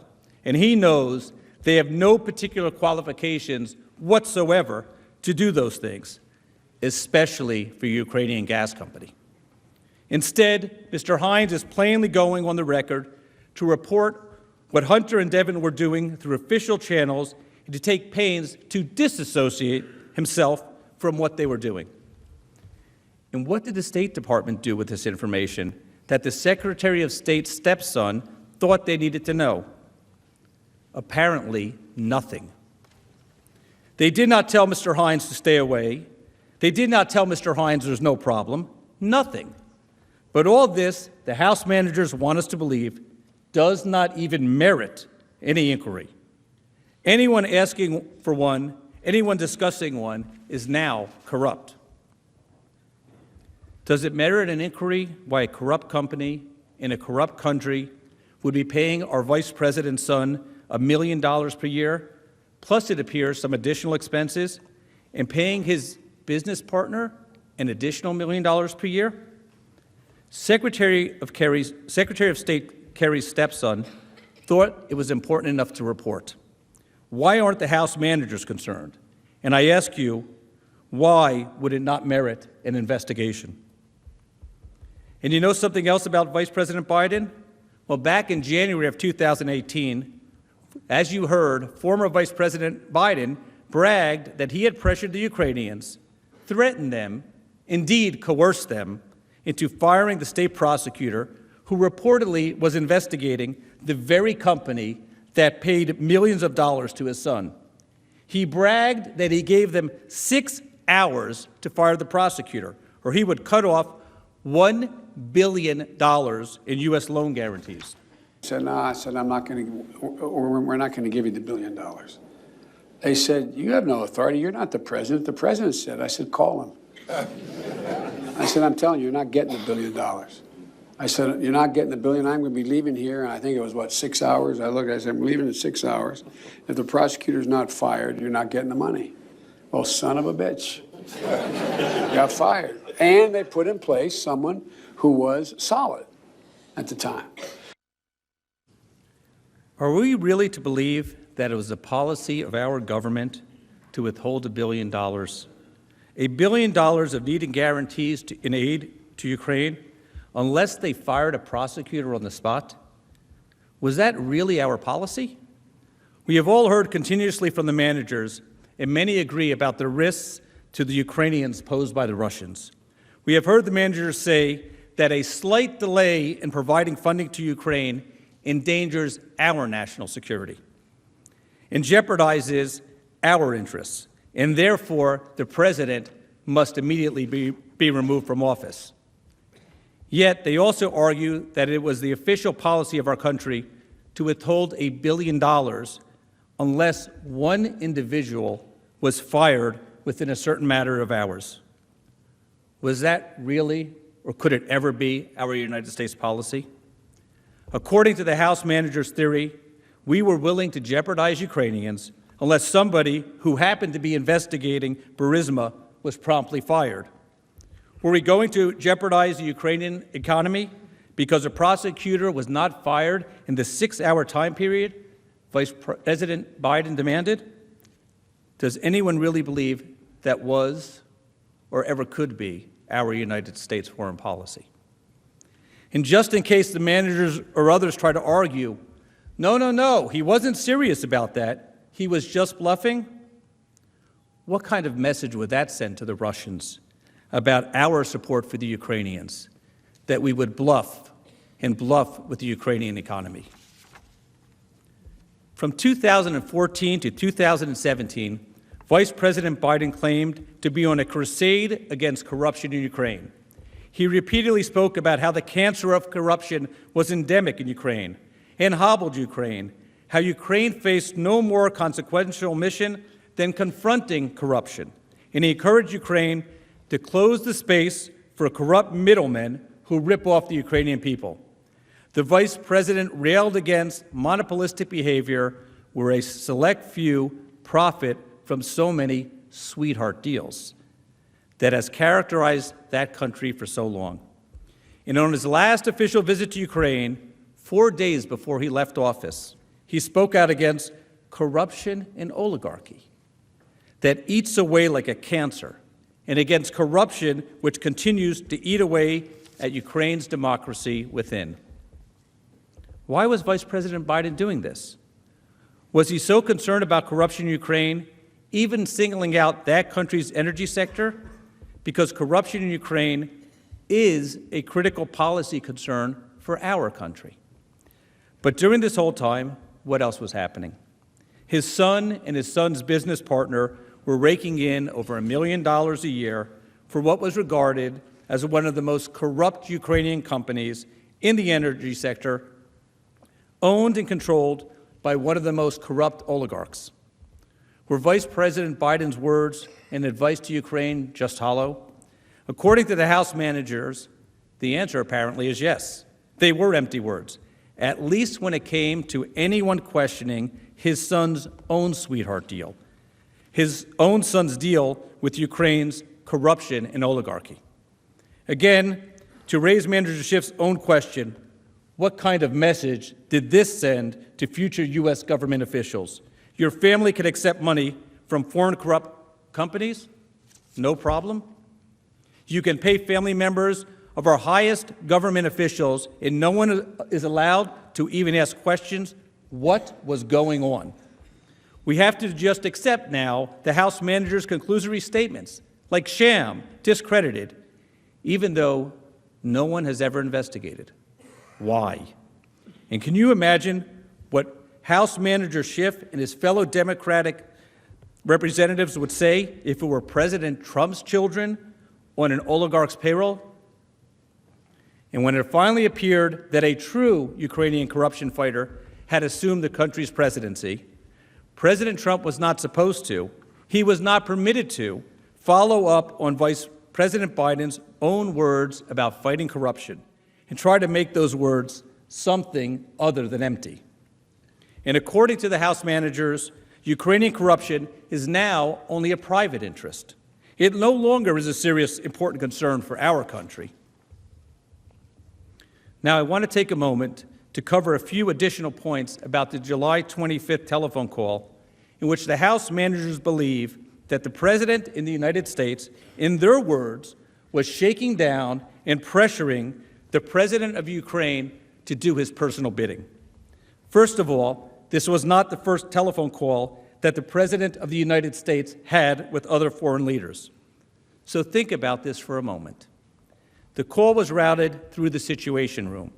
It was a scheduled call. There were other people on the call. There were other people taking notes, and obviously the President was aware of that fact. The House managers talk about the fact that the President did not follow the approved talking points, as if the President, any President, is obligated to follow approved talking points. And the last time I checked, and I think this is clear to the American people, President Trump knows how to speak his mind. But remember the fake transcript that Manager Schiff read when he was before the Intelligence Committee? His mob, gangster-like fake rendition of the call? Well, I prosecuted organized crime for years. The type of description of what goes on, what House Manager Schiff tried to create for the American people, is completely detached from reality. It is as if we were supposed to believe that mobsters would invite people they do not know into an organized crime meeting to sit around and take notes to establish their corrupt intent. Manager Schiff, our jobs as prosecutors, and I know you were one, would have been a lot easier if that were how it worked. Think about what he is saying. Think about the manager's position, that our president decided, with corrupt intent, to shake down, in their words, another foreign leader, and he decided to do it in front of everyone in a documented conversation, in the presence of people he did not even know, just so he can get this personal benefit, and that was not in our country's interest. The logic is flawed. It is completely illogical, because that is not what happened. And that is why Manager Schiff ran away from the actual transcript. That is why he created his own fake conversation. But I would like to just address another point from the transcript of the July 25th phone call. The House managers allege that an Oval Office meeting with the president was critical to the newly elected Ukrainian president because it would signal to Russia, which had invaded Ukraine in 2014 and still occupied Ukrainian territory, that Ukraine could count on American support. They actually argue that it was a quid pro quo, that the president withheld this critical Oval Office meeting that would deter the Russians and save the Ukrainians because he wanted something personal. Now, if that was in fact critical to President Zelensky for the safety of his own citizens, he would have immediately jumped at the opportunity to come to the Oval Office, especially when President Trump offered him that invitation during the July 25th call. But let's see what President Zelensky actually says when he's invited to Washington on that call.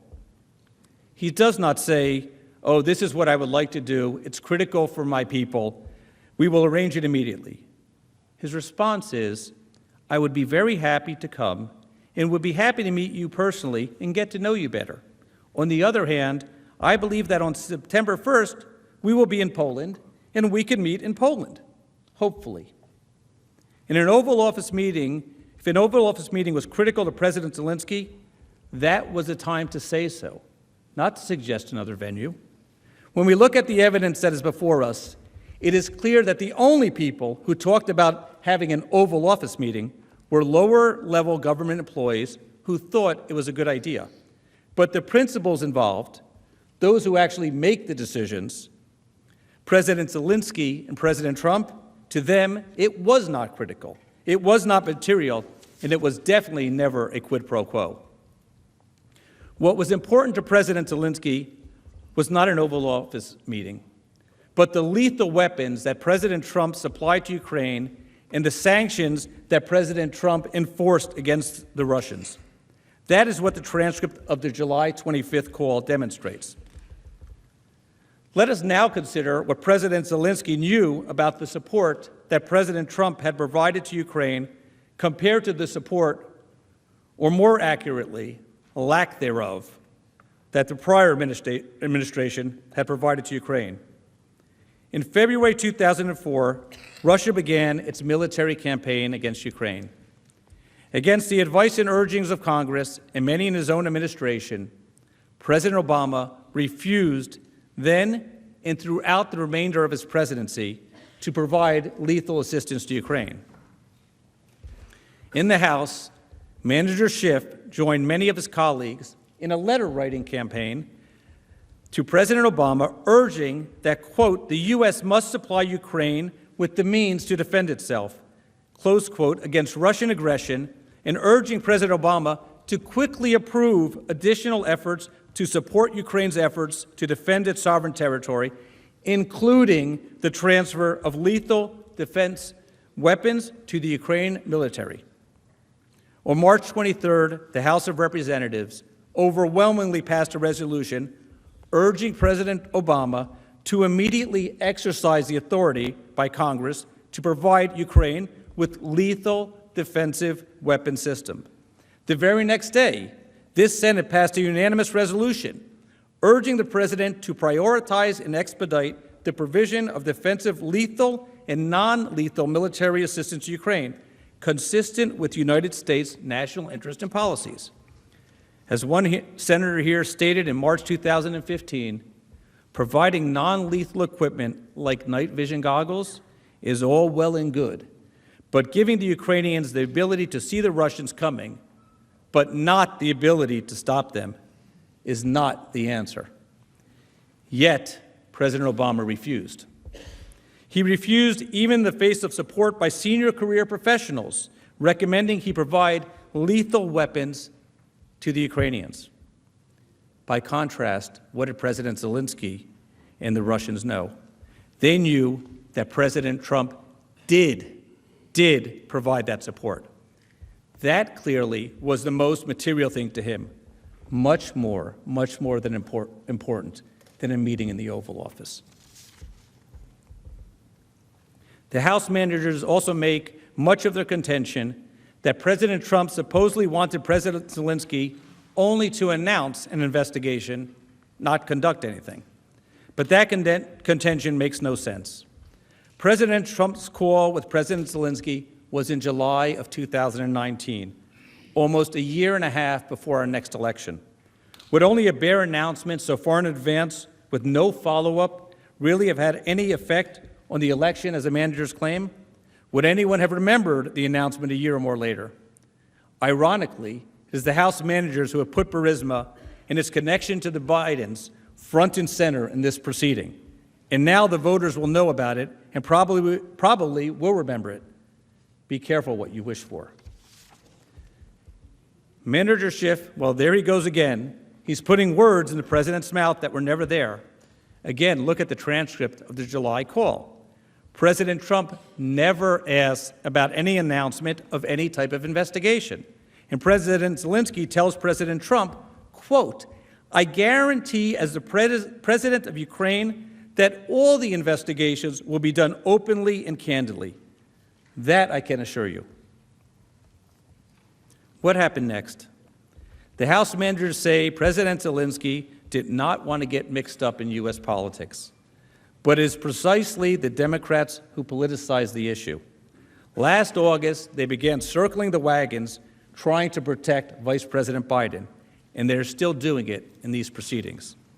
They contend that any investigation into the millions of dollars of payments by a corrupt Ukraine company owned by a corrupt Ukraine oligarch to the son of the second highest office holder in our land, who was supposed to be in charge of fighting corruption in Ukraine, they're calling that type of inquiry a sham, debunked. But there has never been an investigation. So how could it be a sham? Simply because the House managers say so? Which brings me to yet another one of the House managers' baseless contentions, that President Trump raised the matter with President Zelensky because Vice President Biden had just announced his candidacy for president. But of course, it was far from a secret that Vice President Biden was planning to run.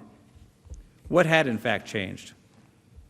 First, President Zelensky had been elected in April on an anti-corruption platform.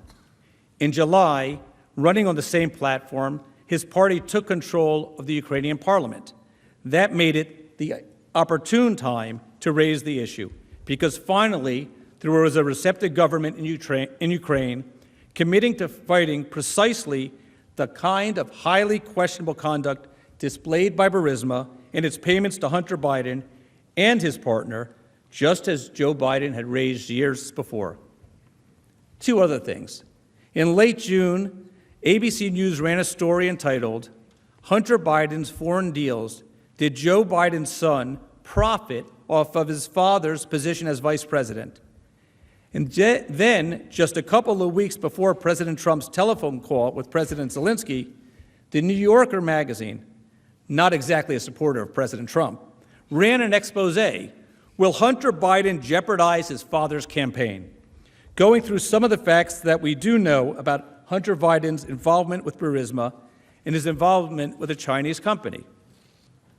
The New York Reporter, again, this was in July, just a couple of weeks before the phone call, said that some of Vice President Biden's advisors were worried that Hunter would expose the vice president to criticism. A former senior White House aide told the New Yorker reporter that Hunter's behavior invited questions about whether he was, quote, leveraging access for his benefit, close quote. The reporter wrote that when I asked members of Biden's staff whether they did raise their concern with the vice president, several of them said they had been too intimidated to do so. Everyone who works for him has been screamed at, a former advisor told the reporter. I don't know whether anyone has been intimidated by Vice President Biden or has been screamed at by him about Burisma or his son's involvement. Do we want the type of government where questions about facially suspect conduct are suppressed or dismissed as illegitimate because someone is intimidating or screams at or is just too important?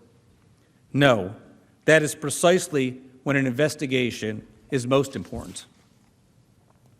Now, last Thursday night, Manager Jeffries provided us with the Democrat standard for abuse of power. He said, quote, abuse of power occurs when the president exercises his official power to obtain a corrupt personal benefit while ignoring or injuring the national interest. Mr. Jeffries and the House managers contend that under this standard, President Trump has committed an impeachable offense and must be immediately removed from office. But if Manager Jeffries' standard applies, then where were these same Democrats' calls for impeachment when uncontroverted smoking gun evidence emerged that President Obama had violated their standard? The American people understand this basic notion as equal justice under the law.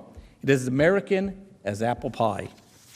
Yet the House managers want to apply their own version of selective justice here, which applies only to their political opponents.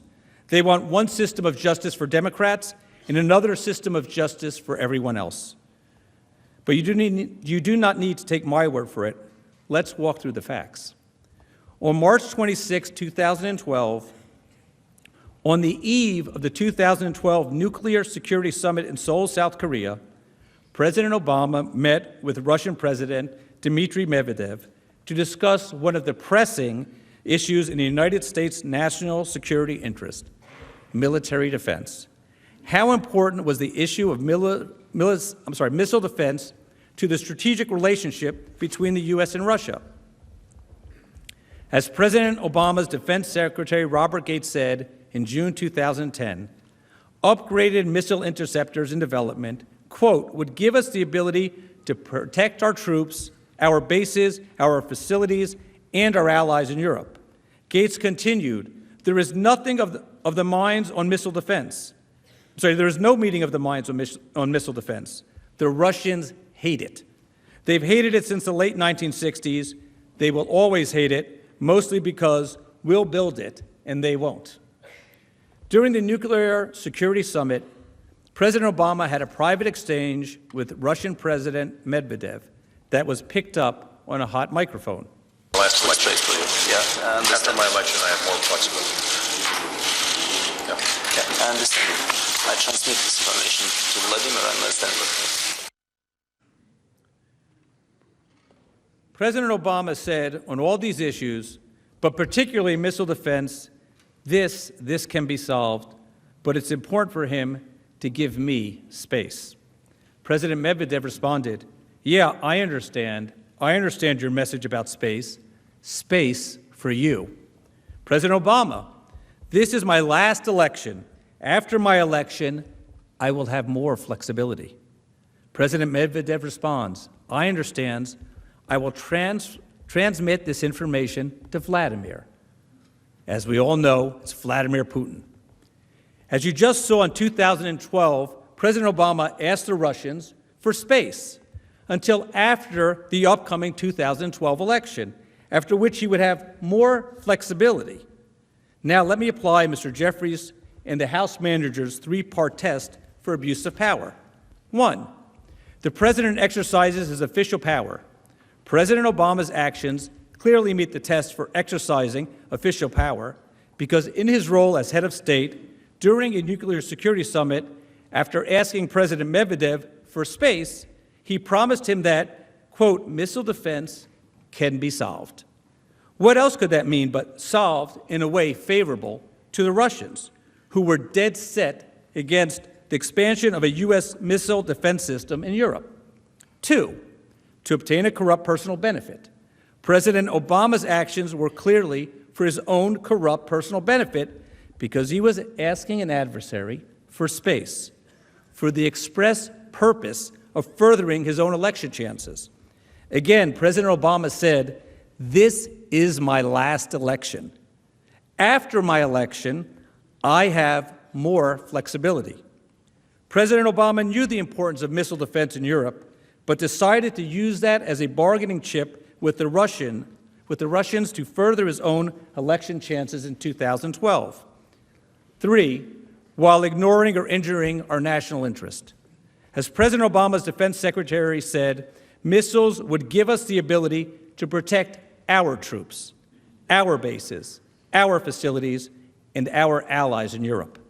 Surely, sacrificing the ability to protect our troops and our allies would injure the national interest.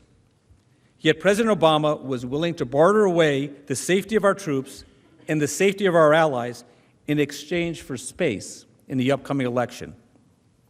In short, President Obama leveraged the power of his office to the detriment of U.S. policy on missile defense in order to influence the 2012 election, solely to his advantage. And we never would have known had President Obama realized that the microphone was on, that there was a hot mic. One could easily substitute President Obama's 2000 exchange with President Medvedev into Article 1 of the House's impeachment articles against President Trump. Using the powers of his high office, President Obama solicited interference of a foreign government, Russia, in the 2012 United States presidential election. He did so through a scheme or course of conduct that included soliciting the government of Russia to give him space, quote unquote, on missile defense that would benefit his reelection and influence the 2012 United States presidential election to his advantage. In doing so, President Obama used the powers of the presidency in a manner that compromised the national security of the United States and undermined the integrity of the United States democratic process. He thus ignored and injured the interests of the nation. Close quote. Does it sound familiar, House managers? It should, as the case against President Obama would have been far stronger than the allegations against President Trump.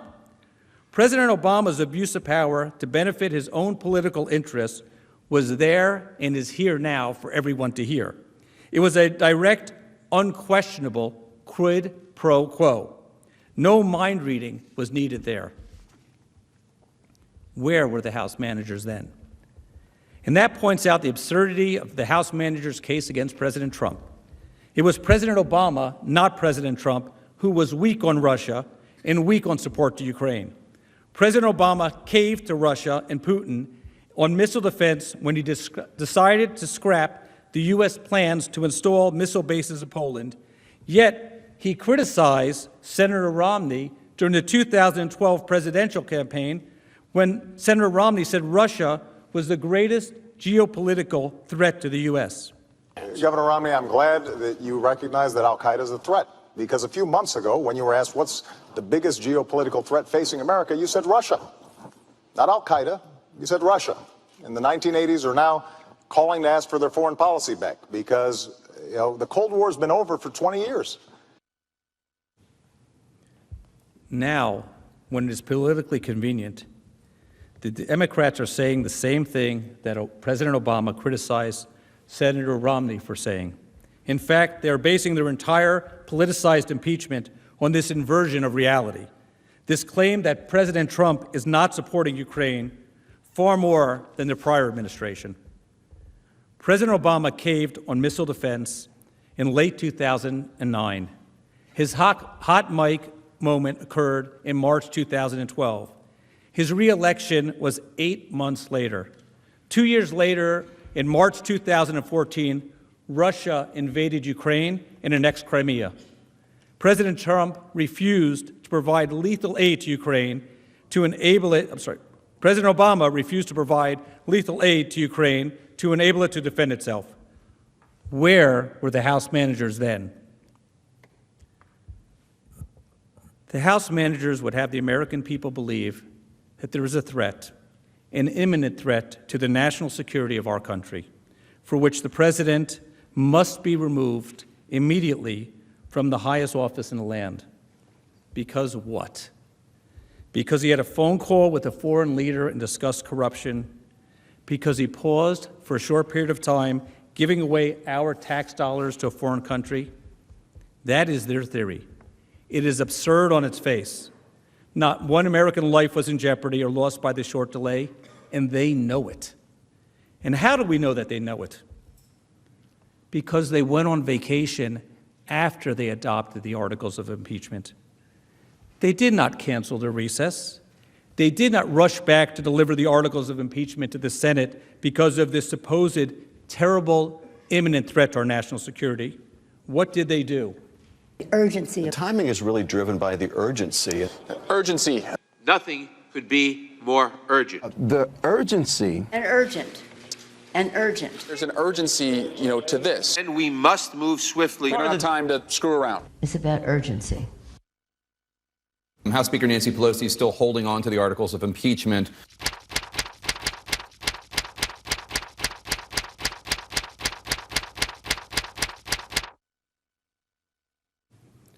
Urgency? Urgency for which you want to immediately remove the President of the United States? You sat on the articles for a month, the longest delay in the history of our country. They adopted them on Friday, December 13th, 2019, Friday the 13th, went on vacation, and finally decided after one of their Democratic presidential debates had finished, and after the BCS football championship game, that it was time to deliver them. What happened to their national security interest argument? Wasn't that the reason that they said they had to rush to vote? It's urgent, they told us. No due process for this president. It is a crisis of monumental proportion. Our national security is at risk every additional day that he's in office, they tell us. The House managers also used the same excuse for not issuing subpoenas for testimony. They had no time for the normal judicial review. They even complain about the judicial review process sitting in this chamber before the Chief Justice of the United States Supreme Court. A judicial review in which the judge agreed to an expedited schedule. Even that was not good enough for them when they issued the subpoenas. One of the lawyers for the subpoenaed witnesses wrote to the House General Counsel, quote, "We are dismayed that the House committees have chosen not to join us in seeking resolution from the judicial branch of this momentous constitutional question as expeditiously as possible." He continued, "It is important to get a definitive judgment from the judicial branch, determining their constitutional duty in the face of conflicting demands of the legislative and executive branches." Isn't that the point? Isn't that how our system of government works? Isn't that how it's always worked? Isn't that how it's supposed to work? These same Democrats defended other administrations who fought judicial review of congressional subpoenas. And I think we all remember Fast and Furious. The same attorney, when he wrote to the House chairs, said, "The House chairman, Mr. Schiff and Mr. Nadler, are mistaken to say the lawsuit is intended to delay or otherwise obstruct the committees. Vital investigatory work." He continued, "Nor has this lawsuit been coordinated in any way with the White House, any more than it has been coordinated with the House of Representatives. If the House chooses not to pursue through subpoena testimony, let the record be clear, that is the House's decision. Yet they come before you and they blame the administration and they blame you if you don't subpoena witnesses and have them before you. Yet even in the face of this overwhelming evidence, they claim that the president is to blame for their decision to withdraw their own subpoenas or not issue others. Their choice, but the president is responsible. That is one of their claims. It is ludicrous. They are blaming the president because they decided on their own not to seek judicial review and enforcement of their own subpoenas, and for some witnesses never to even issue subpoenas. In their minds, that is impeachable. Manager Nadler spoke eloquently back before the House Judiciary Committee hearing in December of 1998. He said, quote, "There must never be a narrowly voted impeachment or an impeachment substantially supported by one of our major political parties and largely opposed by the other. Such an impeachment would lack legitimacy, would produce divisiveness and bitterness in our politics for years to come, and will call into question the very legitimacy of our political institutions." Manager Nadler was right then, and it is equally true today. Divisiveness and bitterness. Divisiveness and bitterness. Listen to his words. Impeachments by one party cause divisiveness and bitterness in our country. That is what a partisan impeachment leads to. Sadly, while Manager Nadler eloquently warned against divisiveness and bitterness, the House did not follow his admonition. They did not heed his advice. And that is one of the reasons we are sitting here today with articles of impeachment that are not founded in our Constitution or the evidence and are brought simply for partisan politics. This is a sad time for all of us. This is not a time to give out souvenirs, the pens used to sign the articles of impeachment, trying to improperly impeach our country's representative to the world. This is not the time to try to get digs in that the president will always be impeached because we had the majority and we could do it to you and we did it to you. It is wrong. It is not what the American people deserve or want. Sadly, The House managers do not trust their fellow Americans to choose their own president.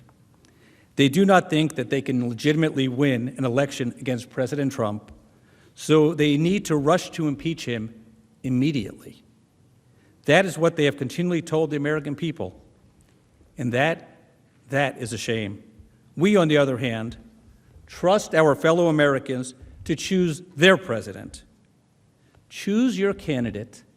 Let senators that are here who are trying to become the Democratic nominee try to win that election, and let the American people choose.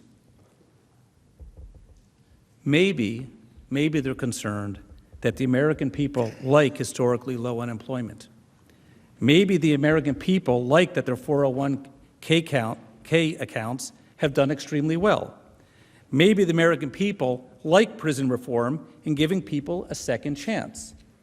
Tellingly, some of these House managers worked constructively with this administration to give Americans a second chance. That was the public interest. That is what the country demands. That's what society deserves. Maybe the American people like an administration that is fighting the opioid epidemic. Maybe the American people like secure borders. Maybe the American people like better trade agreements with our biggest trading partners. Maybe the American people like other countries sharing in the burden when it comes to foreign aid. Maybe the American people actually like lower taxes. In other words, maybe the American people like their current president, a president who kept his promises and delivered on them. If you think Americans want to abandon our prosperity and our unprecedented successes under this president, then convince the electorate in November at the ballot box. Do not try to improperly interfere with an election that is only months away based on these articles of impeachment. In your trial memorandum that you submitted here before the Senate, you speak about the framers of the Constitution believing that President Trump's alleged conduct is their quote-unquote worst nightmare and that they would be horrified. In fact, sadly, it is the House manager's conduct in bringing these baseless articles of impeachment that would clearly be their and our worst nightmare. Thank you. The majority leader is recognized. Mr. Chief Justice, I think we're looking at a 45-minute break for dinner. Without objection, so ordered. Thank you.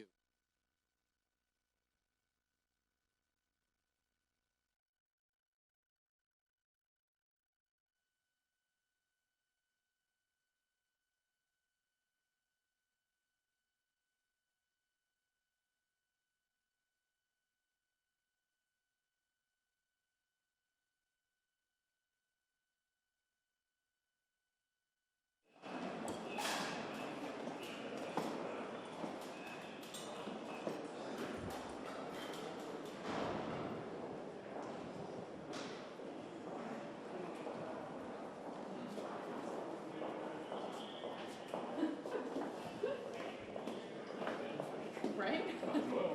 You know, you're not wrong.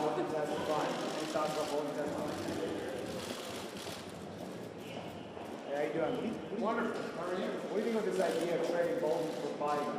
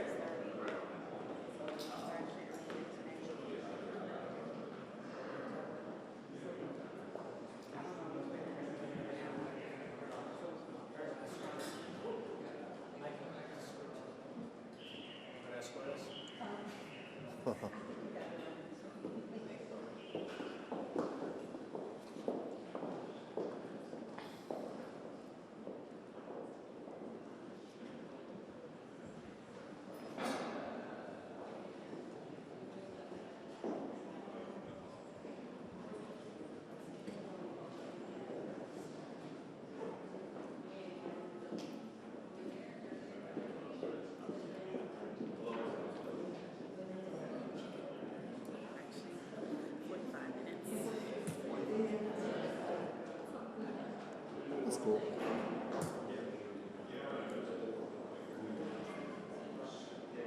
Hello? Hey, good. Oh, it's done. I mean, it's February 4th is the closing date. So yep. On the 6th? Yeah, I can. What day is that?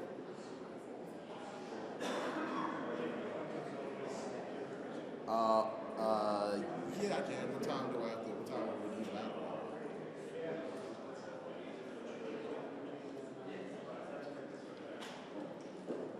Gotcha. Okay, sounds good. Oh, Brian, okay, sounds good. Okay. I know, right? I know, right?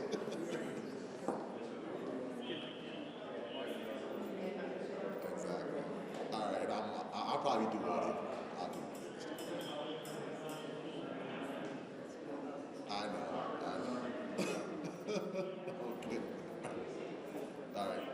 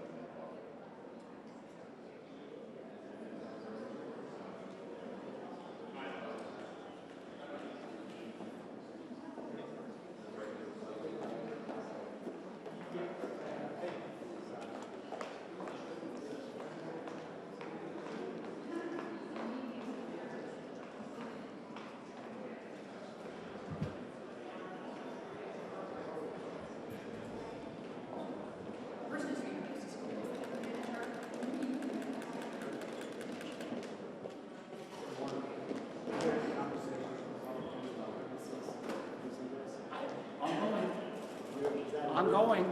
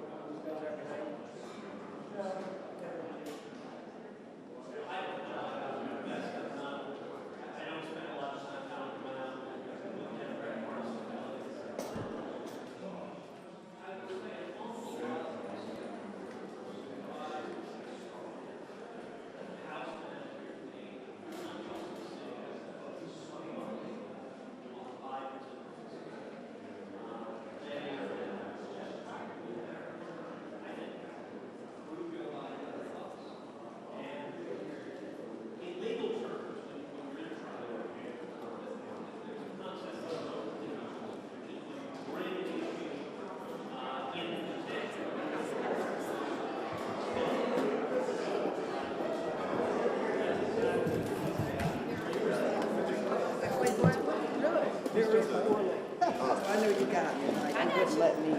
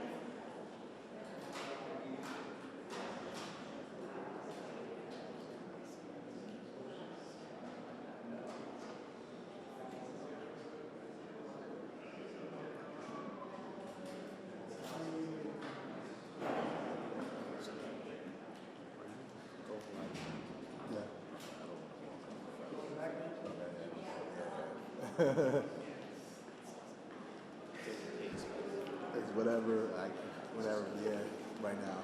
That's whoever's playing in this out. It could be.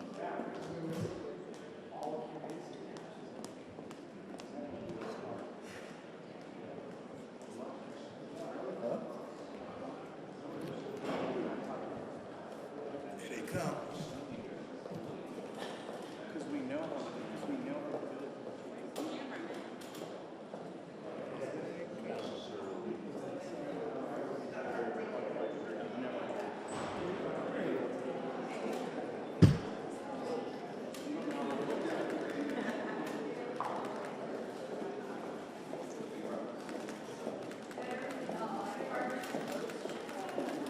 Right person.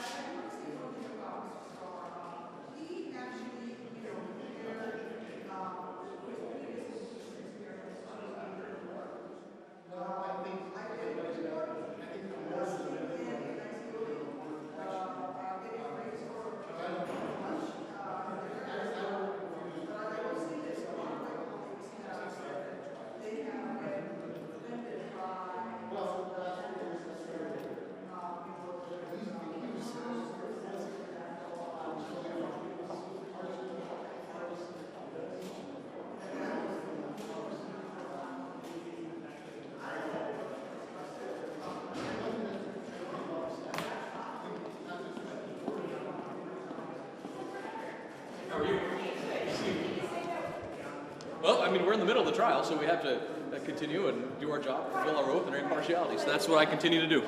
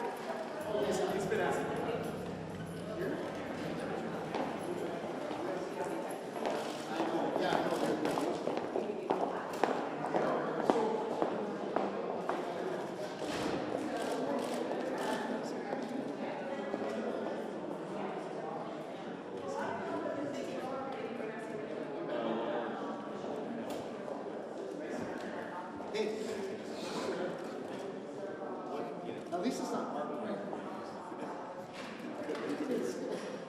Don't touch it. That's what we say. Yeah, right. Now that one.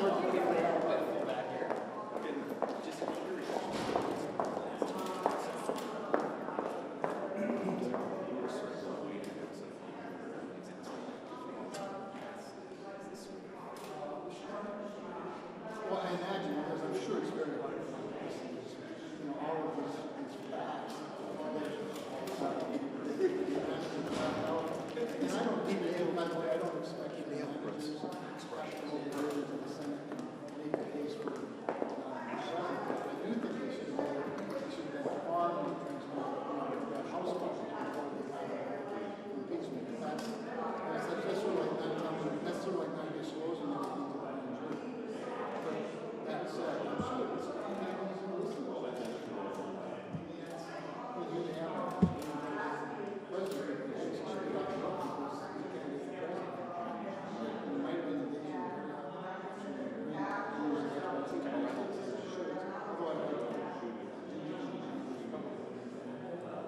Do you think there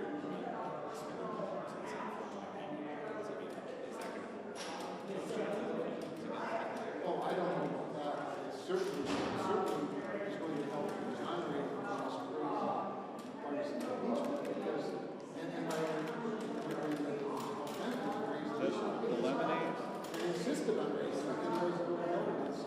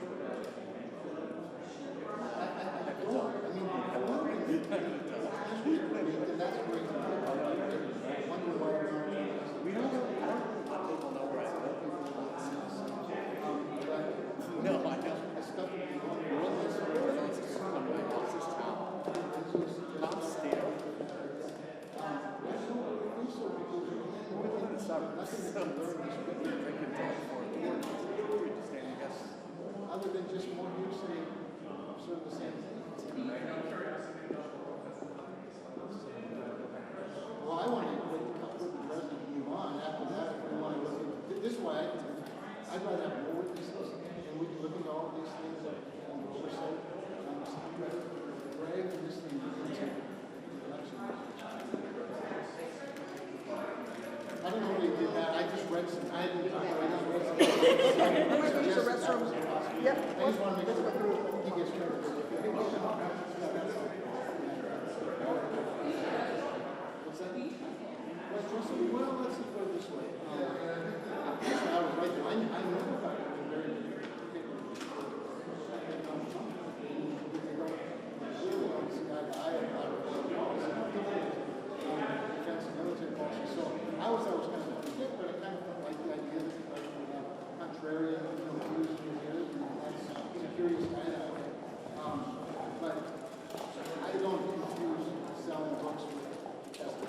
I'll see y'all later.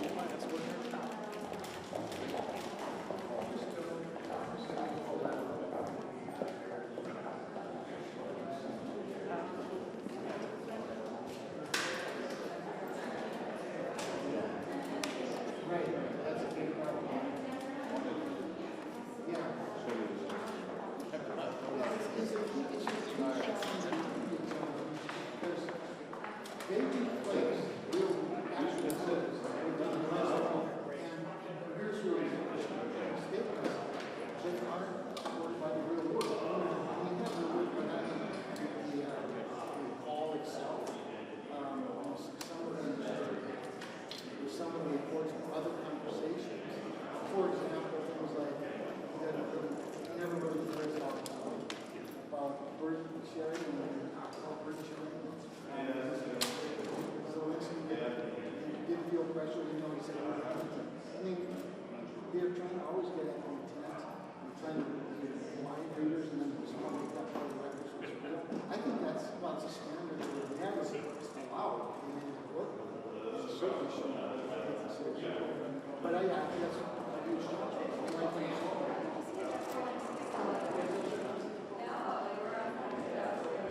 So anyway, when the president says there's something, to me, the call is to retire.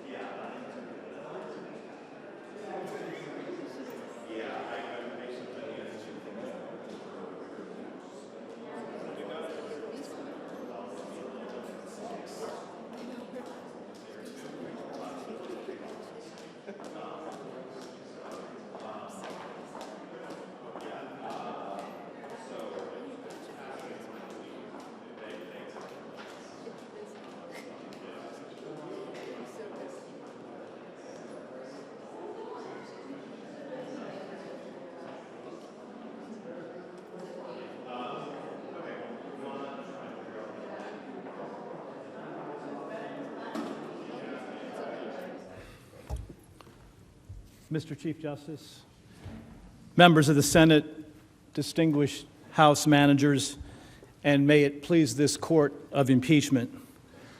I stand before you today in defense of my fellow Americans who in November 2016 elected Donald Trump to serve the people as their president. Their reasons for that vote were as varied as any important decisions are, but their collective judgment, accepted as legitimate under our Constitution, is deserving of my respect and yours. For only the third time in our nation's history, the Senate is convened to try the President of the United States on articles of impeachment. Those articles do not allege crimes.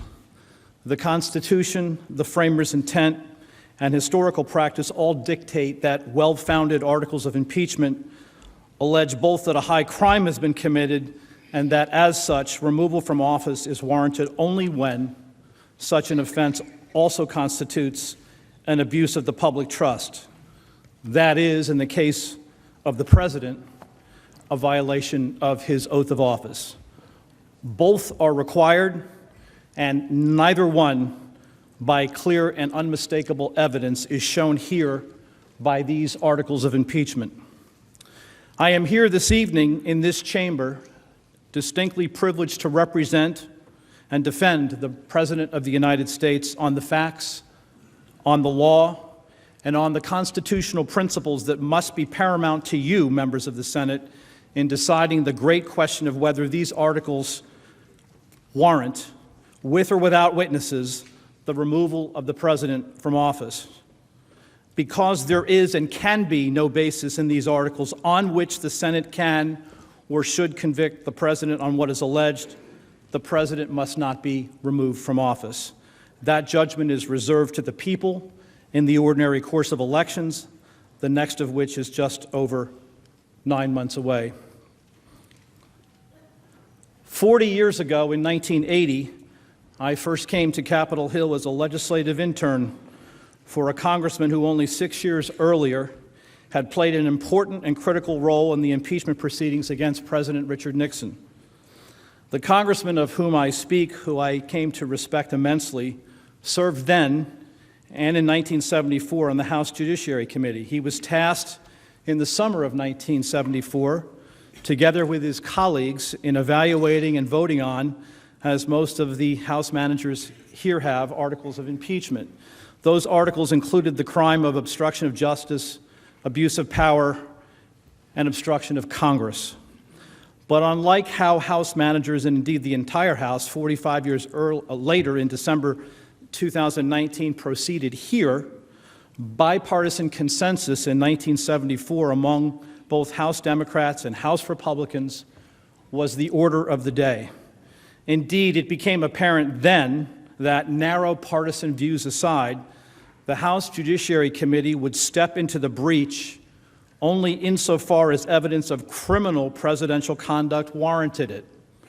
The tapes of Oval Office conversations involving the President provided that evidence.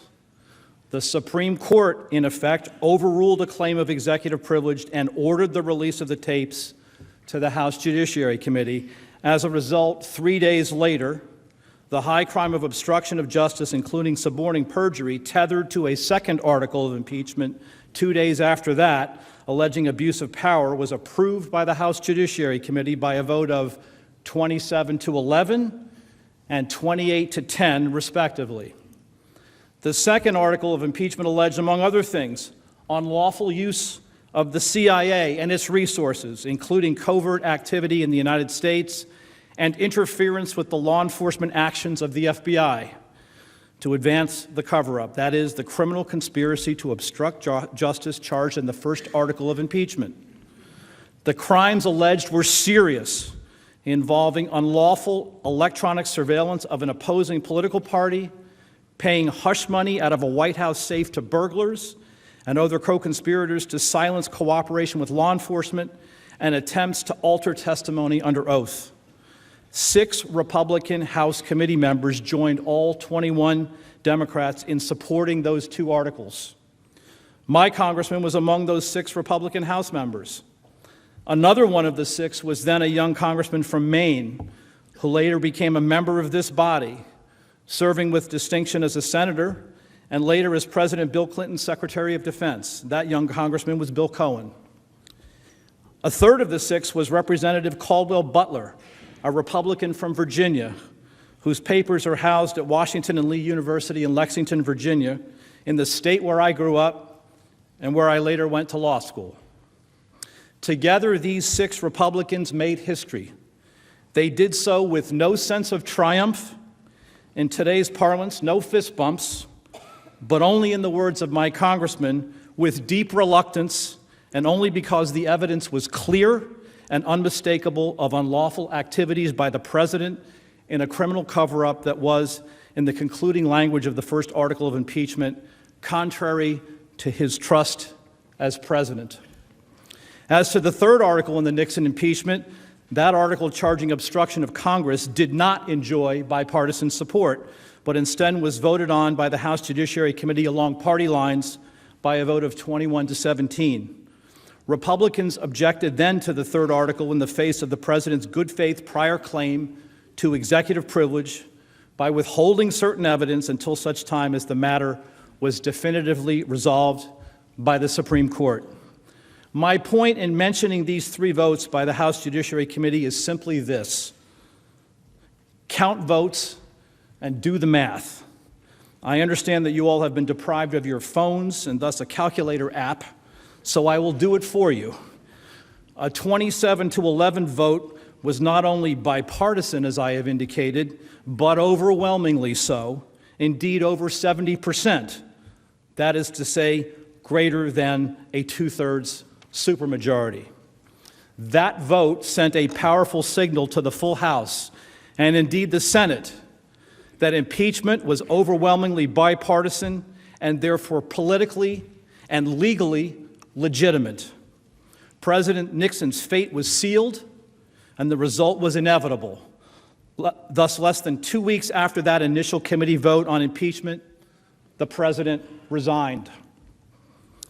My congressman, during the course of those proceedings, commented simply and plainly that it was, in his words, a great American tragedy. But the greater point was and is that impeachment was never designed or intended to be a partisan tool and was to be undertaken only as a last resort. This then brings me to what was intended by the framers of the Constitution relative to impeachment. That subject will be addressed at some length by my colleague, Professor Dershowitz, but for now let me just say that much has been said by House managers in reliance on Alexander Hamilton's oft-quoted statement in Federalist number 65. That's the one repeatedly taken out of context and cited in favor of an expansive scope of jurisdiction by Congress over alleged offenses, in Hamilton's words, which proceed from misconduct of a public official constituting the abuse of or violation of some public trust. The irony that Hamilton, the greatest proponent in this country of executive and presidential authority that perhaps ever lived, should be front and center in this partisan impeachment effort to remove a duly elected president from office, is apparently lost on House impeachment managers. I dare say that Hamilton would roll over in his grave at the end of Wall Street in New York City to know that, contrary to what he explicitly acknowledged in Federalist number 69, that a president can only be removed from office upon conviction of treason, bribery, or other high crimes and misdemeanors, we should just read the word crime right out of the impeachment clause of the Constitution and proceed merrily along the way towards an impeachment trial, with witnesses no less, of a president duly elected by the people. And for what? Articles of impeachment that do not even allege crimes. President Trump is right.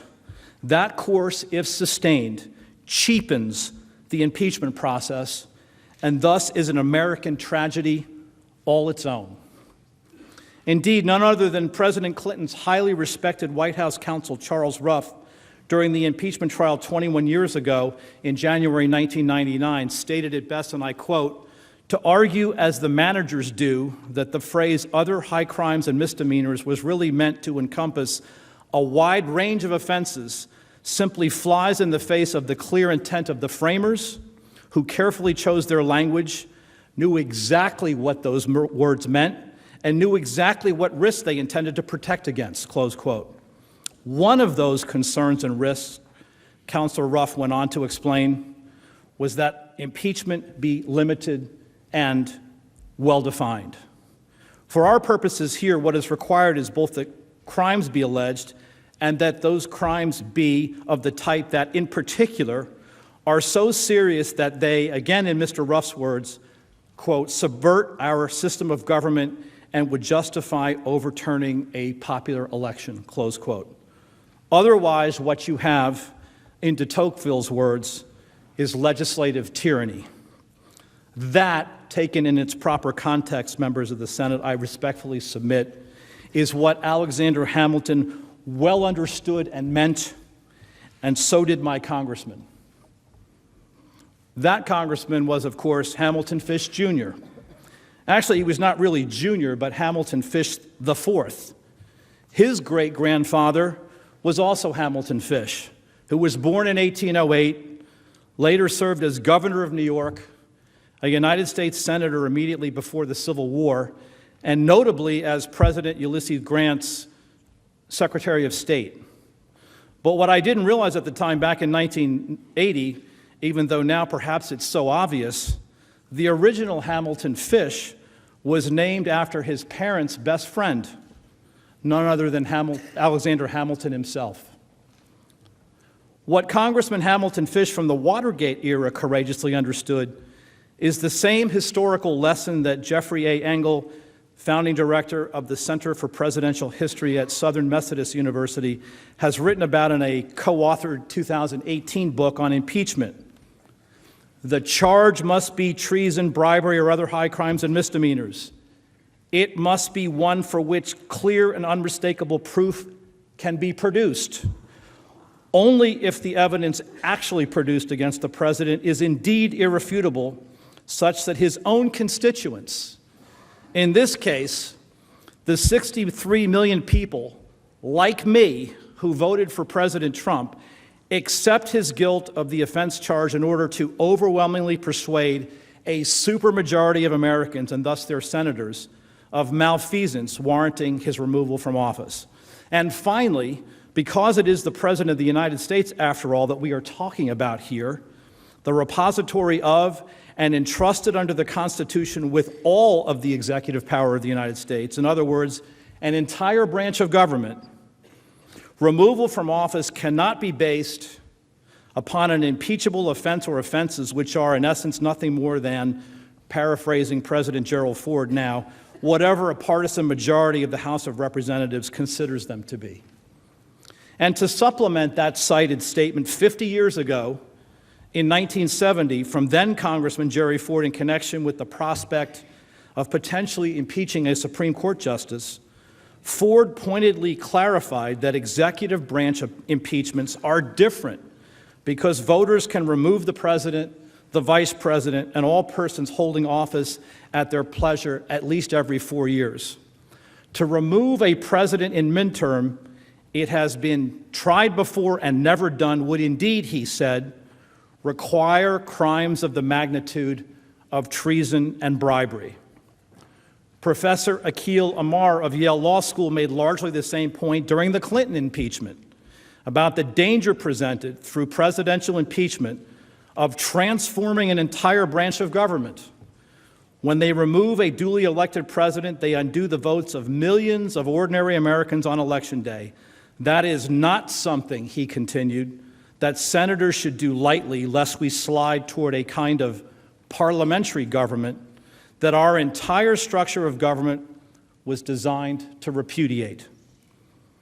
In hammering home the constitutional uniqueness of presidential impeachments, he emphasized the case of Richard Nixon and distinguished it from Andrew Johnson. That is to say, only when extremely high crimes and gross abuses of official power indeed pose a threat to our basic constitutional system, a threat as high and truly as malignant to democratic government as treason and bribery, he reasoned, would the Senate ever be justified in nullifying the votes of millions of Americans and removing a president from office? My point is this: history, our American history, matters. To listen to how the House managers would have it, articles of impeachment are merely, as Chuck Ruff warned a generation ago, empty vessels into which can be poured any number of charges, even those considered and abandoned. At least in the case of President Clinton's impeachment, the articles actually charge crimes. The Senate thereafter determined by its vote in that case, in effect, that while those crimes, perjury and obstruction of justice, may have been committed, those crimes were not high enough crimes damaging to the body politic to warrant the president's removal from office. That judgment was, of course, within this body's discretion to render, and it has been accepted as such by the country, whether you agreed with it or not, as legitimate. It is also one that is historically consistent with Hamilton's views, and Madison's too, concerning the proper scope of impeachment as applied to a president. When I entered the scene and succeeded my colleague and co-counsel here, Judge Kenneth Starr, as independent counsel in October 1999, it was left for me to decide whether prosecution of President Clinton following impeachment nonetheless was warranted, consistent with the Department of Justice's principles of federal prosecution. And that matter was exhaustively considered in the midst of a federal grand jury investigation that I commissioned in order to decide first whether crimes in fact had been committed. I found that they had. And I later said so publicly in the final report, expressly authorized and mandated by Congress, concluding the Lewinsky investigation. Significantly, though, I also determined that the prosecution of the president while in or once he left office would not be in the national interest given alternative available means short of prosecution in order to hold the president accountable for his conduct. Those means included a written acknowledgement by the president 2 years after his Senate trial that his testimony under oath before the grand jury had in fact been false, and a related agreement to suspend his law license. The price paid by President Clinton was indeed high, and it stemmed in the end from the need to vindicate the principle first raised most prominently during Watergate, that no person, including the president, is above the law. Despite President Clinton's subsequent protestation in his memoirs that I was just another federal prosecutor out to extract, in his words, a pound of flesh, I credit the president to this day with agreeing to do what was necessary in order to exercise my discretion not to prosecute, namely that for the good of the country and recognizing the unique place that the president, indeed any president, occupies in our constitutional government, accountability and discretion go hand in hand and permitted, indeed demanded, such an appropriate resolution. It enabled the country to move on, and it was as much, if not more, a credit to Bill Clinton than to any credit I received or deserved that we were able to reach agreement and avoid any further partisan recriminations or interference with the will of the American people in electing and re-electing President Clinton in the first place, and his successor, President George W. Bush. In short, I was absolutely mindful and exceedingly concerned throughout my tenure as independent counsel that, although crimes had been committed, Bill Clinton was the elected official placed in office by voters throughout the nation and head of the executive branch, and I was not.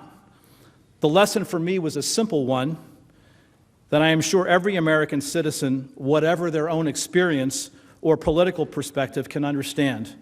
Be humble and act with humility, never being too sure that you are right. Today, 20 years later, what have we learned from that experience? I fear that the answer to that question is nothing at all. If these impeachment articles now are sustained beyond summary resolution in favor of acquittal, Impeachment in the future literally will mean not only that proof of high crimes is no longer necessary to sustain the effort, but that no crime at all is sufficient, so long as a partisan majority in the House says so. And thus, during the past 4 months alone, we have witnessed the endless procession of legal theories used to sustain this partisan impeachment, from treason to quid pro quo to bribery to extortion to obstruction of justice to soliciting an illegal foreign campaign contribution to a violation of the Impoundment Control Act to who knows what all is next. What you are left with then are constitutionally deficient articles abandoning any pretense of the need to allege crimes that are another vehicle or weapon, if you will, in order to damage the president politically in an election year. It is, I submit, decidedly not in the country's best interest to have the prosecution of the grave issue of impeachment and the drastic prospect of removal from office become just politics by other means, any more than it would be appropriate for the huge power of prosecution of offenses under the Federal Criminal Code to be exercised not on the merits without fear or favor, but instead as a raw, naked, and pernicious exercise of partisan power and advantage. I have spent the better part of my professional life for over 30 years as a federal prosecutor, for 13 years through 2 independent counsel investigations, and now as a defense lawyer for over 17 years, trying my level best always to ensure that politics and prosecution do not mix. It must not happen here. A standardless and partisan impeachment is illegitimate and should be rejected as such, overwhelmingly by this body, I hope and submit, or alternatively, and if need be, by only a partisan Republican majority for the good of the country. Turning now to what the House managers have alleged. Regarding the first article, the House Judiciary Committee report on impeachment contains a rather extraordinary statement. It says as follows, and I quote, "Although President Trump's actions need not rise to the level of a criminal violation to justify impeachment, his conduct here was criminal," close quote. So in short, we needn't bother in an impeachment article charging the president with a crime, implicitly recognizing that there is insufficient evidence to prove that such a crime was committed, but we're going to say that the president's conduct was criminal nonetheless. Aside from being exceedingly unfair to call something criminal and not stand behind the allegation and actually charge it, it just ain't so. I have heard House Manager Hakeem Jeffries argue before this body that he and his team have overwhelming evidence of an explicit, his word not mine, quid pro quo by the president. That is, an explicit, purported, and proposed exchange by President Trump of something of personal benefit to himself in return for an official act by the U.S. government. As I have explained as far back as November of last year in a Time magazine cover story, the problem with this legal theory is that an unlawful quid pro quo is limited to those arrangements that are corrupt. That is to say, only those that are clearly and unmistakably improper are therefore illegal. And in the eyes of the law, the specific measurable benefit that an investigation or even the announcement of an investigation against the Bidens might bring President Trump is at best nebulous. I should add here also that any effort to contend that this purported thing of value also constitutes an illegal foreign campaign contribution to the President of the United States is fraught with doubt as a matter of law. Indeed, the Justice Department has said as much. So too have courts who have struggled since at least the early 1990s with application of the federal anti-corruption laws to situations like this, when an in-kind benefit in the form of campaign interference or assistance is alleged to be illegal. None of this would permit the requisite finding supported by clear and unmistakable evidence of a violation of law necessary to sustain impeachment as an abuse of power.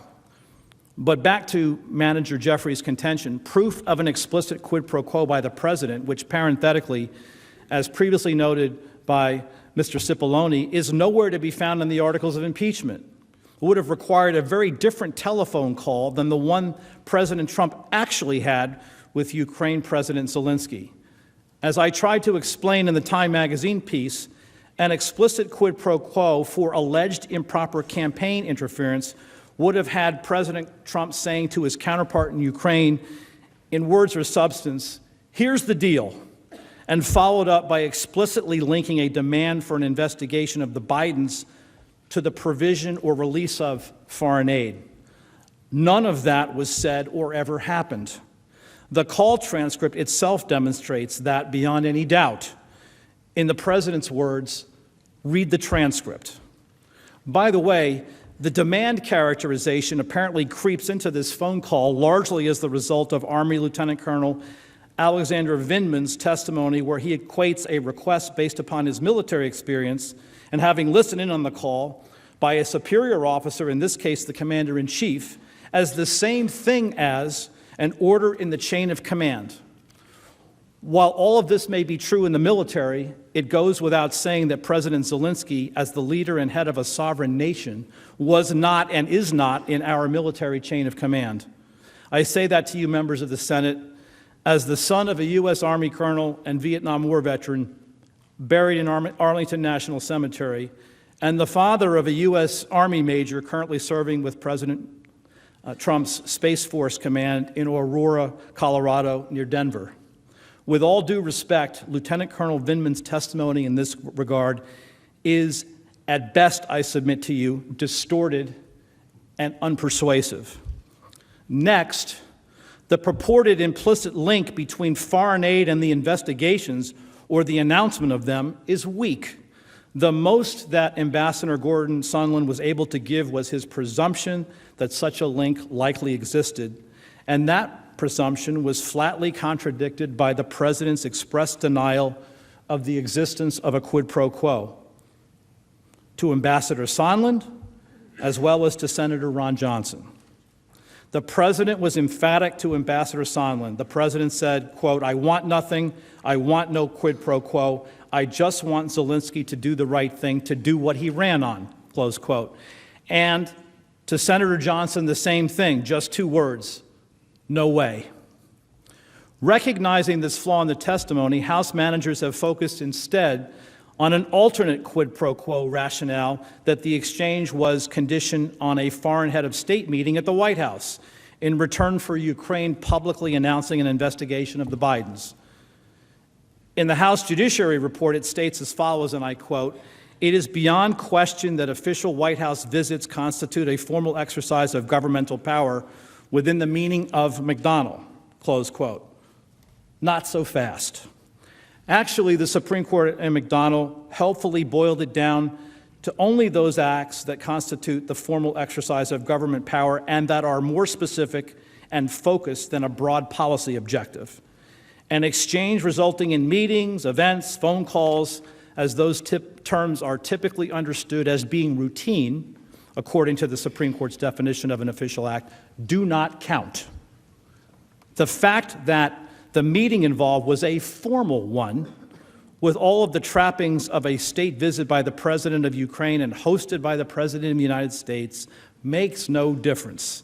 The Supreme Court is talking about an official act as a formal exercise of decision-making power, not the formality of the visit. Even if the allegation were true, this could not constitute a quid pro quo. I should know.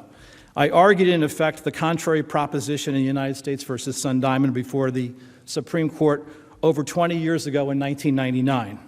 That proposition lost unanimously. The vote was 9-0. In any event, the coveted meeting, and it was, after all, just a meeting, whether at the White House or not, was not permanently withheld. It later happened between the two presidents at the United Nations in New York City at the first available opportunity in September 2019. Finally, the argument by Chairman Jerry Nadler that this call by President Trump with President Zelensky represented a, quote, extortionate demand, close quote, is patently ridiculous. The essential element of the crime of extortion is pressure. No pressure was exercised or exerted during the call. Ukrainian officials, including President Zelensky himself, have since repeatedly denied that any such pressure existed.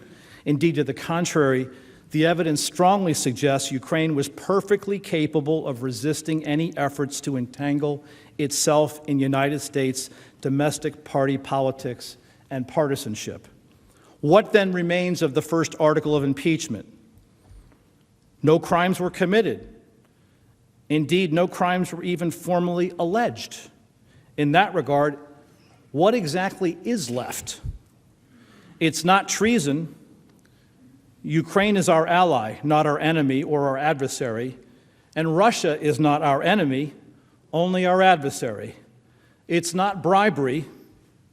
There's no quid pro quo. It's not extortion, no pressure.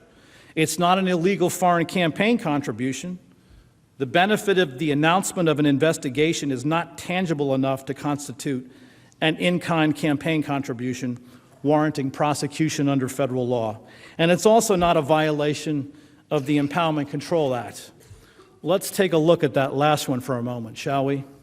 The U.S. Government Accountability Office, an arm of the United States Congress, in its infinite wisdom has decided, contrary to the position of the Executive Branch Office of Management and Budget, OMB, that while the President may temporarily withhold funds from obligation, but not beyond the end of the fiscal year, he may not do so with vague or general assertions of policy priorities contrary to the will of Congress. The President's response to this interbranch dispute between Congress and the executive branch was to assert his authority over foreign policy to determine the timing of the best use of funds. Ultimately, this is a dispute that has constitutional implications under separation of power principles about which this body is well familiar. It pits the President's constitutional prerogatives to control foreign policy against Congress's reasonable expectation that the President will comply with the Constitution's faithful execution of the law requirement of his oath of office. This issue has come up before with other presidents. There is a huge constitutional debate among legal scholars about who's right. Law review articles have been written about it, one as recently as last June in the Harvard Law Review. Congress, through its arm, the GAO, have an opposing view from that of the administration and OMB. Big surprise. I am reminded of one of President Kennedy's famous press conferences where he was asked to comment about a report that the Republican National Committee had voted a resolution that concluded he was a total failure as president. He famously quipped, "I am sure that it was passed unanimously." That is all that this is here, politics. No more, no less. And in the end, what are we talking about? The temporary hold was lifted and the funds were released, as they had to be under the law, and as acknowledged was required by none other than Acting Chief of Staff Mick Mulvaney 19 days before the end of the fiscal year on September 11th, 2019. In any event, an alleged violation of the Impeachment Act can no more sustain an impeachment article than can an assertion of executive privilege in opposition to a congressional subpoena absent a final decision of a court ordering compliance with that subpoena. Mere assertion of a privilege or objection in a legitimate interbranch dispute is a constitutional prerogative. It should never result in an impeachable offense for abuse of power or obstruction of Congress. And yet, in a last-ditch effort to reframe its first article of impeachment on abuse of power, House managers, as part of the House Judiciary Committee report, have gone back into history, always a treacherous endeavor for lawyers. They now argue that President Andrew Johnson's impeachment from over 150 years ago, following the end of the Civil War and during Reconstruction, was not about a violation of the Tenure of Office Act, which after all was the violation of law charged as the principal article of impeachment, but instead rested on his use of power with illegitimate motives. In a ahistorical sleight of hand worthy only of the New York Times' recent 1619 series, a series, by the way, roundly criticized by two of my Princeton Civil War and Reconstruction history professors as inaccurate. House managers now claim that President Johnson's removal of Lincoln's Secretary of War, Edwin Stanton, without Congress's permission, in violation of a congressional statute later found to be unconstitutional, is best understood, with the benefit of revisionist hindsight, to be motivated not by his desire to violate the statute, but on his illegitimate use of power to undermine Reconstruction and subordinate African Americans following the Civil War. That all may be true, but it is another thing altogether to claim that that motive actually was the basis of Johnson's impeachment. Professor Lawrence Tribe, who was the source for this misguided reinterpretation of the Johnson impeachment, simply substitutes his own self-described, far more compelling basis for Johnson's removal from office from the one that the House of Representatives actually voted on and the Senate considered at his impeachment trial. There has been an awful lot of that going on in this impeachment. People substituting their own interpretations for the ones that the principles actually and explicitly insist on. At any rate, a president's so-called illegitimate motives in wielding power can no more frame and legitimize the Johnson impeachment than recasting the Nixon impeachment as really about his motives in defying Congress over the country's foreign policy in Vietnam. Again, all of that may be true, but it has nothing really to do with impeachment. Not only that, it's also bad history. As recognized 65 years ago by then-Senator John F. Kennedy in his book Profiles in Courage, President Johnson was saved from removal from office by one vote, and thus by one courageous senator who recognized the legislative overreach that the Tenure of Office Act represented.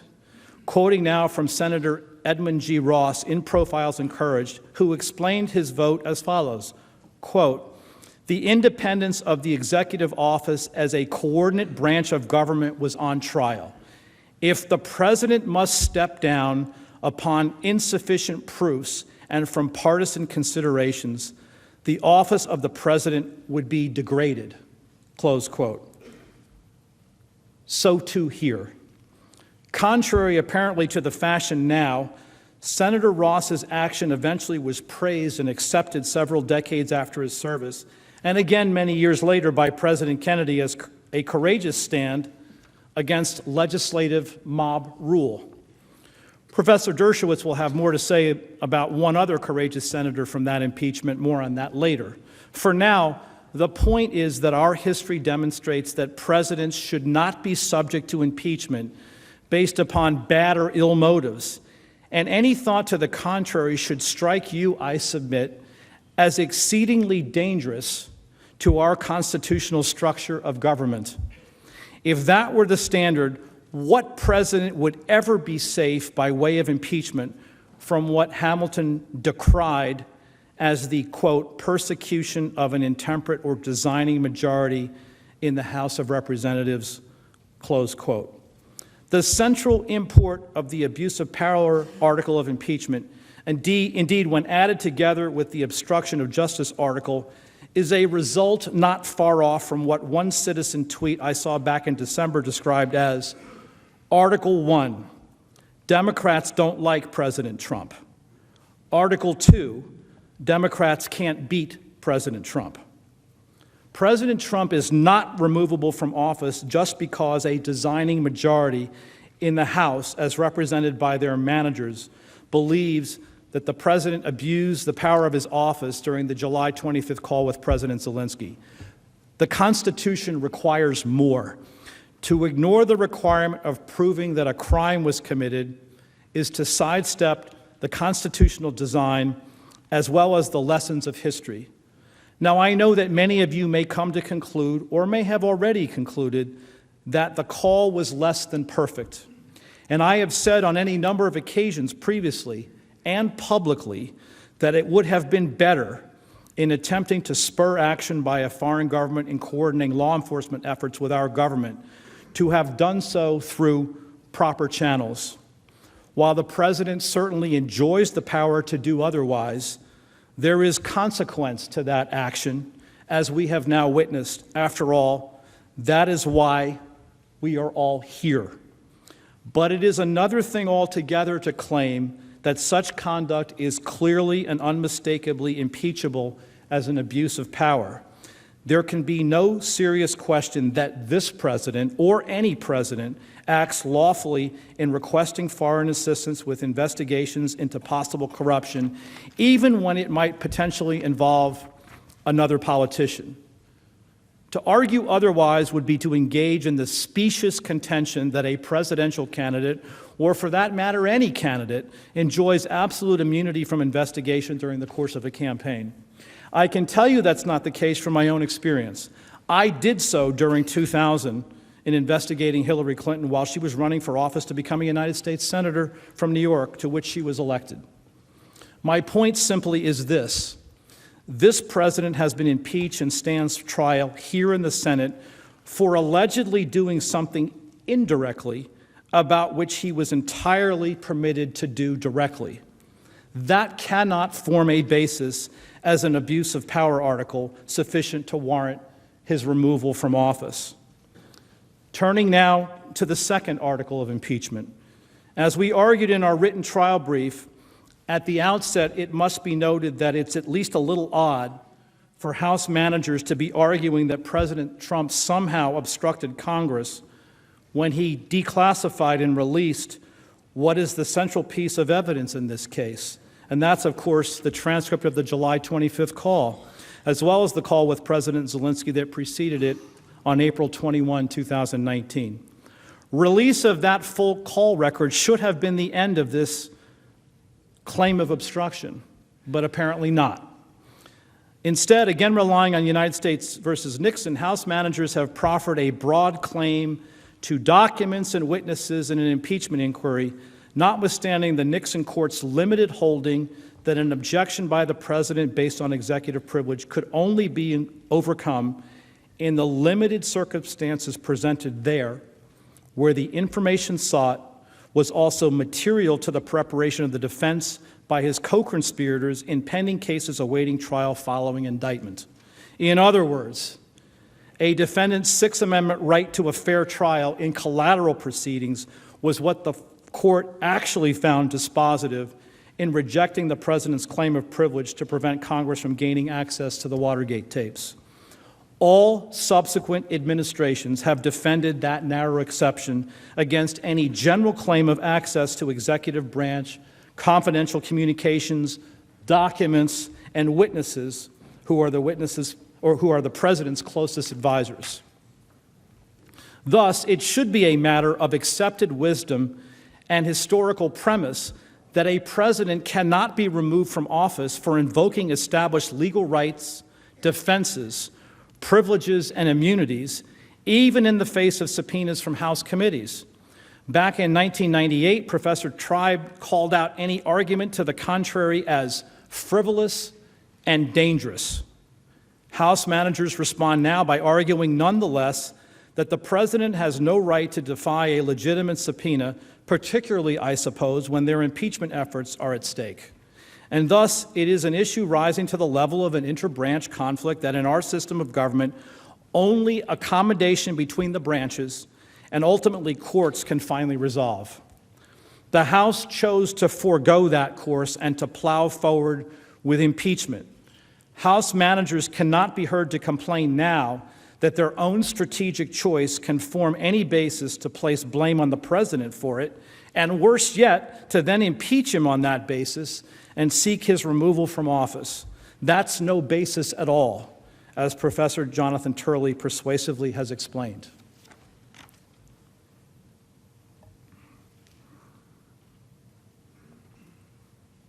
Compliance with a legitimate subpoena is enforced over a claim of executive privilege or presidential immunity only when a court with jurisdiction says so in a final decision. In sum, calling a subpoena legitimate, as House managers have done here, does not make it so.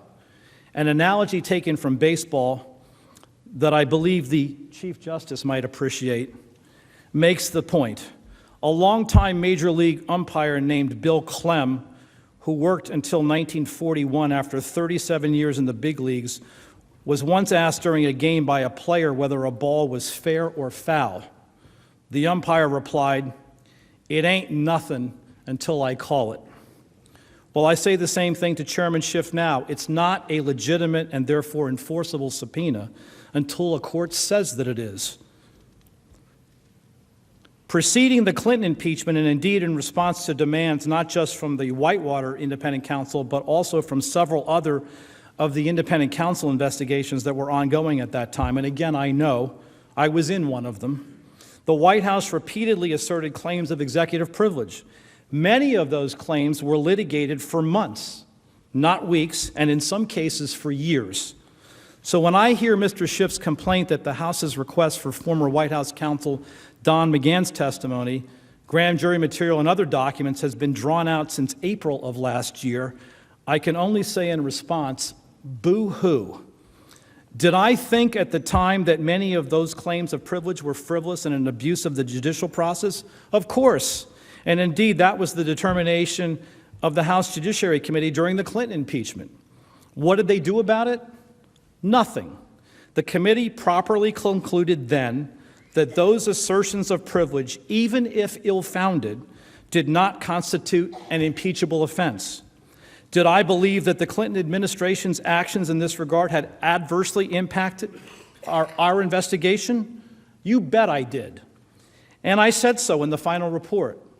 But never did I seriously consider that those efforts by the White House, although endlessly frustrating and damaging to the independent counsel's investigation, would constitute the crime of obstruction of justice or any related impeachable offense for obstruction of Congress.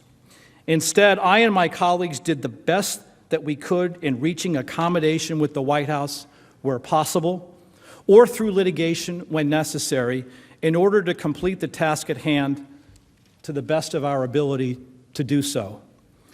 Any contention that what has transpired here involving this administration's assertion of valid and well-recognized claims of privileges and immunities is somehow contrary to law and impeachable is ludicrous. In short, to add to the parade of criminal offenses not sustained on this impeachment, there was no obstruction of justice or of Congress, period. The president cannot be impeached and removed from office for asserting, subject to judicial review, what he has every right to assert. That is true now, as it has been true of every president, all the way back to President George Washington. In short, as to both articles of impeachment, all the president is asking for here is basic fairness and to be held to the very same standard that both House Speaker Nancy Pelosi proffered in March 2019, and which previously was endorsed during the Clinton impeachment in strikingly similar language by House Manager Jerry Nadler 20-odd years ago in 1998. The evidence must be nothing less than, quote, compelling, overwhelming, and bipartisan, close quote. We agree. No amount of witness testimony, documents, high fives, fist bumps, signing pens, or otherwise are ever going to be sufficient to sustain this impeachment under the Democrats' own standard. With that, I am ready to conclude. The president's only instruction to me for this trial was a simple one. Do what you think is right. As a country, we need to put a stop to doing anything and everything that we can do and start doing what's right and what needs to be done in the nation's best interests. A brazenly partisan political impeachment by House Democrats is not, I submit, in the best interests of this country, because in the final analysis, we will all be judged in the eyes of history on whether in this moment we acted with the country's overriding welfare firmly in mind, rather than in advancing the cause of partisan political advantage. I have always believed, as an article of faith, that in good times and in hard times and even in bad times, with matters of importance at stake, that this country gets the big things right. I have seen that in my own life and from my own experience, even in Washington, D.C. Well, members of the Senate, this, what lies before you now, is just such a big thing. The next election awaits. Election day is only 9 months away. As Senator Dale Bumpers eloquently concluded in arguing against President Clinton's removal from office, and I quote, "That's the day when we reach across the aisle and hold hands, Democrats and Republicans, and we say, win or lose, we will abide by the decision. It is a solemn event, presidential elections, and they should not be undone lightly, or just because one side has political clout and the other one doesn't," close quote. Otherwise, as Abraham Lincoln warned us during his first inaugural address, and I quote, "If the minority will not acquiesce, the government must cease, so that in rejecting the majority principle, anarchy in some form is all that is left," close quote. This impeachment and the refusal to accept the results of the last election in 2016 cannot be left to stand. For the reasons stated, the articles of impeachment, therefore, should be rejected, and the president must be acquitted. Members of the Senate, thank you very much. With that, Mr. Chief Justice, I yield back to Mr. Sekulow. Thank you. Mr. Chief Justice, we're going to now delve into the constitutional issues for a bit, and our presenter is Professor Alan Dershowitz. He is the Felix Frankfurter Professor Emeritus of Harvard Law School. After serving as a law clerk for Judge David Maslon of the U.S. Court of Appeals for the District of Columbia, he served as a law clerk for Justice Arthur Goldberg of the U.S. Supreme Court. At the age of 28, Professor Dershowitz became the youngest tenured professor at Harvard Law School. Mr. Dershowitz has spent 50 years as an active faculty member at Harvard, teaching generations of law students, including several members of this chamber, and classes ranging from criminal law to constitutional law, criminal procedure, constitutional litigation, legal ethics, and even courses on impeachment. He will address the constitutional issues raised by these articles.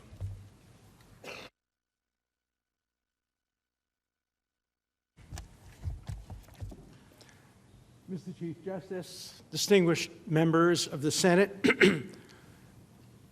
our friends, lawyers, fellow lawyers, it's a great honor for me to stand before you today to present a constitutional argument against the impeachment and removal not only of this president, but of all and any future presidents who may be charged with the unconstitutional grounds of abuse of power and obstruction of Congress.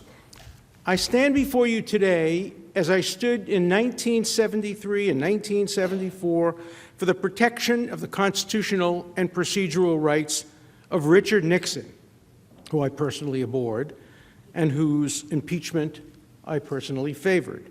And as I stood for the rights of Bill Clinton, who I admired, and whose impeachment I strongly opposed.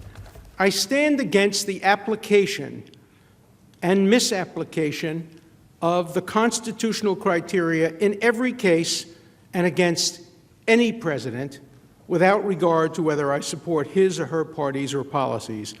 I would be making the very same constitutional argument had Hillary Clinton, for whom I voted, been elected and had a Republican House voted to impeach her on these unconstitutional grounds. I am here today because I love my country and our Constitution. Everyone in this room shares that love. I will argue that our Constitution and its terms, high crimes and misdemeanors, do not encompass the two articles charging abuse of power and obstruction of Congress. In offering these arguments, I stand in the footsteps and in the spirit of Justice Benjamin Curtis, who was of counsel to impeach President Andrew Johnson, and who explained to the Senate that, quote, a greater principle was at stake than the fate of any particular president. And of William Evarts, a former Secretary of State, another one of Andrew Johnson's lawyers, who reportedly said that he had come to the defense table not as a partisan, not as a sympathizer, but to defend the Constitution. The Constitution, of course, provides that the Senate has the sole role and power to try all impeachments. In exercising that power, the Senate must consider three issues in this case. The first is whether the evidence presented by the House managers establishes, by the appropriate standard of proof beyond a reasonable doubt, that the factual allegations occurred. The second is whether, if these factual allegations occurred, did they rise to the level of abuse of power and/or obstruction of Congress. Finally, the Senate must determine whether abuse of power and obstruction of Congress are constitutionally authorized criteria for impeachment. The first issue is largely factual, and I leave that to others. The second is a combination of traditional and constitutional law, and I will touch on those. The third is a matter of pure constitutional law. Do charges of abuse and obstruction rise to the level of impeachable offenses under the Constitution? I will begin, as all constitutional analysis begins, with the text of the Constitution governing impeachment. I will then examine why the framers selected the words they did as the sole criteria authorizing impeachment. In making my presentation, I will transport you back to a hot summer in Philadelphia and a cold winter in Washington. I will introduce you to patriots and ideas that helped shape our great nation. To prepare for this journey, I have immersed myself in a lot of dusty old volumes from the 18th and 19th century. I ask your indulgence as I quote from the wisdom of our founders. This return to the days of yesteryear is necessary because the issue today is not what the criteria of impeachment should be, not what a legislative body or a constitutional body might today decide are the proper criteria for impeachment of a president, but what the framers of our Constitution actually chose and what they expressly and implicitly rejected. I will ask whether the framers would have accepted such vague and open-ended terms as abuse of power and obstruction of Congress as governing criteria. I will show by a close review of the history that they did not and would not accept such criteria for fear that these criteria would turn our new republic into a British-style parliamentary democracy in which the chief executive's tenure would be, in the words of James Madison, the father of our Constitution, at the pleasure of the legislature. The conclusion I will offer for your consideration is similar, though not identical, to that advocated by highly respected Justice Benjamin Curtis, who, as you know, dissented from the Supreme Court's notorious decision in Dred Scott, and who, after resigning in protest from the High Court, served as counsel to President Andrew Johnson in the Senate impeachment trial. He argued, and I quote, "There can be no crime, there can be no misdemeanor without a law, written or unwritten, express or implied." In so arguing, he was echoing the conclusion reached by Dean Theodore Dwight of the Columbia Law School, who wrote in 1867, just before the impeachment, "Unless a crime is specifically named in the Constitution, treason and bribery, impeachments like indictments can only be instituted for crimes committed against the statutory law of the United States." As Judge Starr said earlier today, he described that as the weight of authority being on the side of that proposition at a time much closer to the framing than we are today. The main thrust of my argument, however, and the one most relevant to these proceedings, is that even if that position is not accepted, even if criminal conduct were not required, the framers of our Constitution implicitly rejected, and if it had been presented to them, would have explicitly rejected such vague terms as abuse of power and obstruction of Congress as among the enumerated and defined criteria for impeaching a president. You will recall that among the articles of impeachment against President Johnson were accusations of non-criminal but outrageous misbehavior, including ones akin to the abuse of power and obstruction of Congress. For example, Article 10 charged Johnson did attempt to bring into disgrace, ridicule, hatred, and contempt and reproach the Congress of the United States. Article 11 charged Johnson with denying that Congress was authorized by the Constitution to exercise legislative power, and denying that the legislation of said Congress was obligatory upon him. Pretty serious charges. Here's how Justice Curtis responded to these non-criminal charges. Quote, "My first position is that when Congress speaks of treason, bribery, and other crimes and misdemeanors, it refers to and includes only high criminal offenses against the United States, made so by some law of the United States, existing when the acts complained of were done. And I say," he continued, "that this is plainly to be inferred from each and every one of the provisions of the Constitution on the subject of impeachment." And I will briefly review those other provisions of the Constitution with you. Judge Curtis's interpretation is supported. Indeed, in his view, it was compelled by the constitutional text. Treason, bribery, and other crimes and misdemeanors are high crimes. Other high crimes and misdemeanors must be akin to treason and bribery. Curtis cited the Latin phrase nocitur I soci, I'm sorry for the mispronunciation, referring to a classic rule of interpretation that when the meaning of a word that is part of a group of words is uncertain, you should look to the other words in that group that provide interpretive context. The late Justice Anthony Scalia gave the following current example. If one speaks of Mickey Mantle, Rocky Marciano, Michael Jordan, and other great competitors, the last noun does not reasonably refer to Sam Walton, who was a great competitor, but in business, or to Napoleon, a great competitor on the battlefield. Applying that rule to the groups of words treason, bribery, and other high crimes and misdemeanors, the last 5 words should be interpreted to include only serious criminal behavior akin to treason and bribery. Justice Curtis then reviewed the other provisions of the Constitution that relate to impeachment. First, he started with the provision that says, "The President of the United States shall have the power to grant reprieves and pardons," listen now, "for offenses against the United States, except in cases of impeachment." He cogently argued that if impeachment were not an offense against the United States, was not based on an offense against the United States, there would have been no need for any constitutional exception. He then went on to a second provision.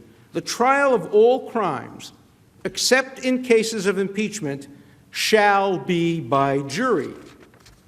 This demonstrated, according to Curtis, that impeachment requires a crime. But unlike other crimes, it does not require a jury trial. You are the judge and the jury. He also pointed out that impeachment trial, by the express words of the Constitution, requires an acquittal or a conviction, judgments generally rendered only in the trial of crimes. Now, President Johnson's lawyers, of course, argued in the alternative, as all lawyers do when there are questions of fact and of law.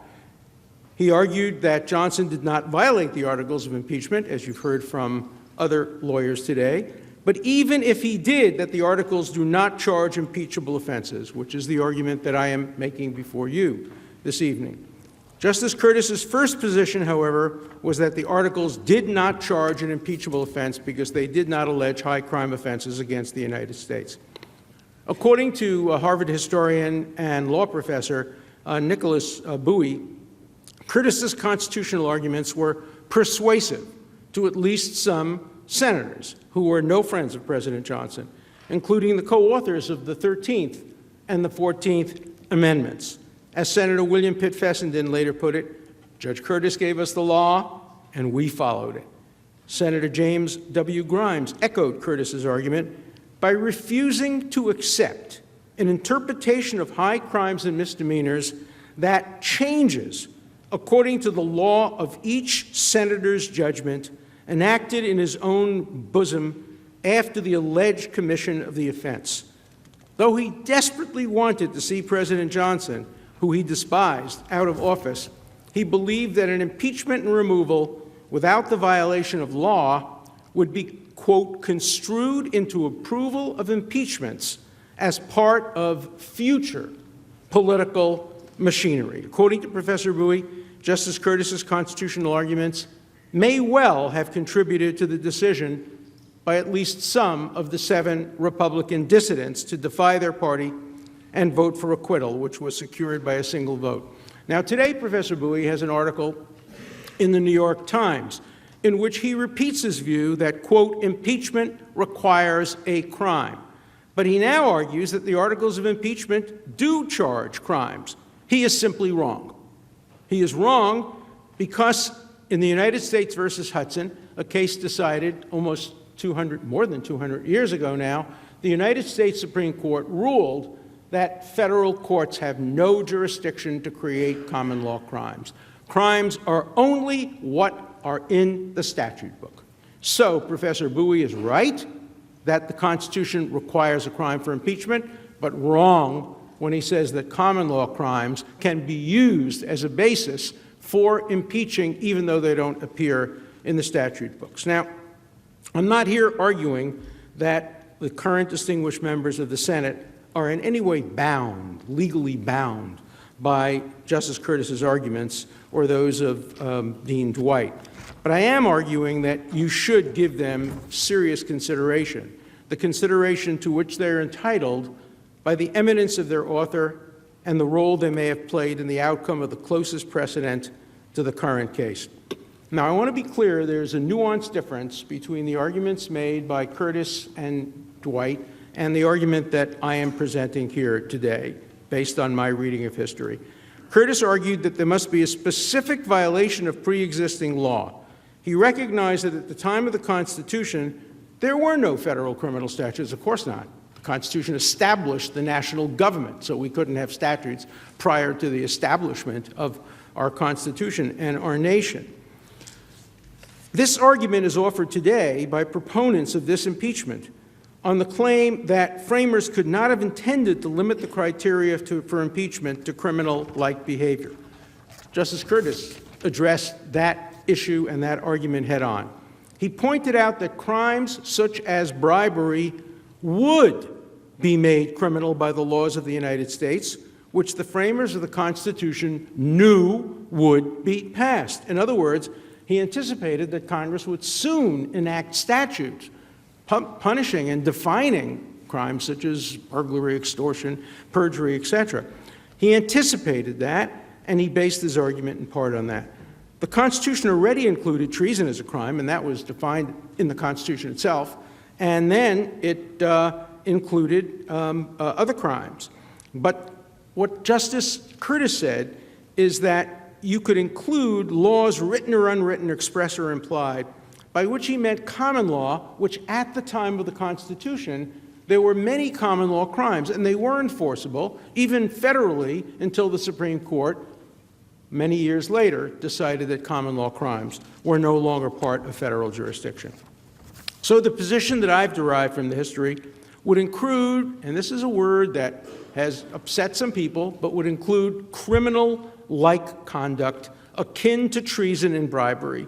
There need not be, in my view, conclusive evidence of a technical crime that would necessarily result in a criminal conviction. Let me explain. For example, if a president were to receive or give a bribe outside of the United States and outside of the statute of limitations, he could not technically be prosecuted in the United States for such a crime. But I believe he could be impeached for such a crime because he committed the crime of bribery, even though he couldn't technically be accused of it in the United States. That's the distinction that I think we draw.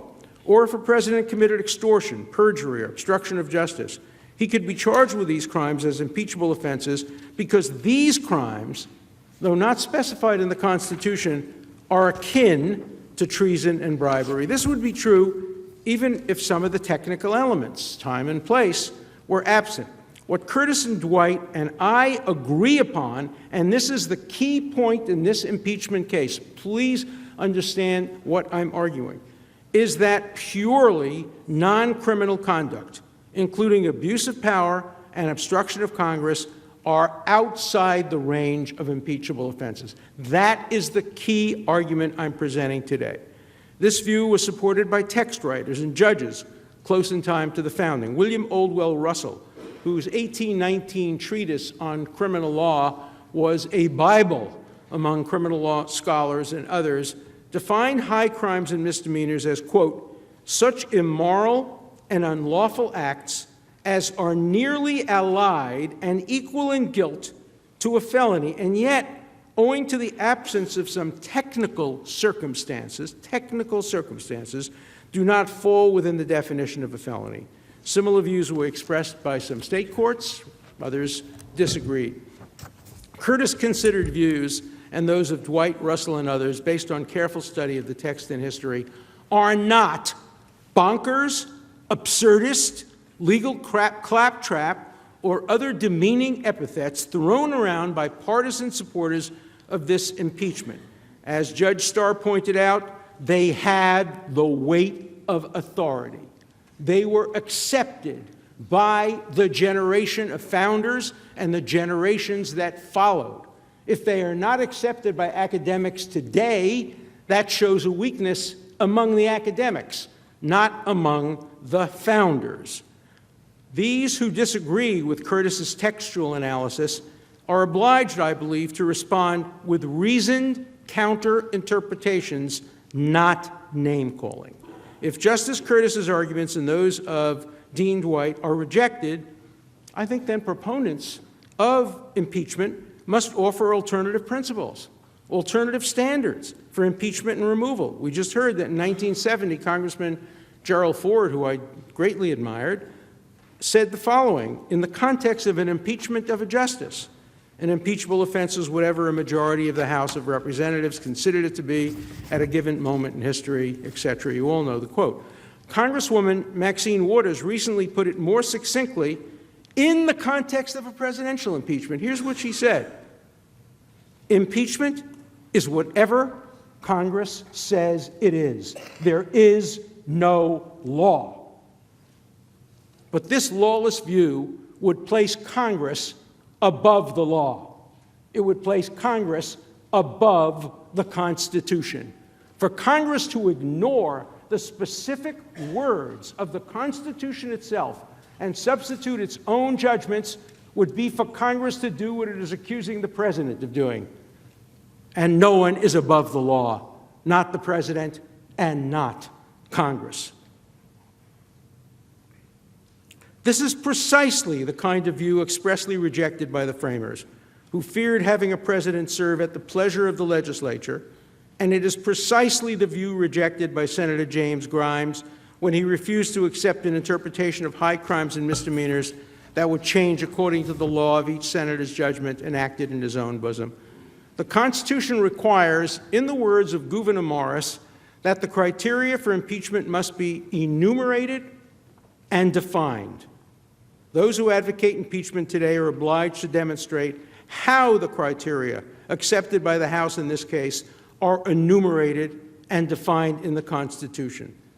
The compelling textual analysis provided by Justice Curtis is confirmed by the debate in the Constitutional Convention, by the Federalist Papers, by the writings of William Blackstone, and I believe by the writings of Alexander Hamilton, which were heavily relied on by lawyers at the time of the Constitution's adoption. There were, at the time of the Constitution's adoption, two great debates that went on, and it's very important to understand the distinction between these two great debates. The first, hard to imagine today, but the first was, should there be any power to impeach a president at all? And there were several members of the founding generation and of the framers of the Constitution who said no, a president shouldn't be allowed to be impeached. The second is very, very important in our consideration today, is if a president is to be subject to impeachment, what should the criteria be? These are very different issues, and they are often erroneously conflated. Let's begin with the first debate. During the broad debate about whether a president should be subject to impeachment, proponents of impeachment used vague and open-ended terms such as unfit, obnoxious, corrupt, misconduct, misbehavior, negligence, malpractice, perfidy, treachery, incapacity, peculation and maladministration. They worry that a president might, quote, pervert his administration into a scheme of speculation and oppression, that he might be corrupted by foreign influence, and yes, this is important, that he might have great opportunities of abusing his power. Those were the concerns that led the framers to decide that a president must be subject to impeachment. But not a single one of the framers suggested that these general fears justifying the need for an impeachment and removal mechanism should automatically be accepted as a specific criterion for impeachment. Far from it, as Governor Morris aptly put it, corruption and some other offenses ought to be impeachable, but the cases ought to be enumerated and defined. The great fallacy of many contemporary scholars and pundits, and with due respect, members of the House of Representatives, is that they fail to understand the critical distinction between the broad reasons for needing an impeachment mechanism and the carefully enumerated and defined criteria that should authorize the deployment of this powerful weapon. Let me give you a hypothetical example that might have faced Congress, or certainly will face Congress. Let's assume that there is a debate over regulating the content of social media, whether we should have regulations or criminal, civil regulations over Twitter, and Facebook, etc.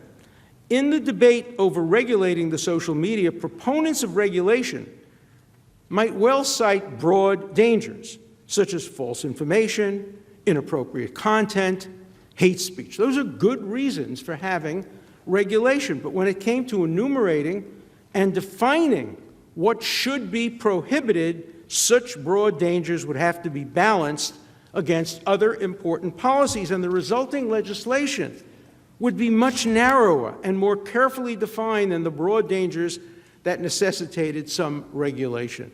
The framers understood and acted on this difference, but I'm afraid that many scholars and others and members of Congress failed to see this distinction, and they cite some of the fears that led to the need for impeachment mechanism. They cite them as the criteria themselves. That is a deep fallacy, and it's crucially important that the distinction be sharply drawn between arguments made in favor of impeaching and the criteria then decided upon to justify the impeachment specifically of a president. The framers understood this, and so they got down to the difficult business of enumerating and defining precisely which offenses among the many that they feared a president might commit should be impeachable, as distinguished from those left to the voters to evaluate. Some framers, such as Roger Sherman, wanted the president to be removable by the national legislature at its pleasure, much like the British Prime Minister can be removed by a simple vote of no confidence by Parliament. That view was rejected. Benjamin Franklin opposed decidedly the making of the executive, quote, the mere creature of the legislature. Gouverneur Morris was against a dependence of the executive on the legislature, considering the legislature, you will pardon me quoting this, a great danger to be apprehended. I don't agree with that. James Madison expressed concerns about the president being improperly dependent on the legislature. Others worried about a feeble executive. Hearing these and other arguments against turning the new republic into a parliamentary democracy in which the legislature had the power to remove the president, the framers set out to strike the appropriate balance between the broad concerns that led them to vote for a provision authorizing the impeachment of the president and the need for specific criteria not subject to legislative abuse or overuse. Among the criteria proposed were malpractice, neglect of duty, malconduct, neglect in the execution of office, and this word we'll come back to talk about, maladministration.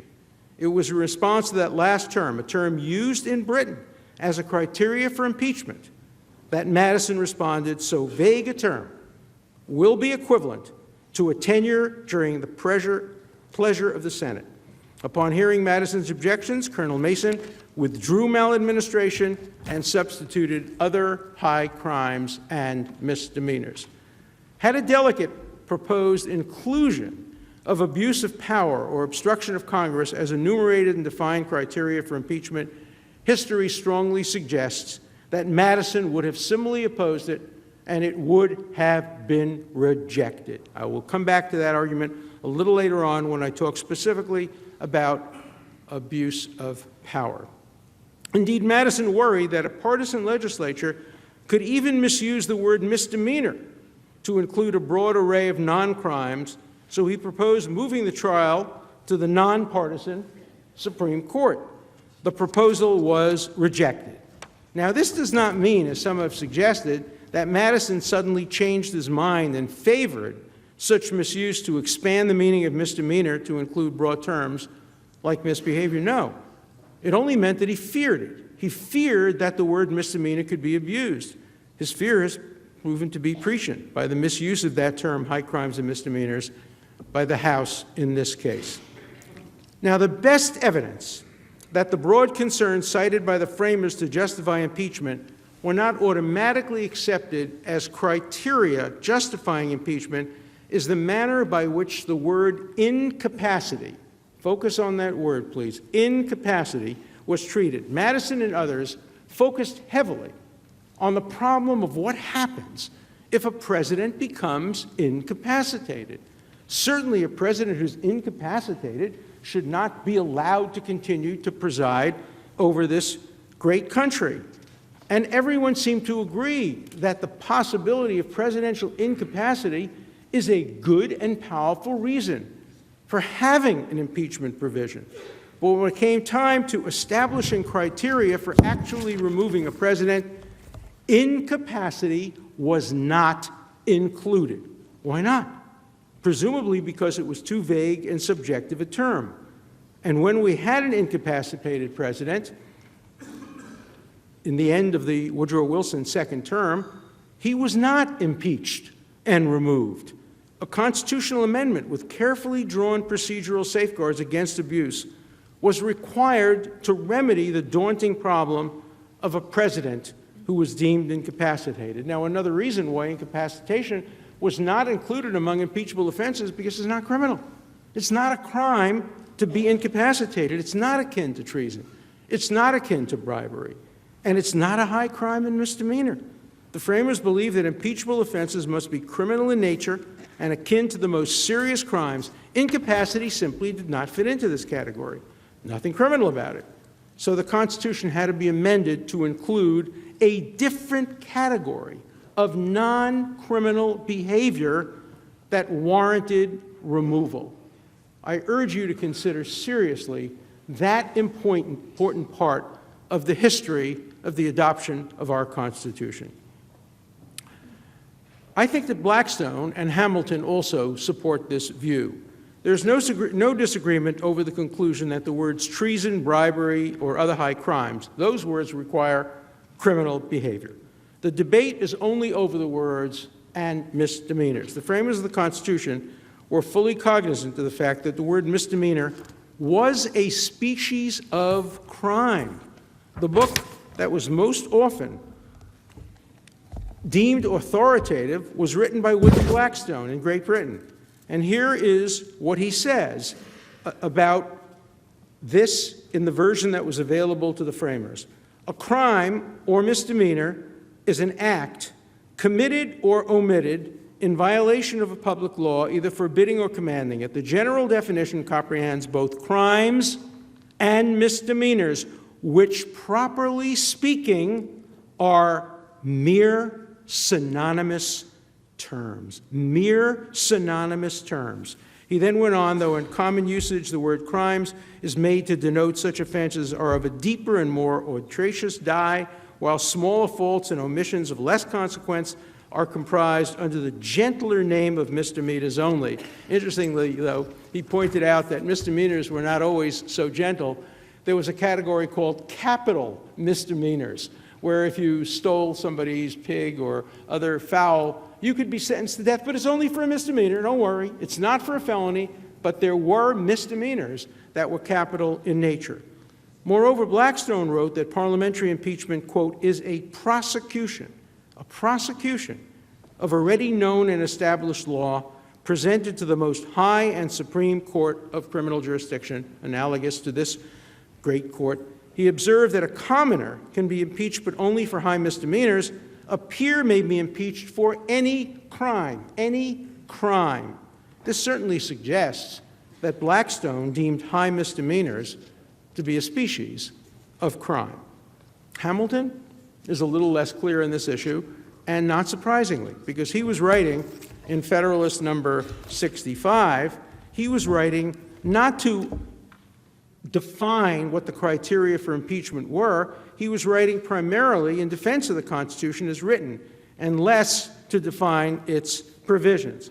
But he certainly cannot be cited in favor of criteria such as abuse of power or obstruction of Congress, nor of impeachment voted along party lines. He warned that the greatest danger, these were his words, the greatest danger is that the decision will be regulated more by the comparative strength of parties than by the real demonstrations of innocence or guilt. In addition to using the criminal terms innocence or guilt, Hamilton also referred to, quote, prosecution and sentence. He cited the constitutional provisions that states that the party convicted shall nevertheless be liable and subject to a criminal trial as a reason for not having the president tried before the Supreme Court. He feared a double prosecution, a variation of double jeopardy, before the same judiciary. These points all sound in criminal terms. But advocates of a broad, open-ended, non-criminal interpretation of high crimes and misdemeanors insist that Hamilton is on their side. And they cite the following words regarding the court of impeachment. And I think I've heard these words quoted more than any other words in support of a broad view of impeachment, and they're misunderstood. Here's what he said when describing the court of impeachment. He said, the subjects of its jurisdiction, those are important words, the subjects of its jurisdiction, by which he meant treason, bribery, and other high crimes and misdemeanors, the subjects of its jurisdiction are those offenses which proceed from the misconduct of public men, or in other words, from the abuse or violation of some public trust. They are of a nature which may with peculiar propriety be denominated political, as they relate chiefly to injuries done immediately to society itself. Those are Hamilton's words. They're often misunderstood as suggesting that the criteria authorizing impeachment include the misconduct of public men or the abuse or violation of some public trust. That is a misreading. These words were used to characterize the constitutional criteria that are the subject of the jurisdiction of the court of impeachment, namely treason, bribery, or other high crimes and misdemeanors. Those specified crimes are political in nature. They are the crimes that involve the misconduct of public men and the abuse or violation of some public trust. Hamilton was not expanding the specified criteria to include as independent grounds for impeachment misconduct, abuse, or violation. If anything, he was contracting them to require, in addition to proof of the specified crimes, also proof that the crime must be of a political nature. This would exclude President Clinton's private, non-political crime. In fact, and this is interesting, Hamilton's view was cited by Clinton's advocates as contracting, not expanding, the meaning of high crimes. Today, some of these same advocates, you look at the same words and cite them as expanding its meaning. Clinton was accused of a crime, perjury. And so the issue in his case was not whether the Constitution required a crime for impeachment. Instead, the issue was whether Clinton's alleged crime could be classified as a high crime in light of its personal nature. During the Clinton impeachment, I stated in an interview that I did not think that a technical crime was required, but that I did think that abusing trust could be considered. I said that. At that time, I had not done the extensive research on that issue because it was irrelevant to the Clinton case, and I was not fully aware of the compelling counter-arguments. So I simply accepted the academic consensus on an issue that was not on the front burner at the time. But because this impeachment directly raises the issue of whether criminal behavior is required, I have gone back and read all the relevant historical material, as nonpartisan academics should always do, and have now concluded that the framers did intend to limit the criteria for impeachment to criminal-type acts akin to treason, bribery, and they certainly did not intend to extend it to vague and open-ended and non-criminal accusations such as abuse of power and obstruction of Congress. I published this academic conclusion well before I was asked to present the arguments to the Senate in this case.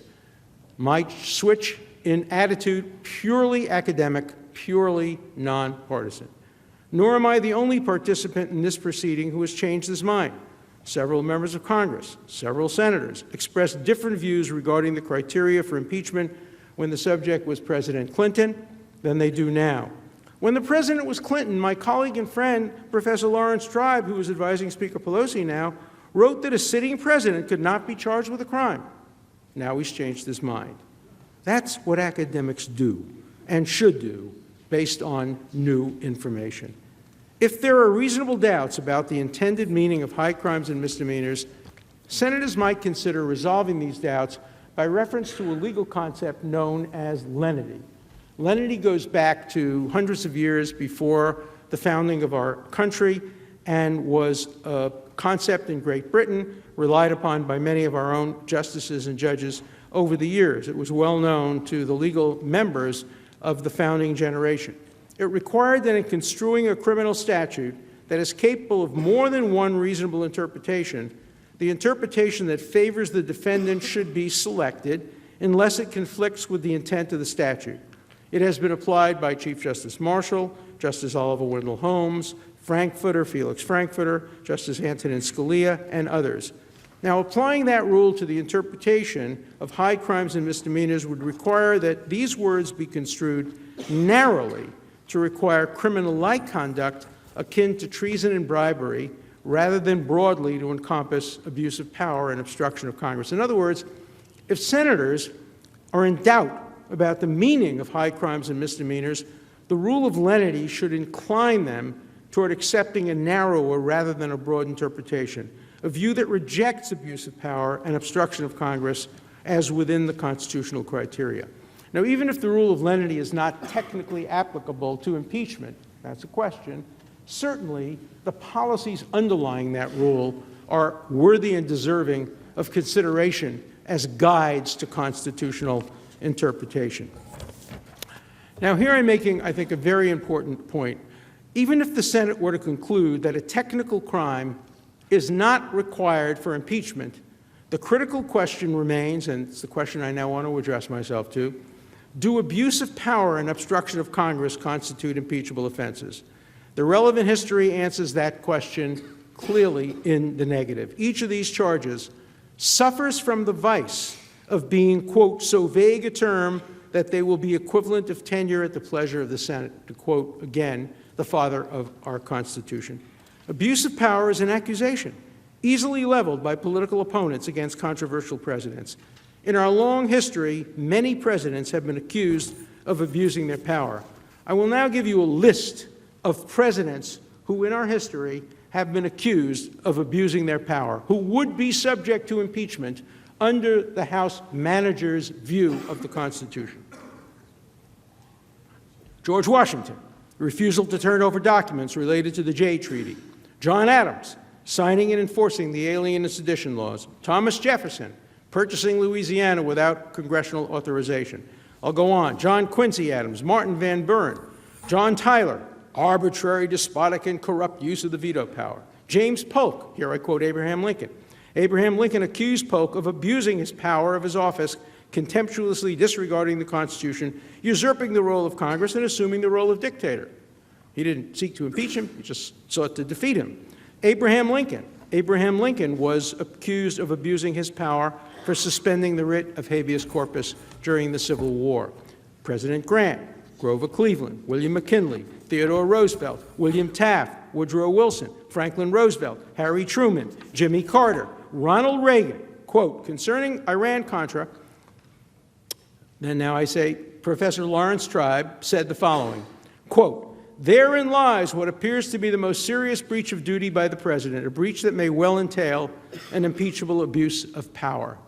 George H.W. Bush, The following was released today by the Clinton-Gore campaign. In the past weeks, Americans have begun to learn the extent to which George Bush and his administration have abused their governmental power for political purposes. That's how abuse of power should be used, as campaign rhetoric. It should be in statements issued by one political party against the other. That's the nature of the term. Abuse of power is a political weapon, and it should be leveled against political opponents. Let the public decide. That's true. Barack Obama, the House Committee on the Judiciary, held an entire hearing entitled Obama Administration's Abuse of Power. Now, by the standards applied to earlier presidents, nearly any controversial act by a chief executive could be denominated abuse of power. For example, past presidents have been accused of using their foreign policy, even their war powers, to enhance their electoral prospects. Presidents often have mixed motives that include partisan, personal benefits, along with the national interest. Professor Josh Blackman, constitutional law professor, provided the following interesting example. Quote, in 1864, during the height of the Civil War, President Lincoln encouraged General William Sherman to allow soldiers in the field to return to Indiana to vote. What was Lincoln's primary motivation, the professor asks. He wanted to make sure that the government of Indiana remained in the hands of Republican loyalists who would continue the war until victory. Lincoln's request risked undercutting the military effort by depleting the ranks. Moreover, during this time, soldiers from the remaining states faced greater risks than did the returning Hoosiers. The professor continues, Lincoln had dueling motives. Privately, he sought to secure victory for his party. But the president, as a president and as a party leader and commander-in-chief, made a decision with life or death consequences, end quote. Professor Blackman drew the following relevant conclusion from this and other historical events. He said, politicians routinely promote their understanding of the general welfare while in the back of their minds considering how these actions will affect their popularity. Often the two concepts overlap. What's good for the country is good for the official's reelection. All politicians, he said, understand that dynamic. Like all human beings, presidents and other politicians persuade themselves that their actions, seen by their opponents as self-serving, are primarily in the national interest. In order to conclude that such mixed motive actions constitute an abuse of power, opponents must psychoanalyze the president and attribute to him a singular self-serving motive. Such a subjective probing of motives cannot be the legal basis for a serious accusation of abuse of power that could result in the removal of an elected president. Yet, this is precisely what the managers are claiming. Here's what they say. Quote, whether the president's real reason, the ones actually in his mind, are at the time legitimate. What a standard.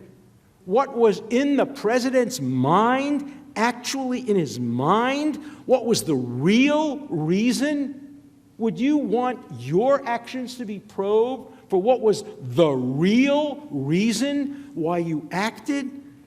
Even if a president were, and it clearly shows, in my mind, that the framers could not have intended this psychoanalytic approach to presidential motives to determine the distinction between what is impeachable and what is not. And here I come to a relevant and contemporaneous issue. Even if a president, any president, were to demand a quid pro quo as a condition to sending aid to a foreign country, obviously a highly disputed matter in this case, that would not by itself constitute an abuse of power. Consider the following hypothetical case that is in our news today as the Israeli Prime Minister comes to the United States for meetings. Let's assume a Democratic president tells Israel that foreign aid authorized by Congress will not be sent, or an Oval Office meeting will not be scheduled unless the Israelis stop building settlements. Quid pro quo. I might disapprove of such a quid pro quo demand on policy grounds, but it would not constitute an abuse of power. Quid pro quo alone is not a basis for abuse of power. It's part of the way foreign policy has been operated by presidents since the beginning of time. The claim that foreign policy decisions can be deemed abuses of power based on subjective opinions about mixed or sole motives, that the president was interested only in helping himself, demonstrate the dangers of employing the vague, subjective, and politically malleable phrase abuse of power as a constitutionally permissible criteria for the removal of a president. Now, it follows from this that if a president, any president, were to have done what the Times reported about the content of the Bolton manuscript, that would not constitute an impeachable offense. Let me repeat, nothing in the Bolton revelations, even if true, would rise to the level of an abuse of power or an impeachable offense. That is clear from the history. That is clear from the language of the Constitution. You cannot turn conduct that is not impeachable into impeachable conduct simply by using words like quid pro quo and personal benefit. It is inconceivable that the framers would have intended so politically loaded and promiscuously deployed a term as abuse of power to be weaponized as a tool of impeachment. It is precisely the kind of vague, open-ended, and subjective term that the framers feared and rejected. Consider the term maladministration. I want to get back to that term because it's the term that was explicitly rejected by the framers. You'll recall it was raised, and then Madison objected to it. It was then withdrawn, and it is not part of the criteria. We all agree that maladministration is not a ground for impeachment. If the House were to impeach on maladministration, it would be placing itself above the law. There's no doubt about that because the framers explicitly rejected maladministration. Now, what is maladministration? It's comparable in many ways to the abuse of power. Maladministration has been defined to include abuse, corruption, misrule, dishonesty, misuse of office, and misbehavior. Professor Bowie, in his article in today's New York Times, equates abuse of power with, quote, misconduct in office. Misconduct in office, thus supporting the view that when the framers rejected maladministration, they also rejected abuse of power as a criteria for impeachment. Blackstone denominated maladministration as a high misdemeanor, that is, punishable by the method of parliamentary impeachment, wherein such penalties short of death are inflicted. He included among those imprisonment. In other words, you could be imprisoned for maladministration. Despite this British history, Madison insisted that it be rejected as a constitutional criteria for impeachment because, and I quote again, so vague a term will be equivalent to tenure during the pleasure of the Senate. And it was explicitly rejected and withdrawn by its sponsor. This important episode in our constitutional history supports the conclusion that the framers did not accept whole hog the British approach to impeachment, as some have mistakenly argued. Specifically, they rejected vague and open-ended criteria, even those carrying punishment of imprisonment in Britain, because they did not want to turn our new republic into a parliamentary-style democracy in which the chief executive can be removed from office simply by a vote of non-confidence. That's what they didn't want. Sure, nobody was above the law, but they created a law. They created a law by which Congress could impeach, and they did not want to expand that law to include all the criteria that permitted impeachment in Great Britain. The framers would never have included and did not include abuse of power as an enumerated and defined criteria for impeachment. By expressly rejecting maladministration, they implicitly rejected abuse. Nor would the framers have included obstruction of Congress as among the enumerated and defined criteria. It, too, vague, indefinable, especially in a constitutional system in which, according to Hamilton in Federalist 78, the legislative body is not themselves the constitutional judge of their own powers, and the construction they put on them is not conclusive upon other departments. Instead, he said, the courts were designed as an intermediate body between the people, as declared in the Constitution, and the legislature in order to keep the latter within the limits assigned to their authority. Under our system of separation of powers and checks and balances, it cannot be an obstruction of justice, and some other lawyers have made this argument today more thoroughly, for a president to demand judicial review of legislative subpoenas before they are complied with. The legislature is not the constitutional judge of its own powers, including the power to issue subpoenas. The courts were designated to resolve disputes between the executive and legislative branches, and it cannot be an obstruction of Congress to invoke the constitutional power of the courts to do so. By their very nature, words like abuse of power and obstruction of Congress are standardless. It's impossible to put standards into words like that. Both are subjective matters of degree and amenable to varying partisan interpretations. It's impossible to know in advance whether a given action will subsequently be deemed to be on one side or the other of the line. Indeed, the same action with the same state of mind can be deemed abusive or obstructive when done by one person, but not when done by another. That is the essence of what the rule of law is not. When you have a criteria that can be applied to one person in one way and another person in another way, and they both fit within the terms abuse of power. A few examples will illustrate the dangers of standardless impeachment criteria. My friend and colleague, Professor Noah Feldman, has argued that a tweet containing what he believed was false information could, quote, get the current president impeached if it is part of a broader course of conduct, a tweet. Professor Alan Lichtman has argued that the president could be impeached based on his climate change policy, which he regards as a crime against humanity. I have to tell you, I disagree with our president's climate change policy, as I do with many of his other policies. But that's not a criteria for impeachment. That's a criteria for deciding who you're going to vote for. If you don't like a president's policies on climate change, vote for the other candidate. Find a candidate who has better policies on climate change. If you don't like a president's tweets, find somebody who doesn't tweet. That will be easy.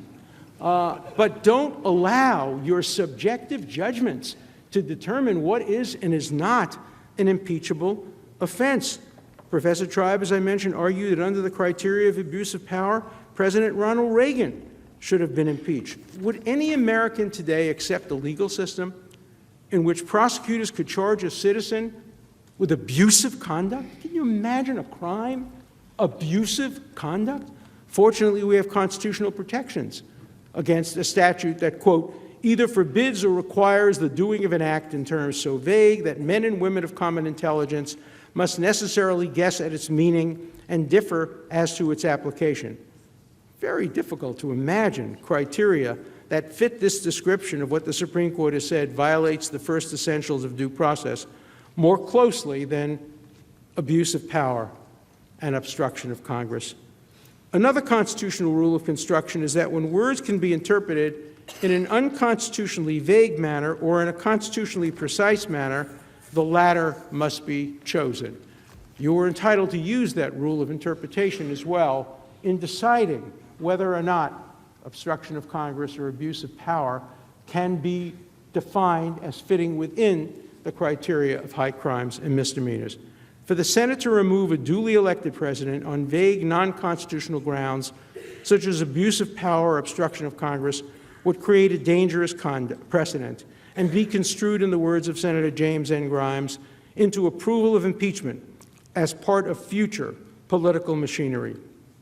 This is a realistic threat to all future presidents who serve with opposing legislative majorities that could easily concoct vague charges of abuse or obstruction.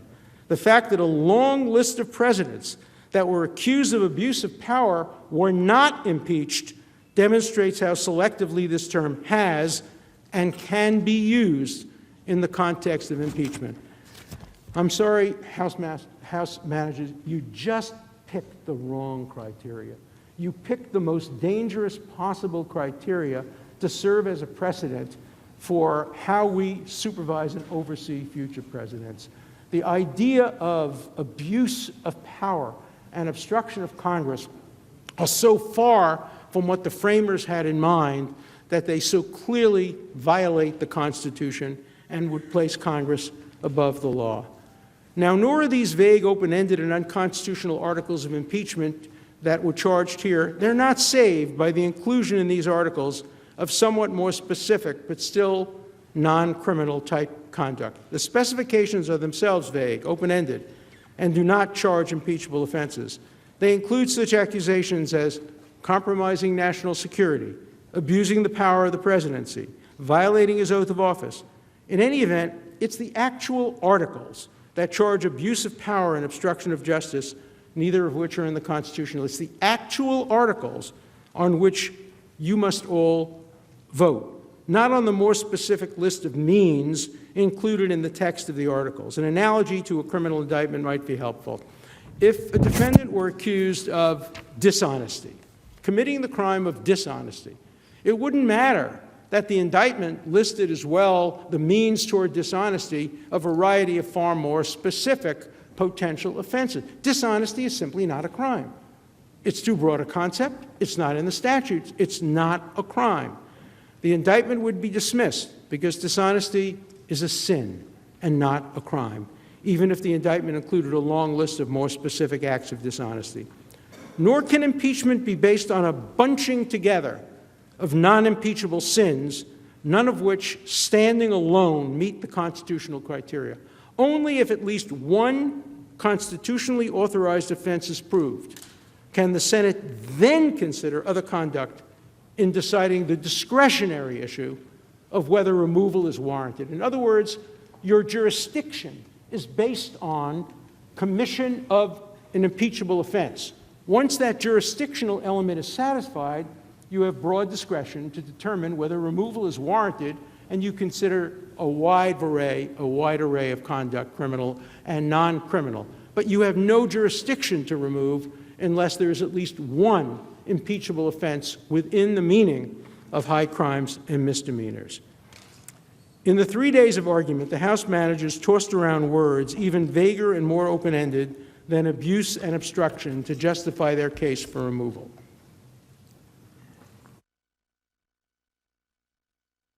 Included trust, truth, honesty, and finally, right.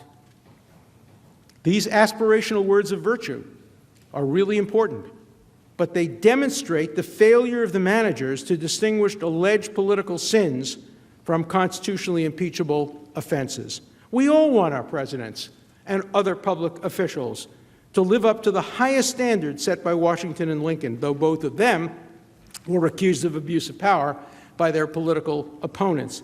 The framers could have demanded that all presidents must meet Congressman Schiff's standards of being honest, trustworthy, virtuous, and right in order to complete their terms. But they didn't, because they understand human fallibility. As Madison put it, if men were angels, no government would be necessary. And then, speaking of presidents and other public officials, if angels were to govern men, neither internal nor external controls on government would be necessary. The framers understood that if they set the criteria for impeachment too low, few presidents would serve their terms. Instead, their tenure would be at the pleasure of the legislature, as it was and still is in Britain. So they set the standards and the criteria high, requiring not sinful behavior, not dishonesty, distrust, or dishonor, but treason, bribery, or other high crimes and misdemeanors. I end this presentation today with a nonpartisan plea for fair consideration of my arguments and those made by counsel and managers on both sides. I willingly acknowledge that the academic consensus is that criminal conduct is not required for impeachment and that abuse of power and obstruction of Congress are sufficient. I have read and respectfully considered the academic work of my many colleagues who disagree with my view and the few who accept it. I do my own research, and I do my own thinking, and I have never bowed to the majority on intellectual or scholarly matters. What concerns me is that during this impeachment proceeding, there have been few attempts to respond to my arguments and other people's arguments opposed to the impeachment of this president. Instead of answering my arguments and those of Justice Curtis and Professor Bowie and others, on their merits and possible demerits, they have simply been rejected with negative epithets. I urge the senators to ignore these epithets and to consider the arguments and counter-arguments on their merits, especially those directed against the unconstitutional vagueness of abuse of power and obstruction of Congress. I now offer a criteria for evaluating conflicting arguments. The criteria that I offer I have long called the shoe on the other foot test. It is a colloquial variation of the test proposed by the great legal and political thinker and my former colleague, John Rawls. It is simple in its statement, but difficult in its application. As a thought experiment, I respectfully urge each of you to imagine that the person being impeached were of the opposite party of the current president, but that in every other respect, the facts were the same. I have applied this test to the constitutional arguments I am offering today.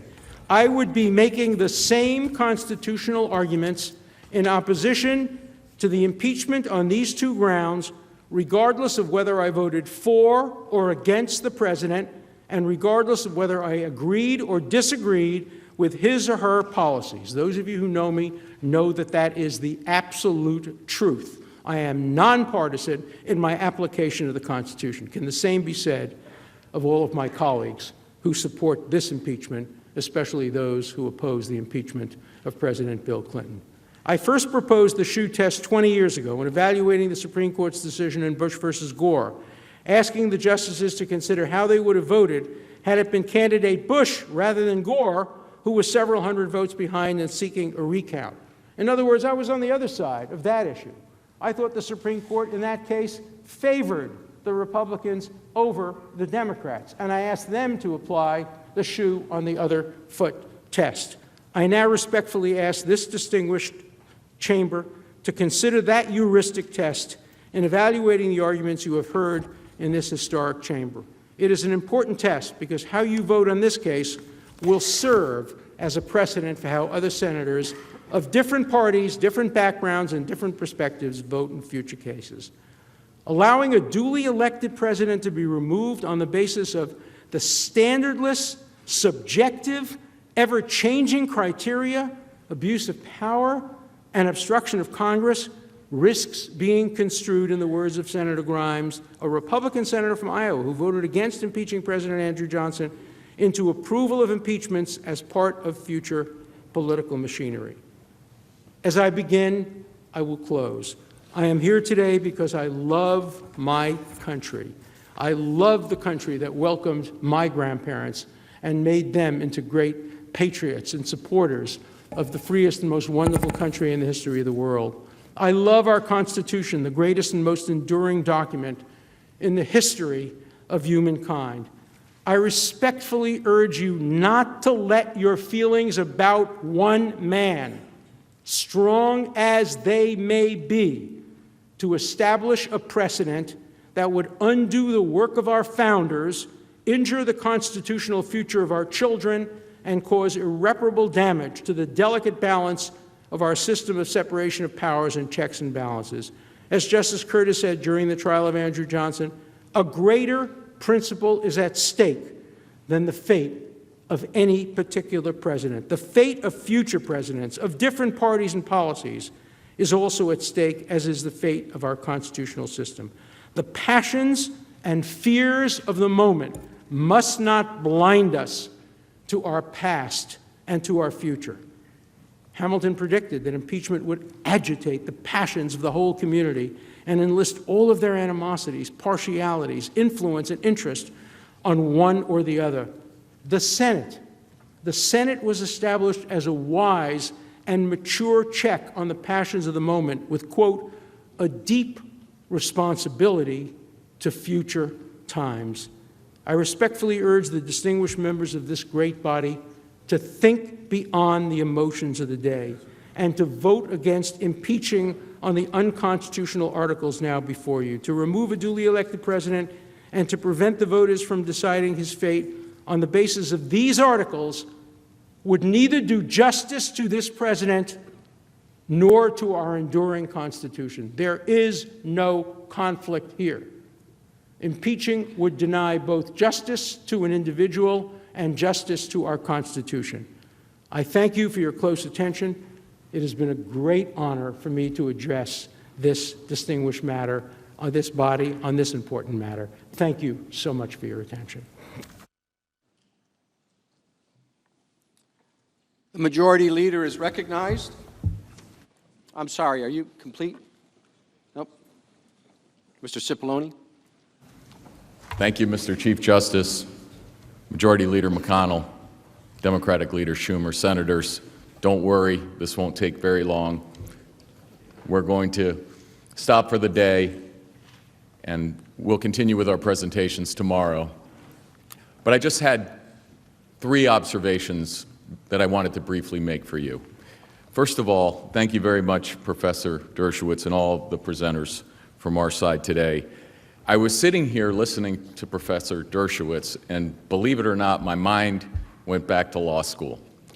And I began thinking, how would this impeachment look as a law school hypothetical question on an exam?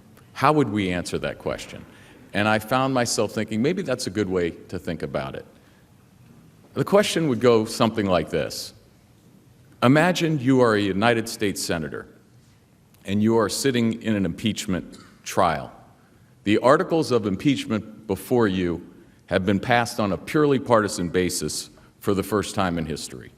In fact, there was bipartisan opposition to the articles of impeachment. They have been trying to impeach the president from the moment of his inauguration for no reason, just because he won. The articles before you do not allege a crime or even any violation of the civil law. One article alleges obstruction of Congress simply for exercising long-standing constitutional rights that every president has exercised. The president was given no rights in the House of Representatives. The Judiciary Committee conducted only 2 days of hearings. You are sitting through your 6th day of trial. The House is demanding witnesses from you that they refused to seek themselves. When confronted with expedited court proceedings regarding subpoenas they had issued, they actually withdrew those subpoenas. They are now criticizing you in strong accusatory language if you don't capitulate to their unreasonable demands and sit in your seats for months. An election is only months away, and for the first time in history, they are asking you to remove a president from the ballot. They are asking you to do something that violates all past historical precedents that you have studied in this class and principles of democracy, and take the choice away from the American people. It would tear apart the country for generations and change our constitutional system forever. Question: what should you do? Your first thought might be, that's not a realistic hypothetical. That could never happen in America. But then you would be happy because you'd have an easy answer and you can be done with your law school exam, and it would be, you immediately reject the articles of impeachment. Bonus question: should your answer depend on your political party? Answer: no. My second observation is that I actually think it's very instructive to watch the old videos from the last time this happened, when many of you were making so eloquently, more eloquently than we are, the points that we are making about the law and precedent. But that's not playing a game of gotcha. That's paying you a compliment. You were right about those principles. You were right about those principles. And if you won't listen to me, I would urge you to listen to your younger selves. You were right. And the third observation in sitting here today, Judge Starr talked about that we are in the age of impeachment, in the age of constant investigations. Imagine if all of that energy was being used to solve the problems of the American people. Imagine if the age of impeachment was over in the United States. Imagine that. And I was listening to Professor Dershowitz talking about the shoe on the other foot rule. And it makes a lot of sense. I would maybe put it differently. I would maybe call it the golden rule of impeachment. For the Democrats, the golden rule could be do unto Republicans as you would have them do unto Democrats. And hopefully we will never be in another position in this country where we have another impeachment, but vice versa for that rule. Those are my three observations. I hope that's helpful. Those were the thoughts that I had listening to the presentations. But at the end of the day, the most important thought is this. This choice belongs to the American people. They will get to make it months from now. The Constitution and common sense and all of our history prevent you from removing the president from the ballot. There's no basis for it in the facts. There's simply no basis for it in the law. And I would urge you to quickly come to that conclusion so we can go have an election. Thank you very much for your attention, and thank you, Mr. Chief Justice. Leader is recognized. Mr. Chief Justice, I ask unanimous consent that the trial adjourn until 1 p.m. Tuesday, January 28th, and this order also constitute the adjournment of the Senate. Without objection, we are adjourned.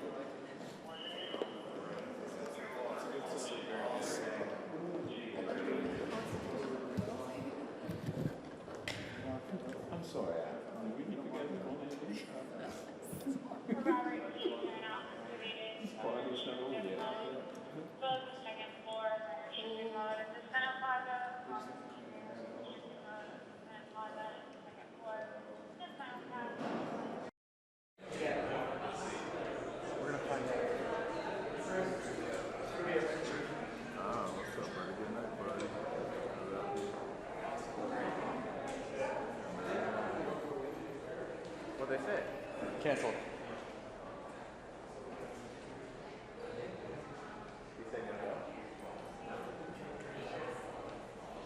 Negative Ghost Rider. What do you tell you?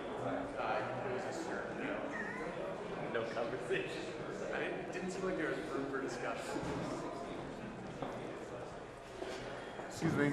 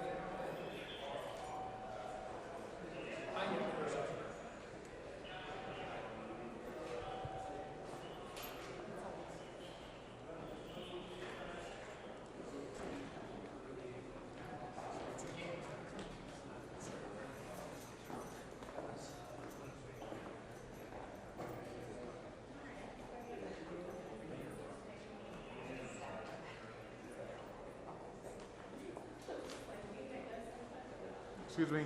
Excuse me. Thanks.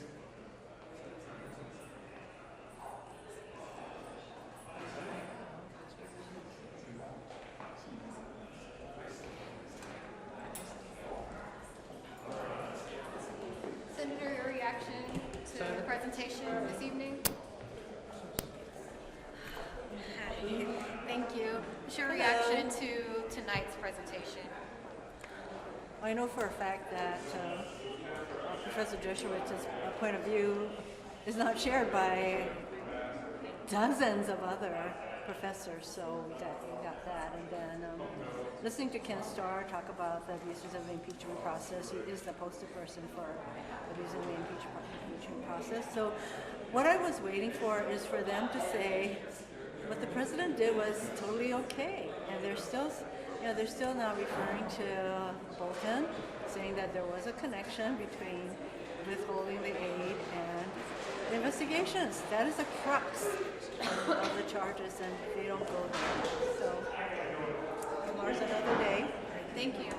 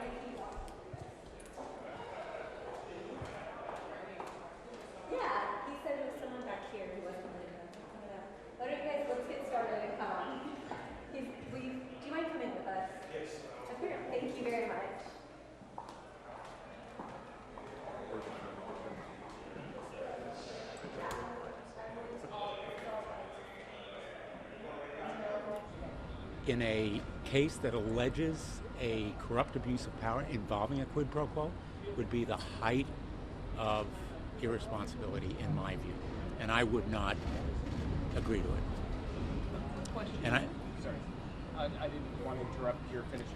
I might just say one point that was neglected in this whole presentation, never heard it today, was the Department of Justice of the United States declined to pursue an investigation of the Bidens.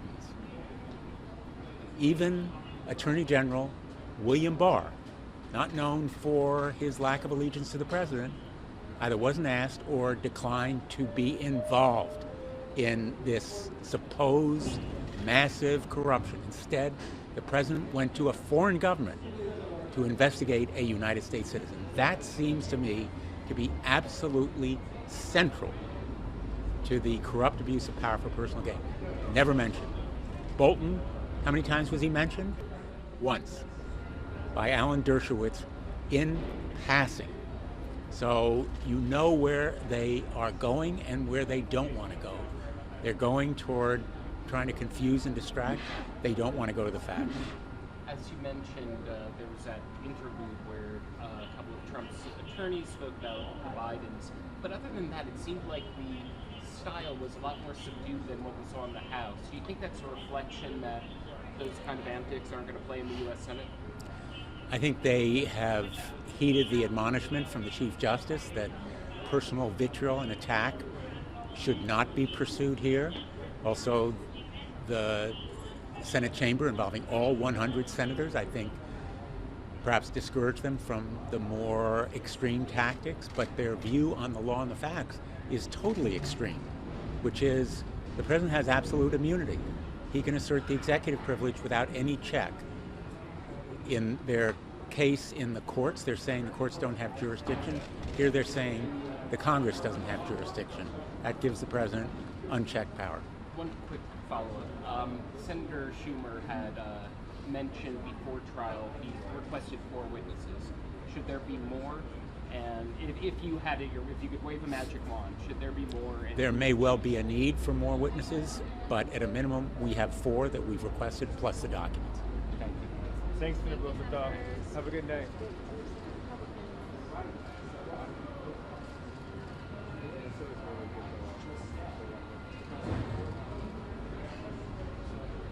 That's what they could have to go. We could have witnesses and things like that.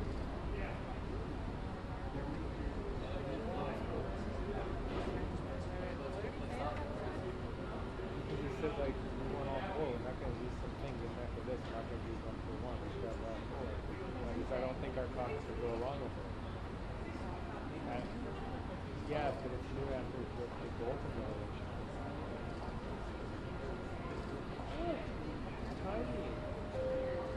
Would Democrats reconsider voting?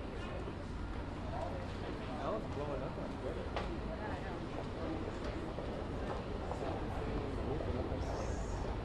Meanwhile, it's like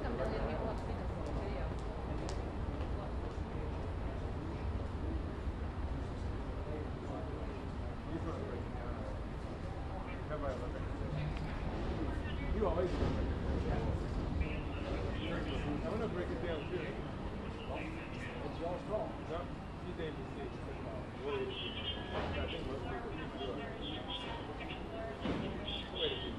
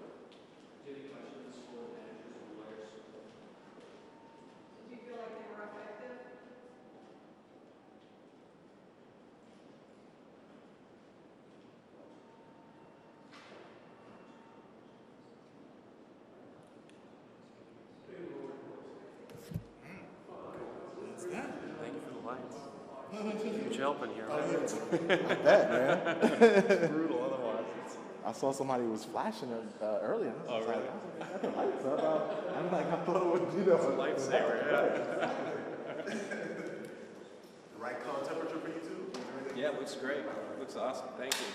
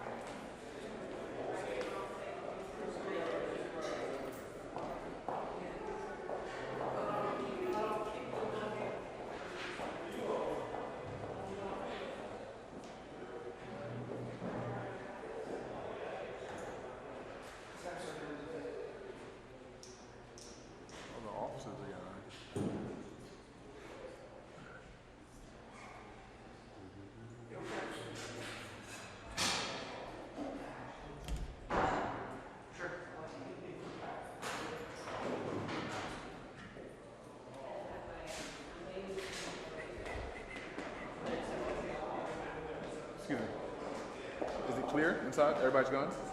Is it clear? Everybody's gone. All right, thank you.